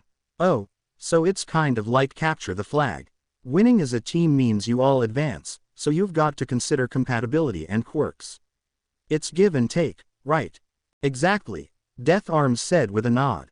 Kamui Woods folded his arms, his gaze thoughtful. It's good practice, coordinating with sidekicks, training for combo moves with other agencies. Death Arms nodded, taking another drag from his cigarette. These students are learning firsthand what it takes to survive in the pro-hero world. It's rough, but better they face it now than get blindsided later. Mount Lady sighed, leaning back against the couch. Man, these kids really have it rough. You said it, Kamui agreed before smirking. And let's not forget about that Midoriya kid. First place in the obstacle race, but now he's got a 10 million point target painted square on his back. No one's going to want to team up with him. Death Arms chuckled. True, but you can tell he's the type to face a challenge head on. If anyone's going to pull through, it's him. Care to bet on that? Mount Lady said with a sly grin. Ha, I'll put 5,000 yen on him winning the entire sports festival, Kamui said confidently. Alright, I'll bet on Endeavor's kid, Todoroki. He's got skill and a quirk that's hard to beat, Mount Lady replied. What about you, Death Arms? Death Arms paused, exhaling slowly as he considered. I think it's too early to decide, but if I had to, I'd put my money on Todoroki too. The kid's got talent, no doubt about it. Fine by me, more money for me when Midoriya proves you both wrong, Kamui said with a grin. Mount Lady rolled her eyes but smirked. Guess we'll see. Either way, it's going to be fun to watch these kids give it their all. We have 15 minutes to make our teams, and with the Omnitrix, I'm pretty compatible with anyone. Izuku muttered to himself, twisting the dial of the Omnitrix. As he turned it clockwise, his forms began to shift, his focus intense. He raised his head, only to be struck by a realization. Okay. I'll just need. His words trailed off as he looked around. Everyone around him was avoiding him like the plague, staying as far away as possible. Izuku began to sweat buckets, his panic rising. Everyone is avoiding me because of my points. He thought in absolute horror. Even as powerful as I am, nobody wants to make themselves a target. Most of his classmates were flocking to the others who had placed well in the race, particularly Iida. His speed, which had nearly beaten Midoriya's, made him a magnet for attention. Izuku couldn't help but watch with envy as everyone turned to the one person who had almost outpaced him. Iida, you're definitely going to need me, Sato exclaimed. Speed plus strength equals an unbeatable combo. With that speed, we can steal everyone's points without them noticing. Hagakure added, her voice laced with excitement. Plus, I can sneak up on people. Mon ami, you're going to need me if you want to look dazzling. Aoyama chirped with his usual flair. Izuku could only watch, his face streaked with comedic tears, as his classmates crowded around Iida. Others rushed toward Bakugo or Todoroki, but Iida, despite his strict rule-following nature, was still more approachable than the others. Midoriya groaned in frustration, his voice filled with self-pity. Oh man, I'm screwed. What he didn't notice, though, was a certain earphone girl standing behind him. She yawned before speaking up. So, who do you think will join us? Izuku's head snapped around, his eyes widening in surprise. Jiro, what are you doing here? Kyoka crossed her arms, looking at him like he was the most obvious thing in the world. What, did you really think I was going to leave you hanging? She asked bluntly. Izuku blinked a few times, processing her words. The relief that washed over him was almost tangible, and he hesitated before speaking up. Well, I wouldn't blame you if you did. You'd have a better opportunity with someone who doesn't have so many points. Oh, and also, Todoroki and Bakugo will probably be targeting me during the game. If you're with me, you'll be a target too, and... Before he could finish, Kyoka punched him lightly in the chest, a smirk playing on her lips. And why the hell should I care about that? Bakugo and Todoroki can get some. Look, I'm joining you whether you like it or not. Jiro, Izuku said, his voice trembling, his eyes filling with tears. Seeing the waterworks beginning, Kyoka's eyes widened in panic. Oh no, Green, don't do this. Izuku couldn't hold it in anymore. The tears started to flow freely, and Kyoka groaned, trying to shield herself from the sudden deluge of emotion. She let out a resigned sigh. Well, now I'm all wet. Izuku wiped his tears away, his face flushing in embarrassment. Alright, we can have 5 people, so we just need 3 more. Kyoka cupped her chin thoughtfully. Well, technically, we don't need 3 more members, since you've got Echo, Ditto, she said, her eyes glinting as she teased him. Izuku blinked in realization. Oh, I kinda forgot about that. The weight of the situation lifted off his shoulders as he realized he didn't need to worry about forming a whole team. Kyoka snickered, stifling a laugh. You forgot your literal one-man army. She teased, a smirk tugging at her lips. Izuku looked sheepish, scratching the back of his head. Hey, yeah, guess I did.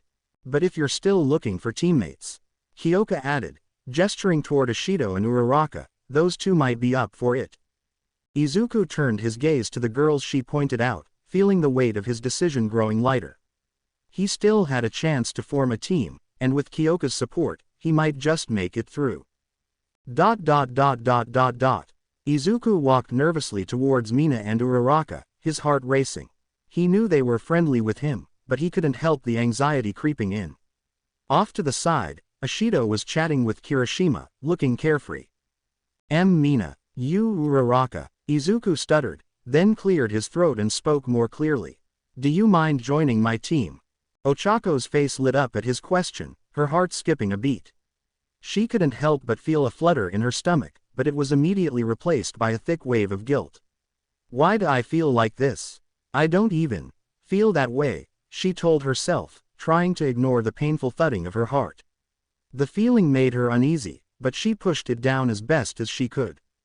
Mina, too, had an excited grin, but it didn't last. The rush of joy was swiftly replaced by a sinking feeling in her chest. The guilt was undeniable, and it made her fidget with her hands. "Sorry, Midori," came Ishido's immediate response, her voice laced with reluctance. Izuku's eyes widened in surprise, and he watched as she shifted her weight uncomfortably. "Maybe I would have joined your team if you had a lower point value, but everyone's gunning for you," she added, avoiding his gaze. Izuku lowered his head slightly, sensing there was more to it.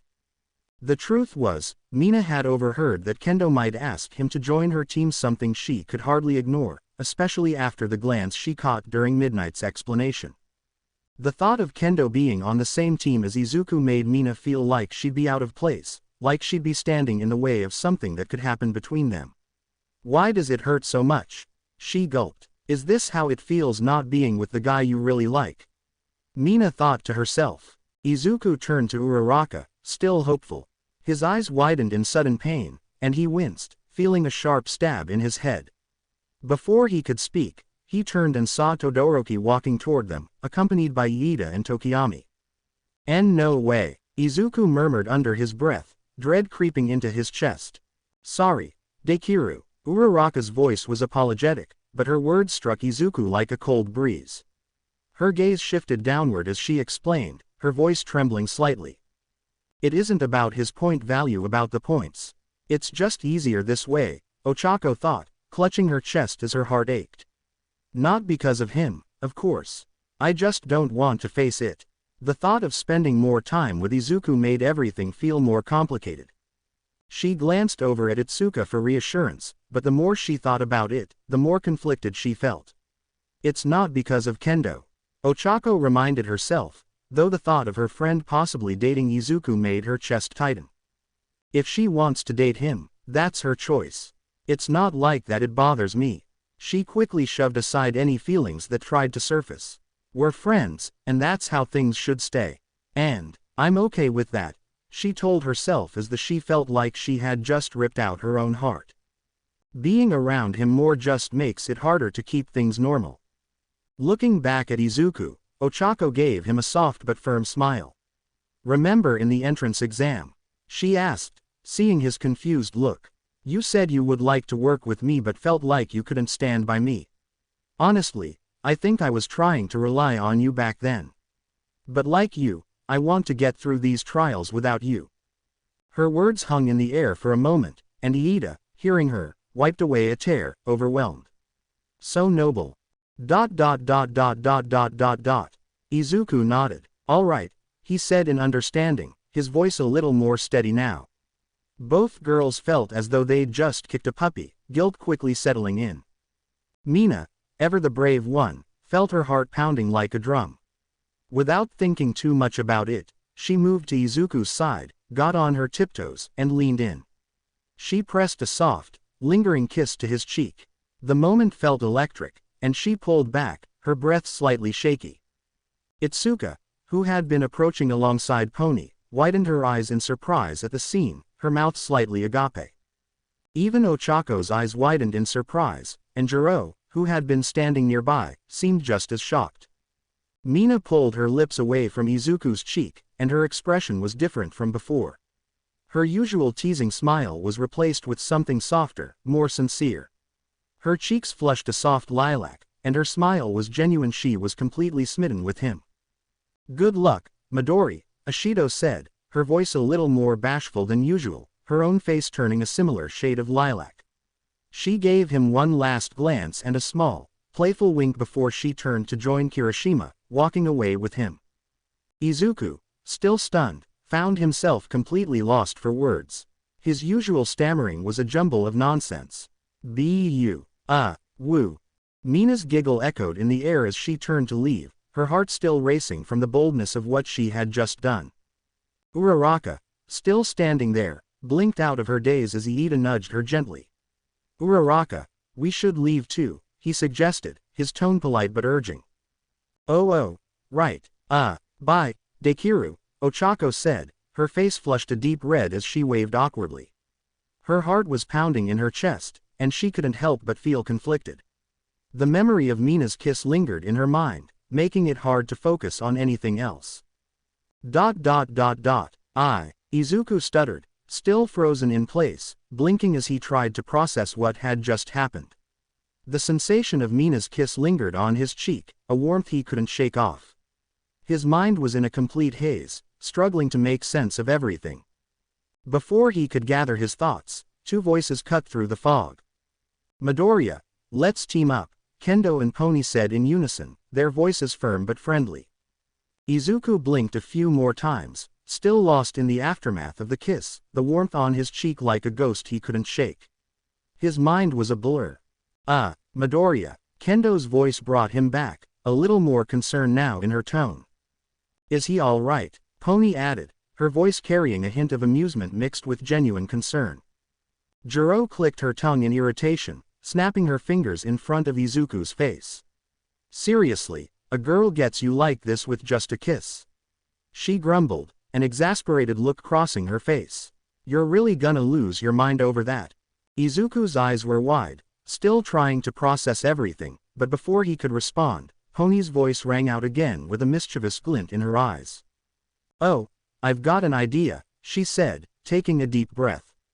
Issue 25 of All Might wasn't just mid. Izuku gasped, his face a mixture of disbelief and horror as he turned toward Pony, eyes wide. "Pony, how could you say such lies?" he practically shrieked, shaking his head in shock. Pony burst into giggles, clearly enjoying the chaos she'd caused. "Kidding," she said between laughs, her tone lighthearted. Izuku let out a long, relieved sigh, his shoulders slumping slightly in relief. "Wait, what are you guys doing here?" he asked, still confused by the sudden turn of events. Kendo and Pony exchanged a quick glance, their expressions serious. "Let's team up," Kendo said with a determined nod, and Pony mirrored the gesture, her eyes shining with excitement. Izuku's emotions seemed to shift from confusion to overwhelmed joy. Tears began to form in his eyes, and before he could stop them, they poured out, cascading down his cheeks like a waterfall. He quickly wiped them away, but they kept coming. Kendo, P. Pony, are you sure you want to join me in my stupid points?" His voice cracked with disbelief. Kendo smiled warmly at him, her voice softening. "Well, we don't usually team up since we're in different classes, but I thought this would be a great opportunity. Plus, we're friends, right? And that's what friends are for," she said, her words comforting, though she couldn't help but wonder if Izuku had some sort of tear-related quirk. But considering she had seen him transform into a 12-foot-tall, four-armed behemoth, it wasn't completely out of the realm of possibility. Pony grinned and raised a fist in the air. "Plus, you always seem to get out of everything, and you always win. Joining you is basically a guarantee," she said, her voice full of enthusiasm and confidence. Izuku chuckled nervously, wiping his tears away. "I think you're overestimating me," he said with a sheepish smile, his voice still wavering slightly. "Okay, so that's 4 of us," Kyoka said, but before she could continue, the sound of footsteps interrupted her. Someone cleared their throat, demanding their attention. "Excuse me," Momo's voice rang out, sharp and clear, as she stepped forward, catching the attention of the group. "Midoriya, please allow me to join your team," Momo said, her voice steady but a slight trace of hesitation lingered in the air, something that didn't go unnoticed by the others. Izuku blinked in surprise. He had assumed Momo would choose a team that ensured victory. "I thought you'd pick a team that guarantees a win, not one with the biggest target on its back," he pointed out, confusion in his voice. "Yeah, I saw Todoroki talking to you earlier. I thought you were already on his team," Jiro added, raising an eyebrow. Momo looked down briefly, her gaze softening as her fingers instinctively clasped over her chest. When she spoke again, her voice held more confidence. "Yes," she said, firm but gentle. "I'm sure," she repeated, her tone carrying a newfound strength that caught everyone's attention. The group grew quiet, sensing the resolve in her words. "I have a solid plan that can guarantee victory," Momo continued, her eyes locking with Izuku's. There was something sincere and determined in her gaze, but also a quiet trust that seemed to go beyond just strategy. "Please, allow me to join you." Izuku, taken aback but genuinely moved by her confidence, nodded. We'd be honored to have you. Itsuka smiled and gave a thumbs up. Yeah, sounds great. I've got no problem with it, Juro added, her expression warm. Pony nodded eagerly in agreement. Momo exhaled in relief, a small, almost imperceptible smile tugging at the corner of her lips. Thank you, she said softly, though her voice was still strong with determination. Izuku, his smile genuine, gestured to her. So, what's your plan? Momo's expression shifted into a serious one, her thoughts clearly at work. Well, everyone will be gunning for you, Midoriya. You're in the top placement even without the 1,000,000 points. Everyone has a reason to come after you. Izuku raised an eyebrow before realizing how many people were gunning for him. Now that I think about it, I have a lot coming for me. Momo gave nod. So, we'll give them what they want. They all responded. Shinso was about to go over and control someone when he felt a hand on his shoulder. He turned to see Monoma, standing with Billions and Kamakiri. We have a proposal for you, Monoma said, his usual smug grin in place. Shinso raised an eyebrow, intrigued but cautious. A proposal?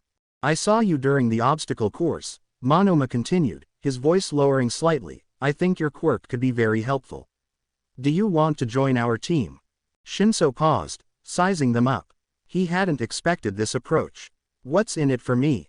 He asked, his eyes narrowing. Simple, Monoma said, leaning in a little closer. We get your quirk on our side, and we'll give you the chance to show what you're really capable of. You'll have a spot in this competition, one that could actually get you noticed. Shinso weighed his options. He wasn't one to easily trust, but this could be the opening he'd been waiting for. Meanwhile, Todoroki stood in front of his newly assembled team, his usual stoic demeanor unshaken. I chose you four for a couple of reasons, he began, his voice calm and measured. Iida, your speed will allow us to steal points efficiently and bring them back to our base without being caught. Tokiyami, your quirk gives us both defensive and offensive power, which is ideal for protecting our flag while we go on the offensive. Uraraka, I chose you because Midoriya will likely make this an aerial battle, and your quirk will be key in supporting that strategy. The others nodded thoughtfully, processing his logic. It became clear that Todoroki had carefully considered every angle. If Midoriya chose to take the battle to the skies, they would need to be prepared. If Midoriya decides to make this a battle in the sky, no one will be able to catch him or challenge him, except maybe Bakugo, Iida observed, his eyes narrowing in focus. That would give him a massive advantage.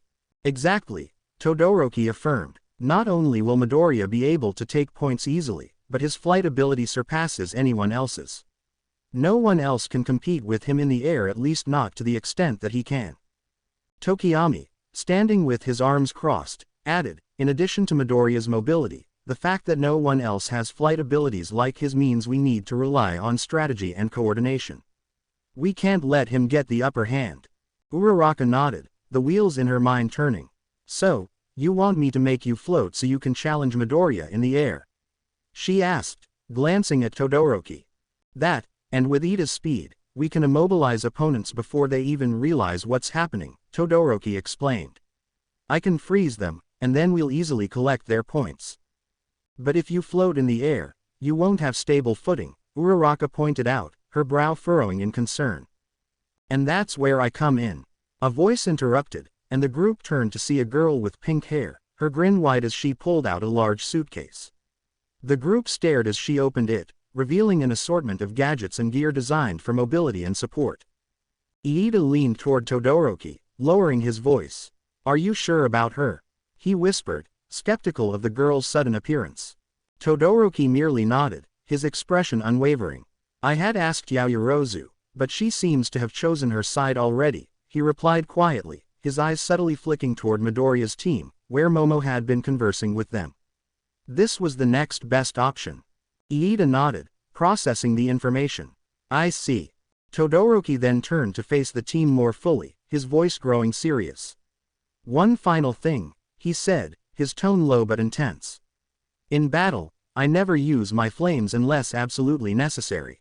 The air seemed to grow colder as his words hung in the air, a chill running down everyone's spines. Dot dot dot dot dot dot dot dot dot dot dot dot. All right, you made your teams. I'm not gonna ask if you're ready or not. Now, let's go. Counting down to the brutal battle royale. 3. We're aiming for, Bakugo growled, cracking his knuckles with an audible pop. 2. One thing, Todoroki said coolly, finishing Bakugo's thought. 1. Start. Midnight's voice echoed across the arena, signaling the beginning of the chaos. As soon as the second event began, a freezing wave of cold air swept across the battlefield, silencing the cheers for a moment. All eyes turned toward Todoroki's zone. His team's designated area had been completely engulfed in a glacial fortress of towering, razor-sharp ice formations, some stretching nearly 20 feet into the air. The jagged spires reflected the sunlight, casting a blinding, otherworldly glow over the field. It was like a frozen tomb. Holy crap, Awase stammered, his voice barely above a whisper. Saburaba gulped audibly, his face pale. Talk about one hell of a defense. Even Kaminari, usually quick with a joke, could only gape. Todoroki's really giving the pros a show here, he muttered, half in awe, half in fear. But the moment of stunned silence shattered as a thunderous boom erupted from Bakugo's zone. The sound of explosions filled the air as he launched himself forward with murderous intent, his eyes locked on Midoriya like a predator zeroing in on its prey. Deku! Bakugo roared, his fury reverberating through the arena. The other teams snapped out of their stupor, adrenaline kicking in as they rushed toward the center of the field, where Midoriya's team stood. It's a full-on battle for the 10 million points. Tetsu bellowed, his metallic arms gleaming under the stadium lights as he charged ahead. Izuku stood calmly on a tall pillar in his team's zone, the 10 million point flag fluttering dramatically above him. You're sure about this, Yaoyorozu? Izuku asked, glancing over his shoulder at her. Momo nodded firmly, a determined gleam in her eyes. Trust me, Midoriya, she declared, her voice unwavering. Izuku nodded, slamming his hand onto the Omnitrix's faceplate as a familiar green flash erupted from his wrist. Anticipation rippled through the crowd like a tidal wave. Participants froze mid-step, spectators clung to the edges of their seats, and cameras zoomed in, capturing every detail of the transformation. The flash of light faded, revealing a small, white, humanoid figure standing atop the pillar. Echo, standing at just 0.35 meters tall, emitted a faint, otherworldly hum. Present Mike's jaw dropped before he exploded with excitement, his voice booming through the arena speakers. Yeah! Izuku Midoriya transforms again, showing us another new form. And oh, I know what this one does, but I'm not spoiling the surprise. The stadium erupted into chaos, the deafening roar of cheers and gasps filling the air as the audience went wild. Cameras zoomed in on Echo, capturing every angle of the alien's small but commanding form. On the battlefield, Kamakiri shook off his initial shock and charged forward with a snarl. So what if you transformed? We're still taking that flag. Like hell we're losing, Kaibara shouted, spinning his arms with a determined grin as he followed Kamakiri's lead. Those 10 million points are mine, Midoriya, Setsuna called, her voice confident as her body began to split into floating segments, darting toward Izuku's zone. Echo chuckled, his voice echoing ominously as he began to split into multiple identical copies. Each clone leapt from the pillar in perfect synchronization, forming a wide perimeter around their zone. Despite the growing army of duplicates, one Echo remained seated atop the pillar, maintaining his vantage point as the others prepared for the oncoming assault. Yaoyorozu, are you ready? One of the Echo clones called out urgently, scanning the approaching waves of students. Jiro adjusted her headphones, Pony secured hers firmly, Itsuka settled hers in place, and Momo, donning her own pair with confident composure, gave a resolute thumbs up. Their expressions were unified, focused and determined. Wall of, chorused the Echoes in unison, their voices building as they collectively inhaled.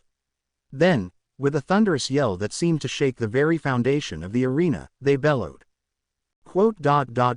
Sound. A cacophony of sonic waves erupted from the mouths of the Echoes, the sheer force rippling outward like an unstoppable tsunami.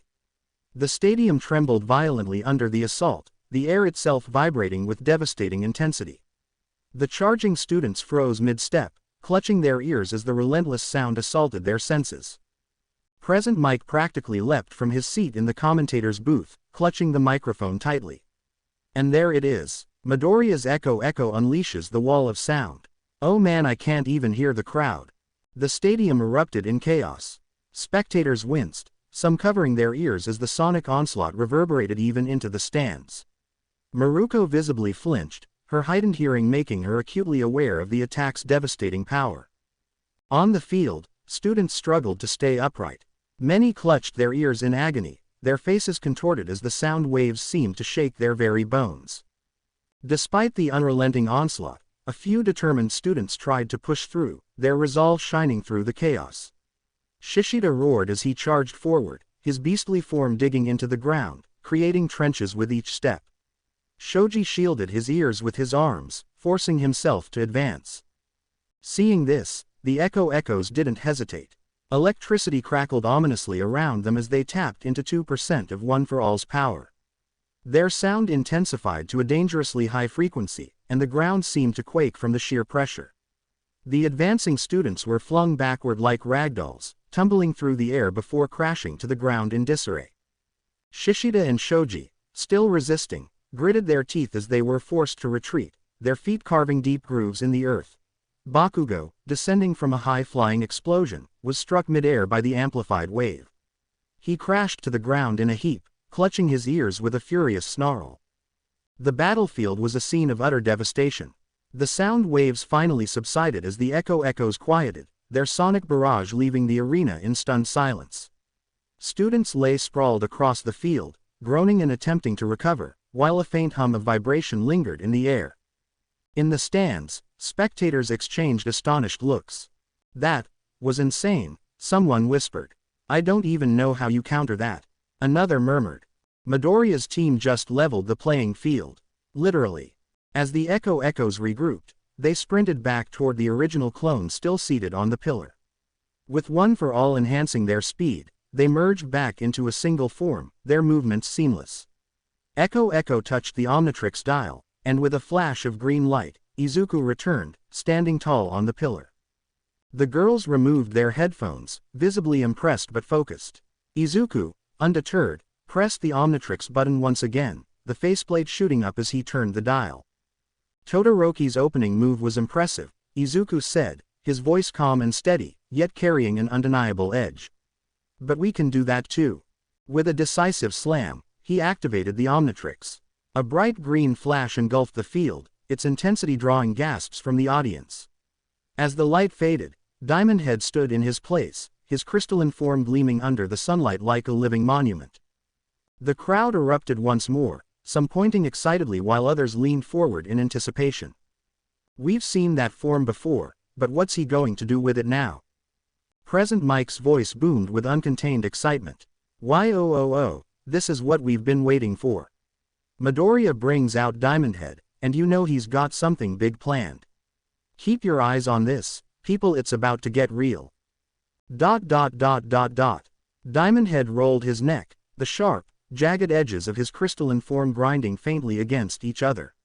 His glowing green body reflected the sunlight, the facets catching the light like a collection of jagged emeralds.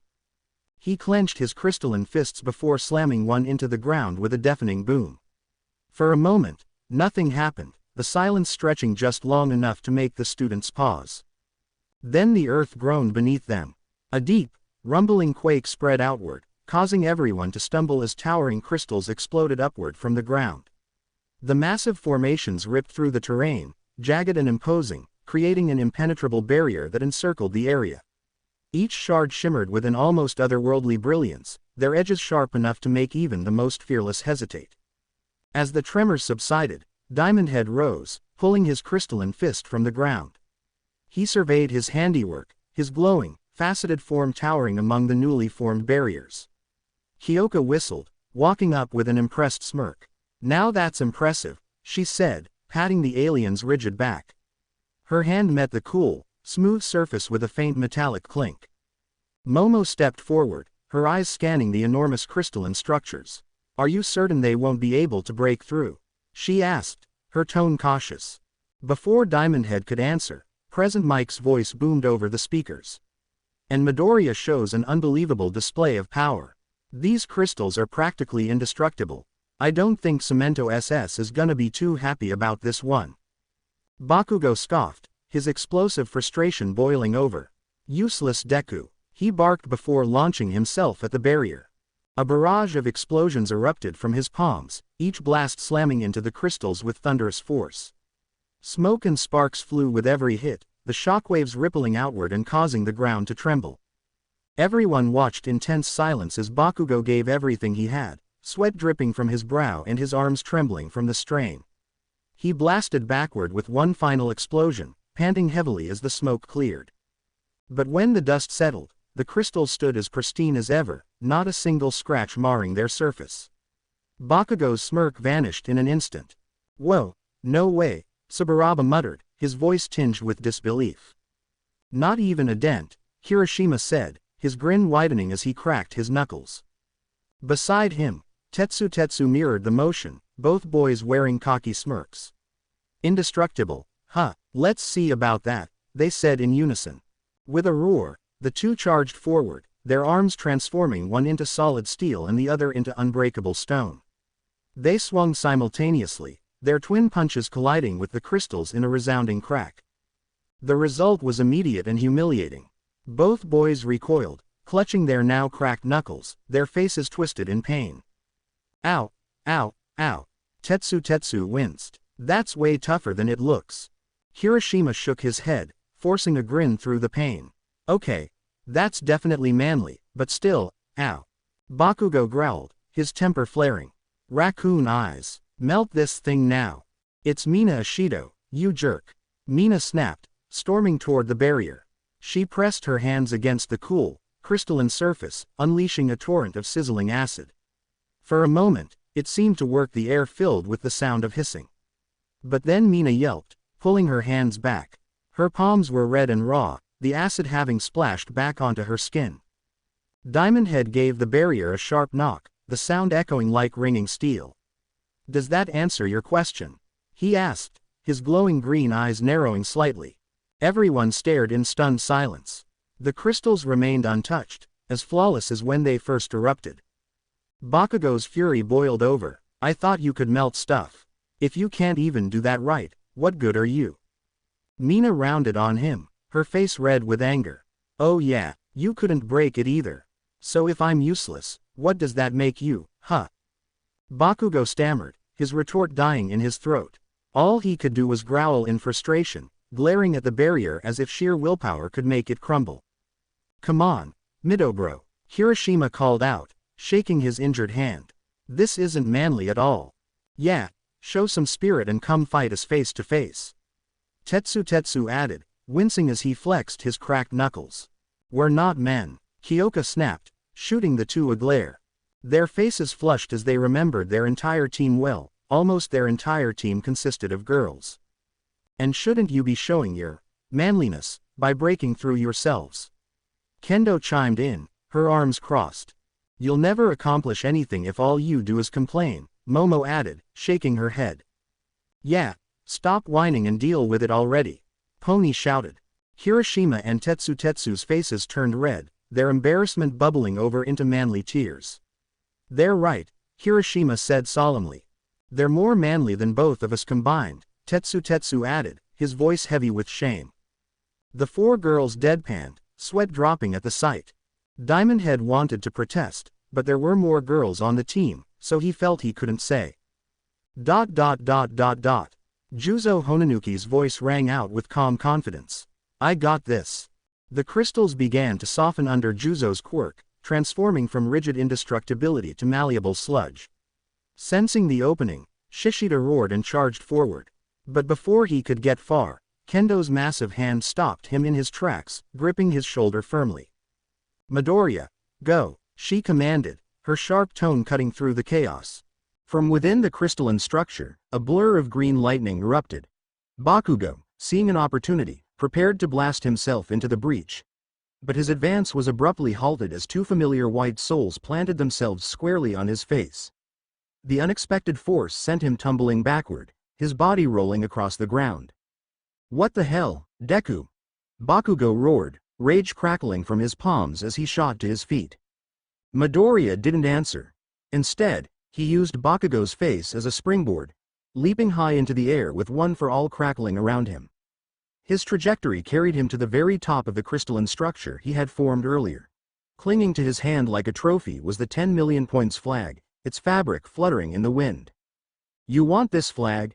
Midoriya taunted, twirling the pole like a bow staff before slamming it into a crack within the crystal, anchoring it securely. The students below stared up at him in surprise, their determination sparking anew. Without hesitation, Midoriya spun the Omnitrix's dial, slamming it down with purpose. A blinding green flash erupted, engulfing him, and when it cleared, his form had shifted. Standing there was Spider Monkey, a blue, monkey-like alien with lean, muscular limbs and 4 arms. His sleek blue fur gleamed in the sunlight, dark blue patterns cutting across his chest and limbs. 2 glowing green pairs of eyes scanned the crowd below, calculating their movements. The Omnitrix symbol sat proudly on his chest as his striped tail flicked behind him. You're going to have to take it from me, Spider Monkey declared, his voice filled with a confidence that was rare for Izuku. Kirishima smirked, hardening his arm with a sharp crack. Midoriya, do you really think you can take us all on? Spider Monkey crouched low, his tail curling behind him like a spring coiling in anticipation. His glowing eyes gleamed as emerald electricity sparked across his alien body. The ground trembled slightly from the shockwave of his sudden energy. The real question is, Spider Monkey said, his 4 arms tensing as the surge of energy caused dust to swirl around him. His voice lowered, confidence dripping from every word. Can all of you take me? The battlefield stilled for a fraction of a second before chaos erupted. Spider Monkey didn't wait for an answer. With a burst of alien agility, he leapt into the fray, a blue streak against the chaos. Kirishima swung at him first, but Spider Monkey effortlessly flipped over the attack, using Kirishima's hardened shoulder as a platform to springboard into the air. Twisting mid-leap, he shot a webline from his tail, snagging Shishida as the beast man charged toward him. The momentum yanked Shishida into an uppercut, Spider Monkey's powerful fist slamming into his jaw. Before the burly student could recover, Spider Monkey vaulted beneath him, using his tail to sling another webline. With a fierce tug, Shishida was hurled into a tree with enough force to shake the branches. Shishida groaned as he stood, cracking his neck. You're going to regret that. Spider Monkey paused mid-motion, groaning inwardly as his mind flashed to a memory. I can't believe Pony convinced me to say that. It made me sound like such a...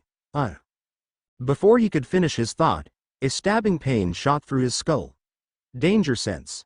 The sharp, instinctual alert forced Spider Monkey into action, and he leapt into the air just as the ground beneath him softened into mud. His tail shot out a webline, anchoring him to the top of a tree.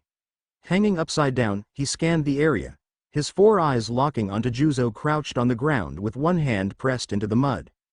Sorry about this. Spider Monkey called out before firing a web straight at Juzo's face. The sticky substance splattered across Juzo's head, momentarily blinding him. Spider Monkey yanked the webline, sending Juzo stumbling into his own mud pit. The alien winced. Really sorry about that. Another sharp jolt from danger sense pulled his attention to the ground as vines erupted toward him. He backflipped out of their reach, twisting gracefully in midair. His instincts screamed again, this time from behind. Turning just in time, he saw Bakugo hurtling toward him, explosions crackling violently in his hands. Spider Monkey leapt over Bakugo with a fluid flip, firing a webline midair. The sticky string caught Bakugo's arm, and with a fierce yank, Spider Monkey sent him flying into the tangle of vines. They wrapped around Bakugo's limbs, restraining him as he thrashed and screamed in rage. You damn monkey! Bakugo bellowed, struggling against the vines. Present Mike's voice boomed across the arena, filled with unrestrained excitement. Why did y'all see that? Midoriya Spider Monkey just flipped over Bakugo like it was nothing, and oh snap, he's using that tail of his to web Bakugo straight into Abara's vines. That's what I call teamwork. Bakugo is not happy, folks. Looks like the king of Boom just got dethroned by the king of the jungle. Itsuka looked at Midoriya with a determined look, her heart beating in her chest. She clenched her fist. Her mind recalled the USJ attack where she had left him to fight the Nomu all by himself. She clutched her chest. "I'm not going to let you fight alone. I'm going to help him," Itsuka said, cracking her knuckles as she approached Pony. The three other girls looked surprised. "Pony, do mind using your horns to drop me off in the battlefield?" Kendo said, a determined look on her face. Momo asked in confusion. Itsuka clutched her chest. I don't want him to fight alone, okay? Plus this a team game, we should be working as team." The three girls saw her point before giving a determined look and nodding. "I'm going with you," Juru said as she put on her speaker boots made by one Momo Yaoyorozu. "Yao Momo, you and Pony stay here," Juru said as Pony shot out two horns. Both girls leapt on the horns. "Ready, you two?" Pony asked. Juru and Itsuka gave nod before they were shot over the crystal-sharp formations. Itsuka glanced toward Midoriya, her fists clenching at her sides as her heart pounded in her chest. The memory of the USJ attack resurfaced vividly in her mind the moment she'd left him behind to face the Nomu all by himself. Her hand instinctively clutched at her chest, guilt mingling with resolve. "I'm not going to let him fight alone again. I'm going to help him," she declared, cracking her knuckles and stepping forward with determination. "Help him?" Pony asked, tilting her head in confusion as her horns twitched slightly. The other three girls exchanged surprised glances before Momo broke the silence. "Why now? Midoriya seems to have things under control." Itsuka took a deep breath, her voice steady but filled with emotion. "I don't want him to face all of this alone. Okay? This is a team game. We're supposed to be working together, not leaving one person to carry the weight." Momo and Juru exchanged a look before nodding in understanding. "You're right," Momo admitted with a small smile. "Let's help him." "I'm coming with you," Juru said, pulling on her speaker boots, a piece of gear crafted by Momo herself. She turned to their class's resident American. "Pony, can you use your horns to drop us into the battlefield?" Pony stammered, her wide eyes blinking in surprise. Her Japanese wasn't perfect, she had gotten better, but she still needed a second to process what Juru was asking. "Oh, you want me to shoot you over there?" "Yes, exactly," Itsuka said, with a nod. "Can you do it?" Pony nodded, her usual timidness replaced with focus as two of her horns detached from her head and hovered in midair. "Okay, get ready," she said, her voice a mix of determination and slight nervousness. Both Itsuka and Juro climbed onto the curved horns, bracing themselves. Pony glanced at them one last time. "Are you two sure about this?" "Absolutely," Juro said, giving a thumbs up. "Let's go." "Yeah, let's do it," Itsuka added, her eyes blazing with resolve. With a slight grunt of effort, Pony launched her horns with incredible speed. The girls soared over the sharp, glimmering crystalline formations below, the wind whipping through their hair as they held on tightly. "Hang on," Pony shouted after them, her voice filled with both encouragement and worry. Juro glanced at Itsuka mid-flight, a small smirk on her face. "I hope you know what you're doing." Itsuka gave a determined nod, her eyes fixed on the battlefield ahead. "I do. I won't let him down this time." Spider Monkey swerved past Ojiro's tail attack, his body flowing effortlessly like a well-oiled machine. The boy's blank expression remained unchanged, his eyes vacant and unfocused like he wasn't even there. "Ojiro, are you okay?" But his voice was drowned out by the overwhelming chaos around him. Danger sense suddenly flared to life, the familiar sharp stab of pain shooting through his skull. Without thinking, he pushed off the ground with his three-toed feet, launching himself sideways in a fluid, acrobatic twist. He narrowly dodged a brilliant naval laser from Aoyama, the bright beam slicing through the air where he had just been. Spider Monkey caught a glimpse of Aoyama again from the corner of his eye, the same vacant expression. There wasn't time to worry about it now, the situation was escalating fast. Blades erupted from Kamakuri's arms, sharp and deadly, slicing through the air like a storm of razors. Spider Monkey's heightened reflexes allowed him to evade the first blade, but the second one grazed his side, leaving a thin cut along his fur. Pain flared in his head again. Danger sense screamed at him. His eyes snapped to the charging figures of Sato and Shishida, their monstrous strength and speed crashing toward him like freight trains. His body was already preparing to leap into the air when another naval laser shot overhead, forcing him back down to the ground just as the two barreled toward him. Raw! Itsuka's voice rang out, and Spider Monkey glanced up to see her charging in, her fists massive and glowing with power. She slammed her fists into Sato's shoulders like a battering ram. The force of the impact was enough to stop Sato in his tracks. Spider Monkey's instincts flared. Seizing the opportunity, he shot a web from his tail, swinging under Shishida just as Sato was knocked back. He flipped his body midair, landing behind the massive boy. He cocked his fist back, feeling blue electricity crackle around his arm. The surge of energy felt like raw power coursing through him as he delivered a bone-crushing uppercut to Sato's jaw. The impact lifted the large student off his feet, his body jerking violently before Spider Monkey followed up with a roundhouse kick to Sato's chest. The sheer force of the blow sent Sato flying backward, crashing into a group of students like a wrecking ball, the air pushed out of his lungs in a pained grunt. Danger Sense jabbed through Spider Monkey's skull again, more intense this time. He twisted instinctively, jerking his head behind him. Shishida, in his beastly form, had launched himself toward Spider Monkey with terrifying speed. Spider Monkey barely had time to react before Jiro shot from her perch on the horn. She launched herself onto Shishida's shoulders, landing with precision and speed. "Sorry, dude," Jiro muttered with a sly grin as her jacks pierced into Shishida's ears. The moment the connection was made, she released a jolt of her heartbeat through the jacks. The beast man's roar of pain echoed through the arena as he staggered back, clutching his head in agony. Ah! Spider Monkey saw his opening. He launched himself at Shishida with unrelenting speed, his fist crackling with raw power. He drove the punch straight into Shishida's gut, the force of the blow knocking the air from his lungs with a sickening wham. Shishida was sent flying, skidding across the ground and clutching his stomach in pain, his breath ragged. Jiro dismounted from the beast man's shoulders, looking over at Spider Monkey with a satisfied grin. "Nice shot. Whoa, talk about teamwork. Kendo and Jiro coming in clutch, backing up Midoriya when he needed it most. This is how you dominate the battlefield. What are you two doing here?" Spider Monkey asked, catching his breath as he turned to Itsuka and Jiro. Itsuka, her ponytail swishing in the wind, shot him a cocky grin. "Someone's gotta have your back." Jiro nodded, her expression serious despite the playful tone. "Yeah, we can't let you have all the fun."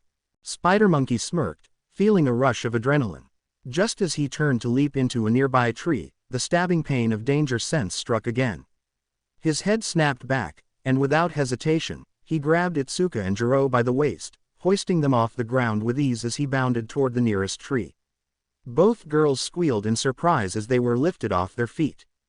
"Whoa!" Jiro exclaimed, her face flushed with surprise. "Midoriya, what the heck?" Jiro gasped, her cheeks flushed as she steadied herself. They landed smoothly on a high branch, the wind rustling through the leaves. Just as they regained their balance, Spider Monkey's sharp eyes caught a figure emerging behind where they had just been standing. "Was that Kororio?" Kendo's voice rang out, her tone filled with surprise. The boy in question smirked slyly, his eyes gleaming with intent. Kendo's expression shifted, her stance tightening as she realized what was about to unfold. "That's not good," she muttered, her gaze narrowing on the approaching danger. Danger Sense blared in Spider Monkey's brain, a violent warning just before the branch beneath them began to crackle and explode. In an instant, he leapt off, twisting his body in midair and landing on a nearby branch just as the one they had been on detonated in a shower of splintered wood. Shards of wood scattered, some grazing his fur, but Spider Monkey was already moving. The Danger Sense flared again, and Spider Monkey's heart raced as the branch he had just landed on exploded in a violent eruption. Without hesitation, he swung his body to the side, firing a web that snapped taut and launched him forward. The trees around him exploded with violent force, but Spider Monkey used the chaos to propel himself. A large chunk of wood flew at him, forcing him to dive to the ground just as the branches behind him shattered into jagged pieces. Jiro's eyes widened in horror as the ground beneath them started to soften, the earth shifting beneath their feet. Reacting quickly, she jammed her jacks into the soles of her boots, releasing a sonic pulse that sent shockwaves through the ground, halting their fall. The momentum of their descent stopped, but Spider Monkey's danger sense flared once again. In a blur of motion, he grabbed Kendo by the arm and launched her into the air. She flew like a missile, fists cocked and enlarged, and with a resounding thud, her punch collided with Juzo, sending him rocketing backwards, crashing into a pile of rubble. Spider Monkey didn't waste a moment. He shot a web to where Kendo had landed and pulled himself across the chaos, landing hard on the ground. The impact sent a tremor through his body, but he was already ready for the next attack. The trio panted from the effort, hearts still pounding. "Okay, so I'm assuming that was Class B?" Spider Monkey asked, his voice rough from the intensity of the fight. Kendo nodded quickly. The exploding branches must have been Shota's work. He must have tagged them earlier, she explained, scanning the battlefield. Spider Monkey's senses screamed again. His eyes darted around just as Kybra spun at him, his arm winding like a drill before launching toward Spider Monkey with terrifying speed. At the same time, Ojiro's tail whipped toward Kendo, aiming to strike her down. Without hesitation, Spider Monkey reacted. He grabbed Awase by the arm and flung him through the air with brutal force, sending him crashing into Rin, who had been launching razor-sharp scales. The impact caused them both to stumble. Kendo was already in motion. With swift precision, she grabbed Ojiro by the tail, her muscles tensing as she spun with him before delivering a punch to his gut. The force of the blow was enough to leave Ojiro gasping for breath. His unfocused eyes flickered, regaining clarity as confusion spread across his face. He blinked several times, clearly disoriented, not knowing where he was or how he had ended up there. Spider Monkey didn't waste the opportunity. He shot a web from behind Ojiro, wrapping it around his body and yanking him forward with a brutal tug. Ojiro was slammed into a nearby tree, the force of the impact leaving a deep indentation in the bark. The shockwave rippled through the area, the ground trembling as Ojiro crumpled to the ground, dazed and defeated. "We need to find Shota and Kurorio and take them down as quickly as possible," she said, cracking her knuckles. "If those two keep getting the drop on us, we're going to lose the 10 million point flag." Spider Monkey shifted the flag on his back, which was wrapped securely around him like a makeshift backpack. He crouched low, his sharp gaze darting across the battlefield. "Yeah, you're right, Jiro. Think you can find them with your quirk?" he asked, his tone steady but urgent. Jiro gave a confident nod, already pulling her jacks toward her boots. Before she could begin, Spider Monkey froze. Danger sense flared violently, sending sharp jolts of pain through his head.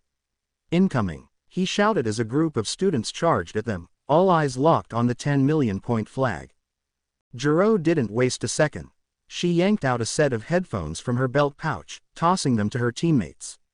"Cover your ears, now," she ordered. Itsuka and Spider Monkey barely had time to put the headphones on before Jiro's jacks plunged into her boots. A split second later, a powerful sonic blast erupted from her speakers, the shockwave tearing through the air with a deafening roar. The attacking students faltered, clutching their ears and wincing in pain. Some dropped to their knees, their ears still sensitive from Echo's earlier attack. Their groans of discomfort were almost drowned out by the lingering echoes of the sonic blast. Jiro smirked, cutting off the sound as she unplugged her boots. She knelt, pressing her jacks against the ground. Her sharp eyes closed as she focused, listening carefully. The battlefield buzzed with movement, but amidst the chaos, two distinct sounds stood out, pained groans and faint shifting from the shadows. Her eyes snapped open. "Got him. Shota is that way," she exclaimed. "Shota's over there, hiding behind that boulder, and Kurorio's just past those trees to the right." Spider Monkey crouched, his muscles coiling with anticipation. "I'll take Shota first. You two stay on Kurorio, don't let him slip away." His tail shot out, firing two web strings into nearby trees. With a powerful tug, he slingshotted himself forward, rocketing through the air like a missile. Shota's eyes widened for a moment, but a confident smirk tugged at his lips. He raised a hand and snapped his fingers. The instant he did, the branches Spider Monkey had used moments ago trembled ominously before shattering with explosive force. "The heck," Spider Monkey said before looking at Shota in realization. He must have used his quirk to leave traps. Danger sense flared, the stabbing pain jolting Spider Monkey's mind. He twisted midair in a near impossible maneuver, narrowly evading the shards of wood and splinters that exploded in his wake.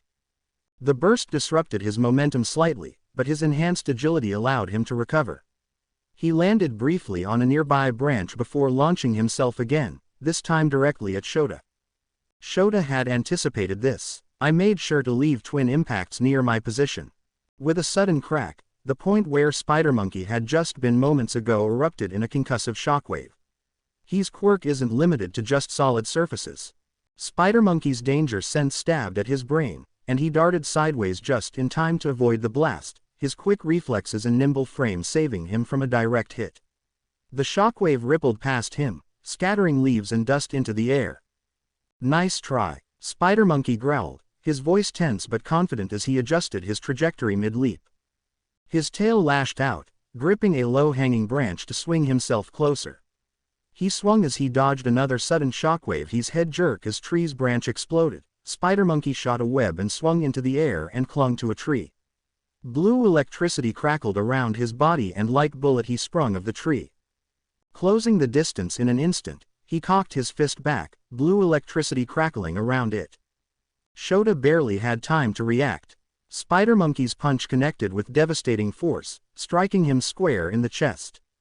The impact was so powerful that it sent a shockwave rippling through the air, a loud crack echoing through the clearing. The sheer force of the blow caused Shota to stagger back, his breath escaping in a harsh gasp as spit flew from his mouth. The force of the punch hurled Shota through the air like a ragdoll, his body colliding with the trunk of a nearby tree with a heavy thud. The tree shook from the impact, leaves raining down as Shota slumped to the ground, barely able to keep his eyes open. He groaned, clutching his chest as he fought to stay conscious. Spider Monkey landed smoothly on all fours. Spider Monkey with a devastating punch knocks out Narengeki Shota. How is he dodging all these attacks?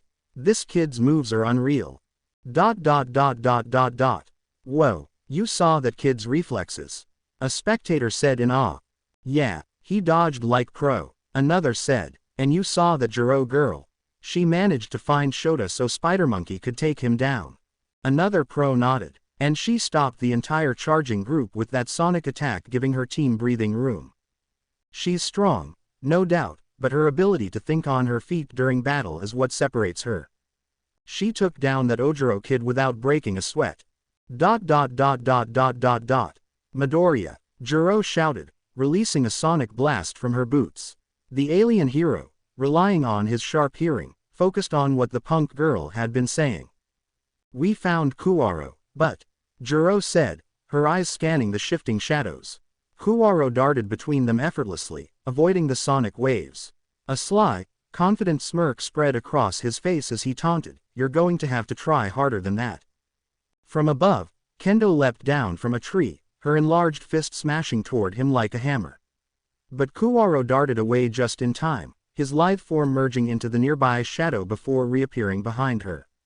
He launched a quick kick to her side, making her stumble slightly. He chuckled darkly, sinking into another shadow. Sorry, big sis, but no way you're taking me out that easily. Kendo clenched her teeth, a flicker of frustration crossing her face. She turned sharply, her ponytail whipping as she gritted out, "Oh, I'm not done yet." Kuwaro laughed again, but his smug confidence was shattered as a sonic blast from Jiro's Jax rocked him. Clutching his ears in pain, he stumbled, momentarily disoriented. Kendo smirked, tapping the headphones she wore to protect herself. "Gotcha now," Kendo yelled as she closed the distance, her massive fist driving upward in a devastating uppercut. The force of the blow launched Kuwaro out of his shadow, his body tumbling through the air. The shadow user scrambled desperately, his mind racing as he sought another dark spot to merge into. Another sharp sonic blast from Jiro made him falter, his focus wavering. Despite the relentless attack, he managed to escape, sinking into a nearby shadow and emerging atop a branch high in a tree. Panting heavily, Kuwaro leaned against the tree, his face damp with sweat. "Okay, I need to take a breather," he muttered, trying to regain his composure. "Oh, Kuwaro, you can't afford to slack off now."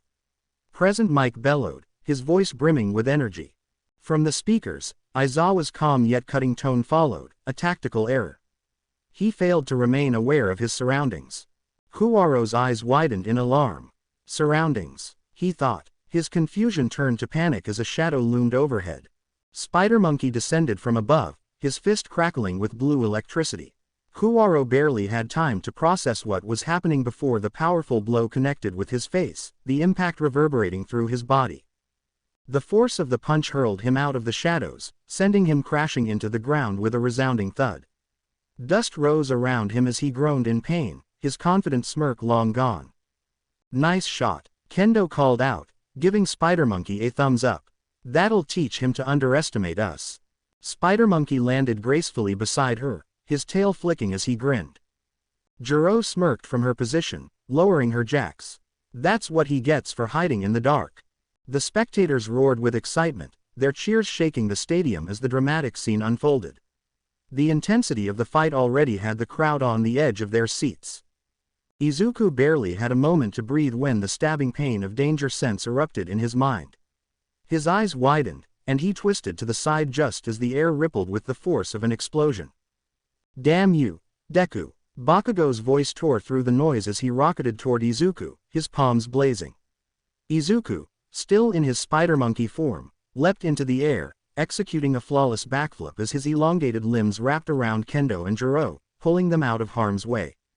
The ground where they'd stood cracked and burned under the force of Bakugo's explosion.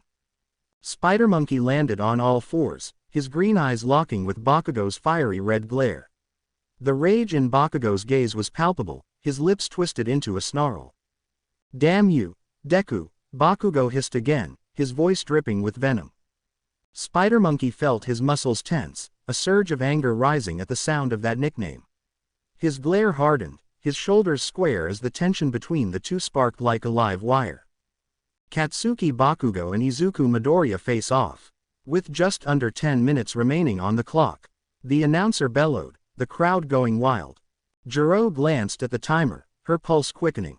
11 minutes and 30 seconds. Can Katsuki Bakugo claim the 10 million points and secure victory? Aizawa observed from the stands, his sharp eyes narrowing with concern as the two boys squared off. "This better not get out of hand," he muttered, though his gut told him otherwise. In the stands, Ishida leaned forward, a malicious grin spreading across his face. "Oh, this is going to be over in seconds," he sneered. "Bakugo's going to wipe the floor with him. Finally, we'll see Deku reminded of his place," another student added, practically buzzing with anticipation. "No way he's winning this one. Yeah, he was fast in the obstacle course, but this is a real fight," someone chimed in, smirking. "Bakugo's explosions are on another level," another agreed.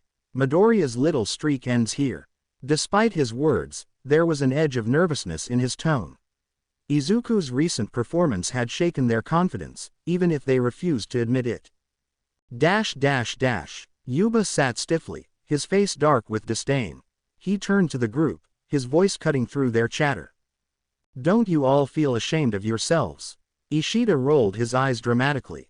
"Would you shut up already? Quit riding Deku's dick for, 5 minutes. You're getting on my nerves." The group laughed, some snickering under their breath. "Right, Naomi," one of the girls asked, nudging her shoulder. "Aren't you excited to watch Bakugo put Deku in his place?" Another girl chimed in, smirking. "What's he going to do? Cry his way to victory?" But Naomi didn't respond. Her wide, stunned eyes were fixed on the field, unable to tear away from Izuku's figure. Every movement, every leap, and every confident action had left her breathless. The way he'd taken on the hero course students, how he handled himself with an ease and focus she'd never seen before, it was like looking at a completely different person. "Naomi," the girl nudged again, her voice breaking Naomi's trance. "Huh," Naomi blinked, her face flushing. You okay?" "Why yeah, whatever," Naomi mumbled, brushing her hair behind her ear as she tried to mask her confusion. The girl shrugged. "Guess Deku's luck runs out here." Yuba snorted, his arms crossed. "There's a difference between luck and skill. You might want to learn it." Spider Monkey crouched low, electricity from One for All crackling around his fur like a raging storm. His green eyes locked onto Bakugo, burning with focus and fury. His tail lashed behind him, whip around like a whip. Across from him, Bakugo sneered, explosions sparking in his palms. So, you told on me to the teachers, huh? You think you can get away with that, you damn nerd. His voice was venomous, but his words were deliberately vague, leaving Kendo with a confused frown while Jiro narrowed her eyes, trying to piece it together. Spider Monkey didn't respond. The crackling energy around him surged, his stance tightening as anger bubbled just beneath the surface. Bakugo's sneer twisted into a scowl. And I haven't forgotten about that punch you landed on me. I owe you for that, Deku. His voice was low, dangerous, and full of barely restrained rage. The tension between them thickened, like the air before a thunderstorm. Boom! Bakugo launched himself forward, the explosion roaring beneath him like cannon fire. The ground beneath him cracked and cratered. Spider Monkey reacted instantly, his powerful legs coiling like springs before he shot forward, a blue blur slicing through the air. Bakugo's right hook came first, an explosion flaring from his palm, but danger sense snapped in Spider Monkey's mind, urging him to act. Twisting mid-air, Spider Monkey deflected the blast with his three-fingered hand, redirecting the heat and force to the side. Without missing a beat, his knee shot upward, smashing into Bakugo's face with a sickening crunch. Blood sprayed as Bakugo's nose shattered, sending him stumbling back. Damn you, monkey! Bakugo roared, his palms slamming together as a massive explosion erupted between them. The concussive force sent Spider Monkey hurtling through the air, flipping end over end, but he caught himself mid-motion, shooting a web from his tail to anchor onto a nearby tree. Using the tension, he slingshotted himself back toward Bakugo at breakneck speed. Bakugo twisted, his palms sparking violently. Die! A blinding explosion surged from his hands, the force creating a deafening boom. Black smoke engulfed the battlefield, obscuring everything in a thick haze. From the sidelines, Present Mike shouted, "Whoa! Bakugo goes boom with a smokescreen. I can't see a thing. Give us something to work with." Through the swirling smoke, Bakugo burst out, his expression wild and feral. But before he could recover, a massive fist collided with his face like a freight train. Kendo's blow launched him across the clearing, the impact cracking the ground beneath her. Bakugo spun mid-air, his palms flaring to stop his momentum. But Spider Monkey was already in position. From above, he shot downward like a missile, delivering a crushing punch to Bakugo's back and slamming him into the dirt with a thunderous crash. The ground cracked beneath the impact as Bakugo let out a guttural growl. Explosions erupted from Bakugo's palms, the heat and force forcing Spider Monkey to leap away. Danger sense flared again. Bakugo was relentless. A wide explosion roared toward him, lighting up the smoke-filled air, but Spider Monkey twisted out of the way, his tail hooking around a tree branch to pull himself clear. Before Bakugo could react, Spider Monkey descended again, landing feet first on his chest with bone-crunching force. The air burst from Bakugo's lungs as he slammed back into the ground, gasping for breath. Through gritted teeth, Bakugo roared, his palms igniting in a desperate explosion that launched Spider Monkey off him. The alien tumbled back but landed on all fours, crackling with energy, his green eyes gleaming with determination. Spider Monkey groaned, shaking off the sting in his limbs as Bakugo descended like a missile, fire exploding beneath him. Die! Bakugo roared, his explosion scorching the ground in a fiery blast. Spider Monkey rolled to the side, flipping mid-air with feline agility to avoid the burning assault. Bakugo surged forward, another explosion propelling him toward Spider Monkey like a bullet. But with quick reflexes, Spider Monkey dodged, weaving behind Bakugo in a blur. His tail shot out a sticky webline, latching onto Bakugo's arm. With a powerful yank, he threw Bakugo off balance just as Kendo rushed in, her fist enlarging to a massive size. Wham! Her hammer-like blow connected squarely with Bakugo's chest, the sheer force knocking the breath from his lungs. Bakugo snarled in frustration, his eyes blazing with fury. He gripped the web attached to his arm and pulled with explosive force. Boom! The shockwave erupted, forcing Kendo to shield herself as she skidded back across the dirt. Spider Monkey didn't let up. Swinging from above, he launched himself downward, delivering a devastating two-footed kick to Bakugo's side. The impact was so fierce that Bakugo felt a rib crack as he was hurled across the battlefield, rolling violently before slamming to a halt. Gritting his teeth, Bakugo pushed himself up, but there was no time to recover. Kendo was already on him, her massive fist sweeping horizontally in a crushing arc. Bakugo ducked at the last second, the force of the swing creating a gust of air that ruffled his hair. Before he could counter, Spider Monkey fired another webline, pulling himself toward Bakugo like a rocket. Twisting mid-air, Spider Monkey delivered a spinning kick that clipped Bakugo's shoulder, forcing him to stumble back. Kendo followed up with an uppercut, her fist initially normal-sized. But the moment it connected with Bakugo's chin, she expanded it in an instant. Crack! The blow lifted Bakugo off his feet, his head snapping back from the sheer force. Spider Monkey capitalized on the opening, launching forward with a flying knee. The blow connected squarely with Bakugo's face, sending him crashing to the ground in a heap. Damn it, he growled, blood dripping from his nose as he tried to steady himself. But Spider Monkey wasn't done. A webline shot from his tail, attaching to Bakugo's arm again. With a sharp tug, he hurled Bakugo toward Kendo like a ragdoll. Kendo pivoted smoothly, her leg sweeping around in a powerful spin. Her kick smashed into Bakugo's face with a resounding thud, sending him flying sideways. Before Bakugo could even hit the ground, Kendo followed up with a crushing punch. Boom! The force hurled him like a cannonball, slamming him into a tree with enough power to crack the bark. Bakugo slid to the ground, coughing and dazed. From the stands, Present Mike's voice exploded through the speakers.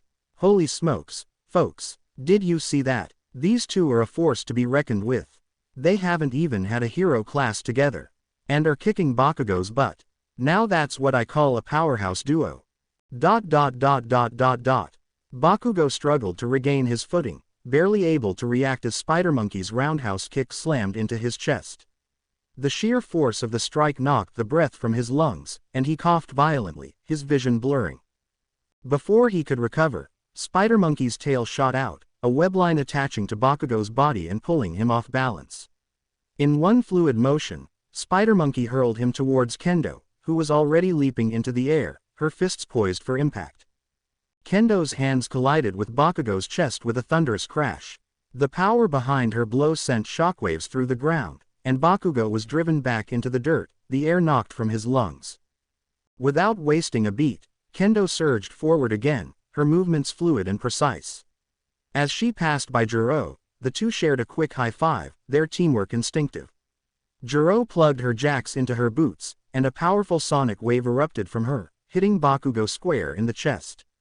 The sound was deafening, and Bakugo winced in pain, clutching his ears as the world around him blurred from the force of the attack. Before Bakugo could even think of retaliating, Spider Monkey shot a web at his right arm, pulling it tightly to his side. Bakugo's body locked up momentarily, giving Spider Monkey the chance to crawl around him, his martial arts training evident in every calculated movement. Spider Monkey wrapped him in a thick cocoon of webbing, each strand securing him tighter. Then, with a grunt of effort, Spider Monkey yanked Bakugo by the feet, flipping him upside down and leaving him dangling helplessly from a nearby branch. "Damn you, Deku!" Bakugo yelled, his rage and humiliation echoing through the air. Spider Monkey stood back, panting heavily, his body aching from the fight. Kendo, just as exhausted, stood with her hands on her knees, her chest rising and falling with each breath. She smiled at Spider Monkey and gave him a thumbs up. He grinned back, his heart swelling with pride. He wasn't sure what it was, but he could have sworn his heart skipped a beat. From the stands, Present Mike's voice boomed with excitement. Now that's what I call teamwork. Kyoka Jiro with the sonic attack leaves Bakugo powerless. From her zone on the monitor, Uraraka watched the pair with a mixture of admiration and something deeper. The way Kendo and Spider Monkey fought together effortless, like they had trained together for years, hit her hard. It made her stomach twist. She knew how Kendo felt about Izuku, and watching her use those feelings to fuel her attacks, while she had been too afraid to act on hers, stung more than she expected. A pang of jealousy gnawed at her chest. Suyu, watching intently, could only mutter in awe, "Ribbit." Kendo. There was a certain beauty in their synchronization, in the way they moved without speaking. They were completely in tune with each other. Mina, who had been observing from the sidelines, couldn't help the flush that spread across her face. She was still trying to process what she had witnessed. So, that's what you meant, she thought, remembering the conversation from the sleepover. Shaking her head to clear her thoughts, she refocused and charged into the fray. Ishida stared at the scene, his face pale as if his entire world had been flipped upside down. The once smug expression he carried was replaced with disbelief. Around him, his group of friends sat in stunned silence, their earlier confidence in Bakugo's victory shattered. Meanwhile, the rest of the spectators erupted into thunderous cheers, their excitement shaking the arena as they chanted for Spider Monkey.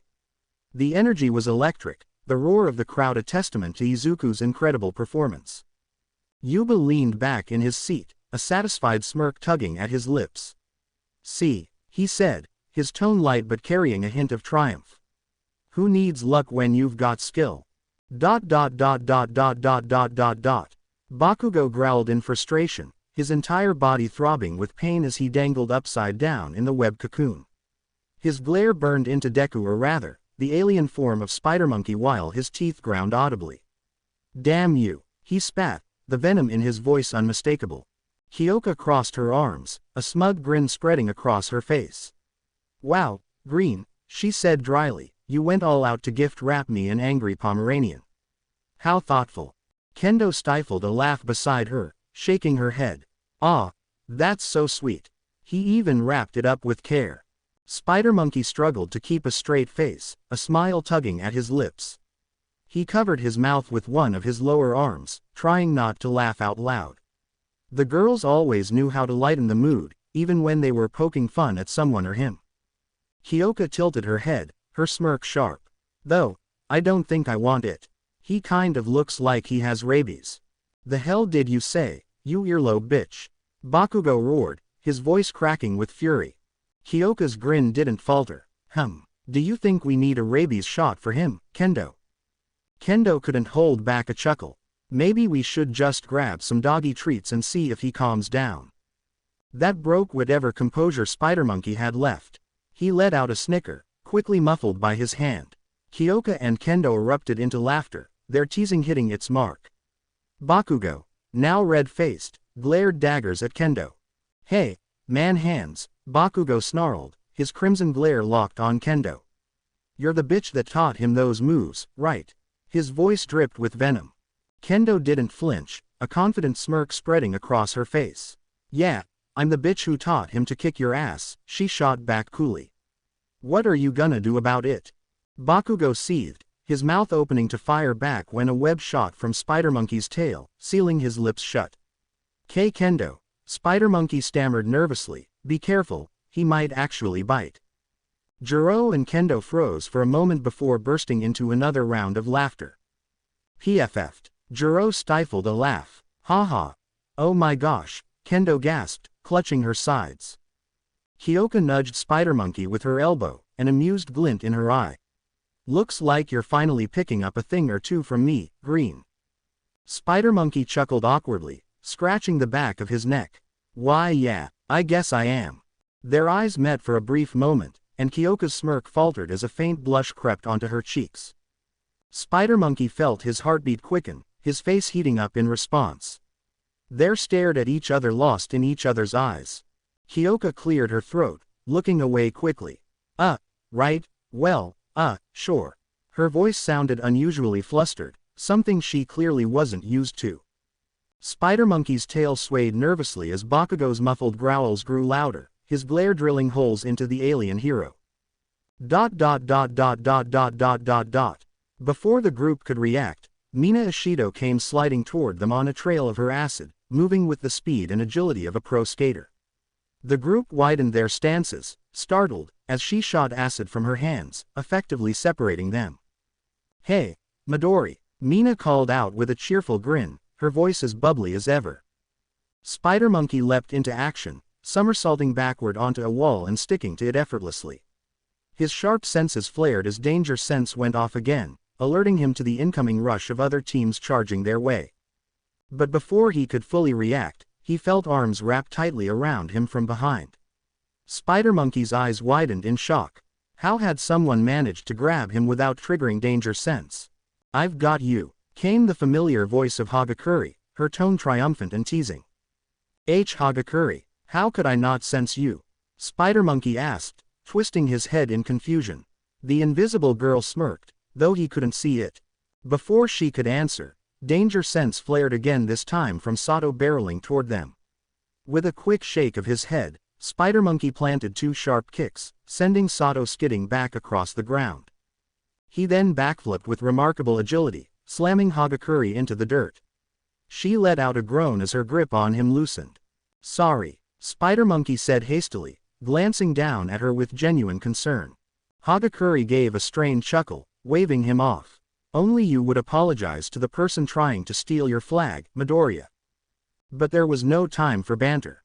Spider Monkey's danger sense buzzed faintly again, not from an incoming person, but something else. He instinctively dodged a splash of acid hurled his way, only to see Mina Ashido closing the gap. However, when she threw a punch, his danger sense didn't register it. "Why can't I sense her attacks?" Spider Monkey thought, narrowly dodging her punch with a twist in midair. Thinking quickly, he shot several webs toward her, pinning her to the ground. But Mina burned through them with her acid in seconds, grinning as an idea sparked in her head. "Wow, Midori, this isn't exactly how I imagined you shooting white sticky stuff on me," she said with a mischievous smirk. Spider Monkey froze mid-movement, his face flushing deep blue. For a moment, his sharp reflexes faltered entirely. Kyoka, standing nearby, caught the comment with her enhanced hearing and turned bright red. "Uh-oh," she muttered under her breath, facepalming. The stumble was all Mina needed. She darted forward, landing a clean uppercut to Spider Monkey's jaw, followed by a swift kick to his midsection. With surprising speed, she grabbed the flag from his back. Kendo, spotting the opening, leapt into the fray. Her enlarged fist swung powerfully as she spun through the air like a wrecking ball. Mina barely avoided the hit, forced to drop the flag in the process. "That was a dirty move, Ashido," Kyoka said, her arms crossed and her face still pink from embarrassment. "But I guess that's one way to get Midoriya to lower his guard." Mina stuck her tongue out playfully. "Whoa, Ashido actually landed a hit on Midoriya." Present Mike's voice boomed over the arena. "Nobody's been able to touch him since this event started. What the heck just happened to throw him off his game?" Aizawa groaned, pinching the bridge of his nose. "From past experience, I have a pretty good idea," he muttered, his voice laced with irritation. Spider Monkey sat up, his blue fur still tinged with embarrassment. "Seriously, dude," Kyoka said. "Look, she caught me off guard." Spider Monkey protested, his voice defensive as he glanced away. Momo glanced at the timer, noting the remaining time. 9 minutes and 56 seconds remaining. 9 minutes and 56 seconds, she said, her tone calm but laced with urgency. With quick precision, she created a flare gun from her quirk. "We're running out of time. Our best strategy now is to elevate our team. Pony, you'll use your horns to get everyone into the air. We'll let the others exhaust themselves fighting over the flags while we hold out until the clock runs down." Pony blinked, her wide eyes filled with determination. "You got it," she said, immediately preparing her horns for the task. She launched 4 horns over the crystal formation. Bakugo, trapped in the sticky webbing, unleashed a thunderous explosion that shredded through the tangled strings. Shrapnel-like web fragments flew in every direction as he propelled himself forward with explosive force. Spider Monkey crouched low, his danger sense flaring. The sharp, stabbing sensation in his head guided his movements, and he twisted midair to narrowly avoid Bakugo's charge. But another pang spiked through his mind, sharp and relentless, alerting him to another incoming threat. His eyes darted around before locking on to Shoji barreling toward him with incredible speed. "Shoji," he called out, his voice edged with both confusion and apprehension. His senses screamed again, and this time, a purple sphere whizzed toward him. "Is Mineta with you?" He ducked and rolled, narrowly avoiding it, but another jab in his head caused him to sidestep as a slimy tongue lashed out toward him. He leapt onto a nearby tree, sticking to its bark. "Sue," Spider Monkey muttered, scanning the chaotic battlefield. His danger sense was relentless now, stabbing at his mind in quick succession as enemy after enemy closed in. Rin's scales whipped toward him, forcing him to dodge to the side. He somersaulted out of the way and landed in the middle of the fray, surrounded by his classmates. "Great, now it's everyone," he muttered, his sharp claws digging into the dirt. A sudden idea sparked in his mind as Kirishima charged toward him. Spider Monkey spun to face him, firing a web string that latched onto the red-haired boy. With a sharp tug, he yanked Kirishima toward him.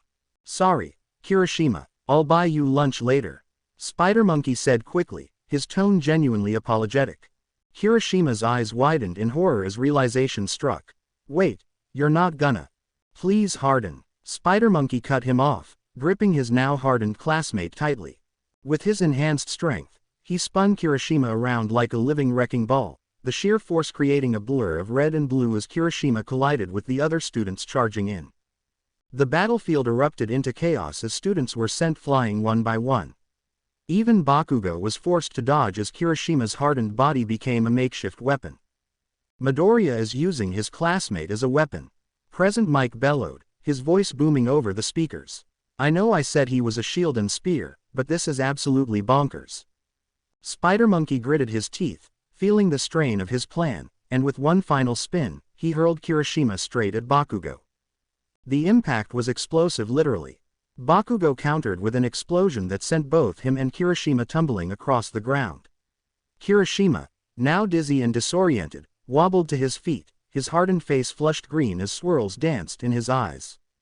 "Uncool, Midoriya, uncool," Kirishima groaned before collapsing and retching. Spider Monkey winced. "Sorry, Kirishima, I promise to buy you anything you want after this." Despite his state, Kirishima weakly raised a thumbs up, signaling no hard feelings. But Spider Monkey wasn't done yet. His danger sense throbbed incessantly as he realized he was surrounded once more. Suddenly, from behind a crystalline formation, a bright flare shot up into the air, illuminating the battlefield. Spider Monkey, Kendo, and Jiro turned toward it, their eyes widening in realization. "That's the signal," Spider Monkey exclaimed. "Kendo, Jiro, you two head back into the safe zone. I'll keep the flag safe." He crouched, ready to leap into action when Kendo's enlarged hand clamped down on his shoulder. "Like hell we're letting you do this alone," Kendo said firmly, her determined expression leaving no room for argument.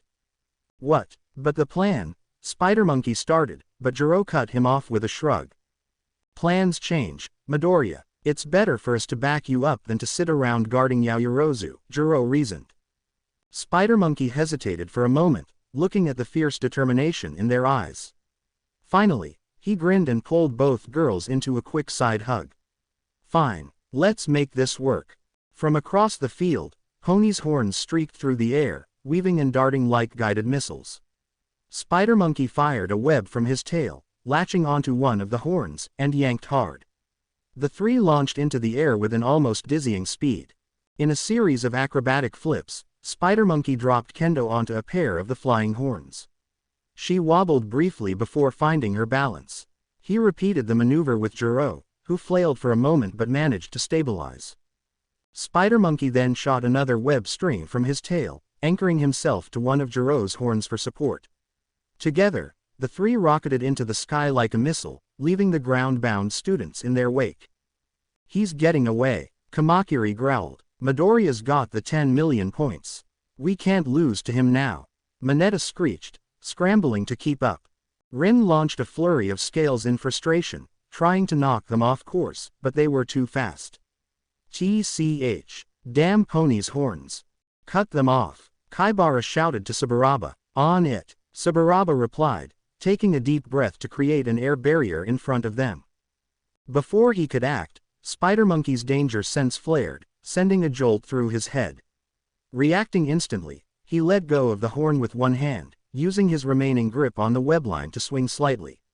In a split second, he fired a web straight at Saburaba's mouth, sealing it shut before the attack could leave his lungs. "Nice shot, Midoriya," Kendo called, gripping tightly as Pony's horns accelerated higher into the air.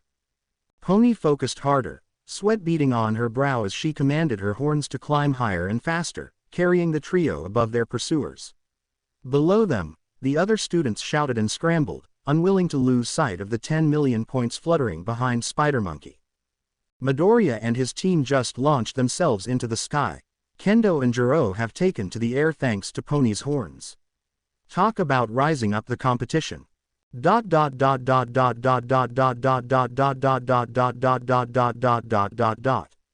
Shit, he's getting away, Kirishima muttered as he watched Spider-Monkey swinging through the air, holding onto a webline tethered to Pony's horn. The green alien and the horned girl were soaring farther out of reach by the second. So what's the plan, Bakugo? Isn't it obvious? We're still going after that damn nerd. Bakugo growled, his fists already smoking as his glare followed Izuku's retreating figure. Why? Mina Ishido asked, crossing her arms as she glanced at Bakugo. He already handed you your ass. Maybe we should just go after the other teams and rack up points. You know, make sure we qualify.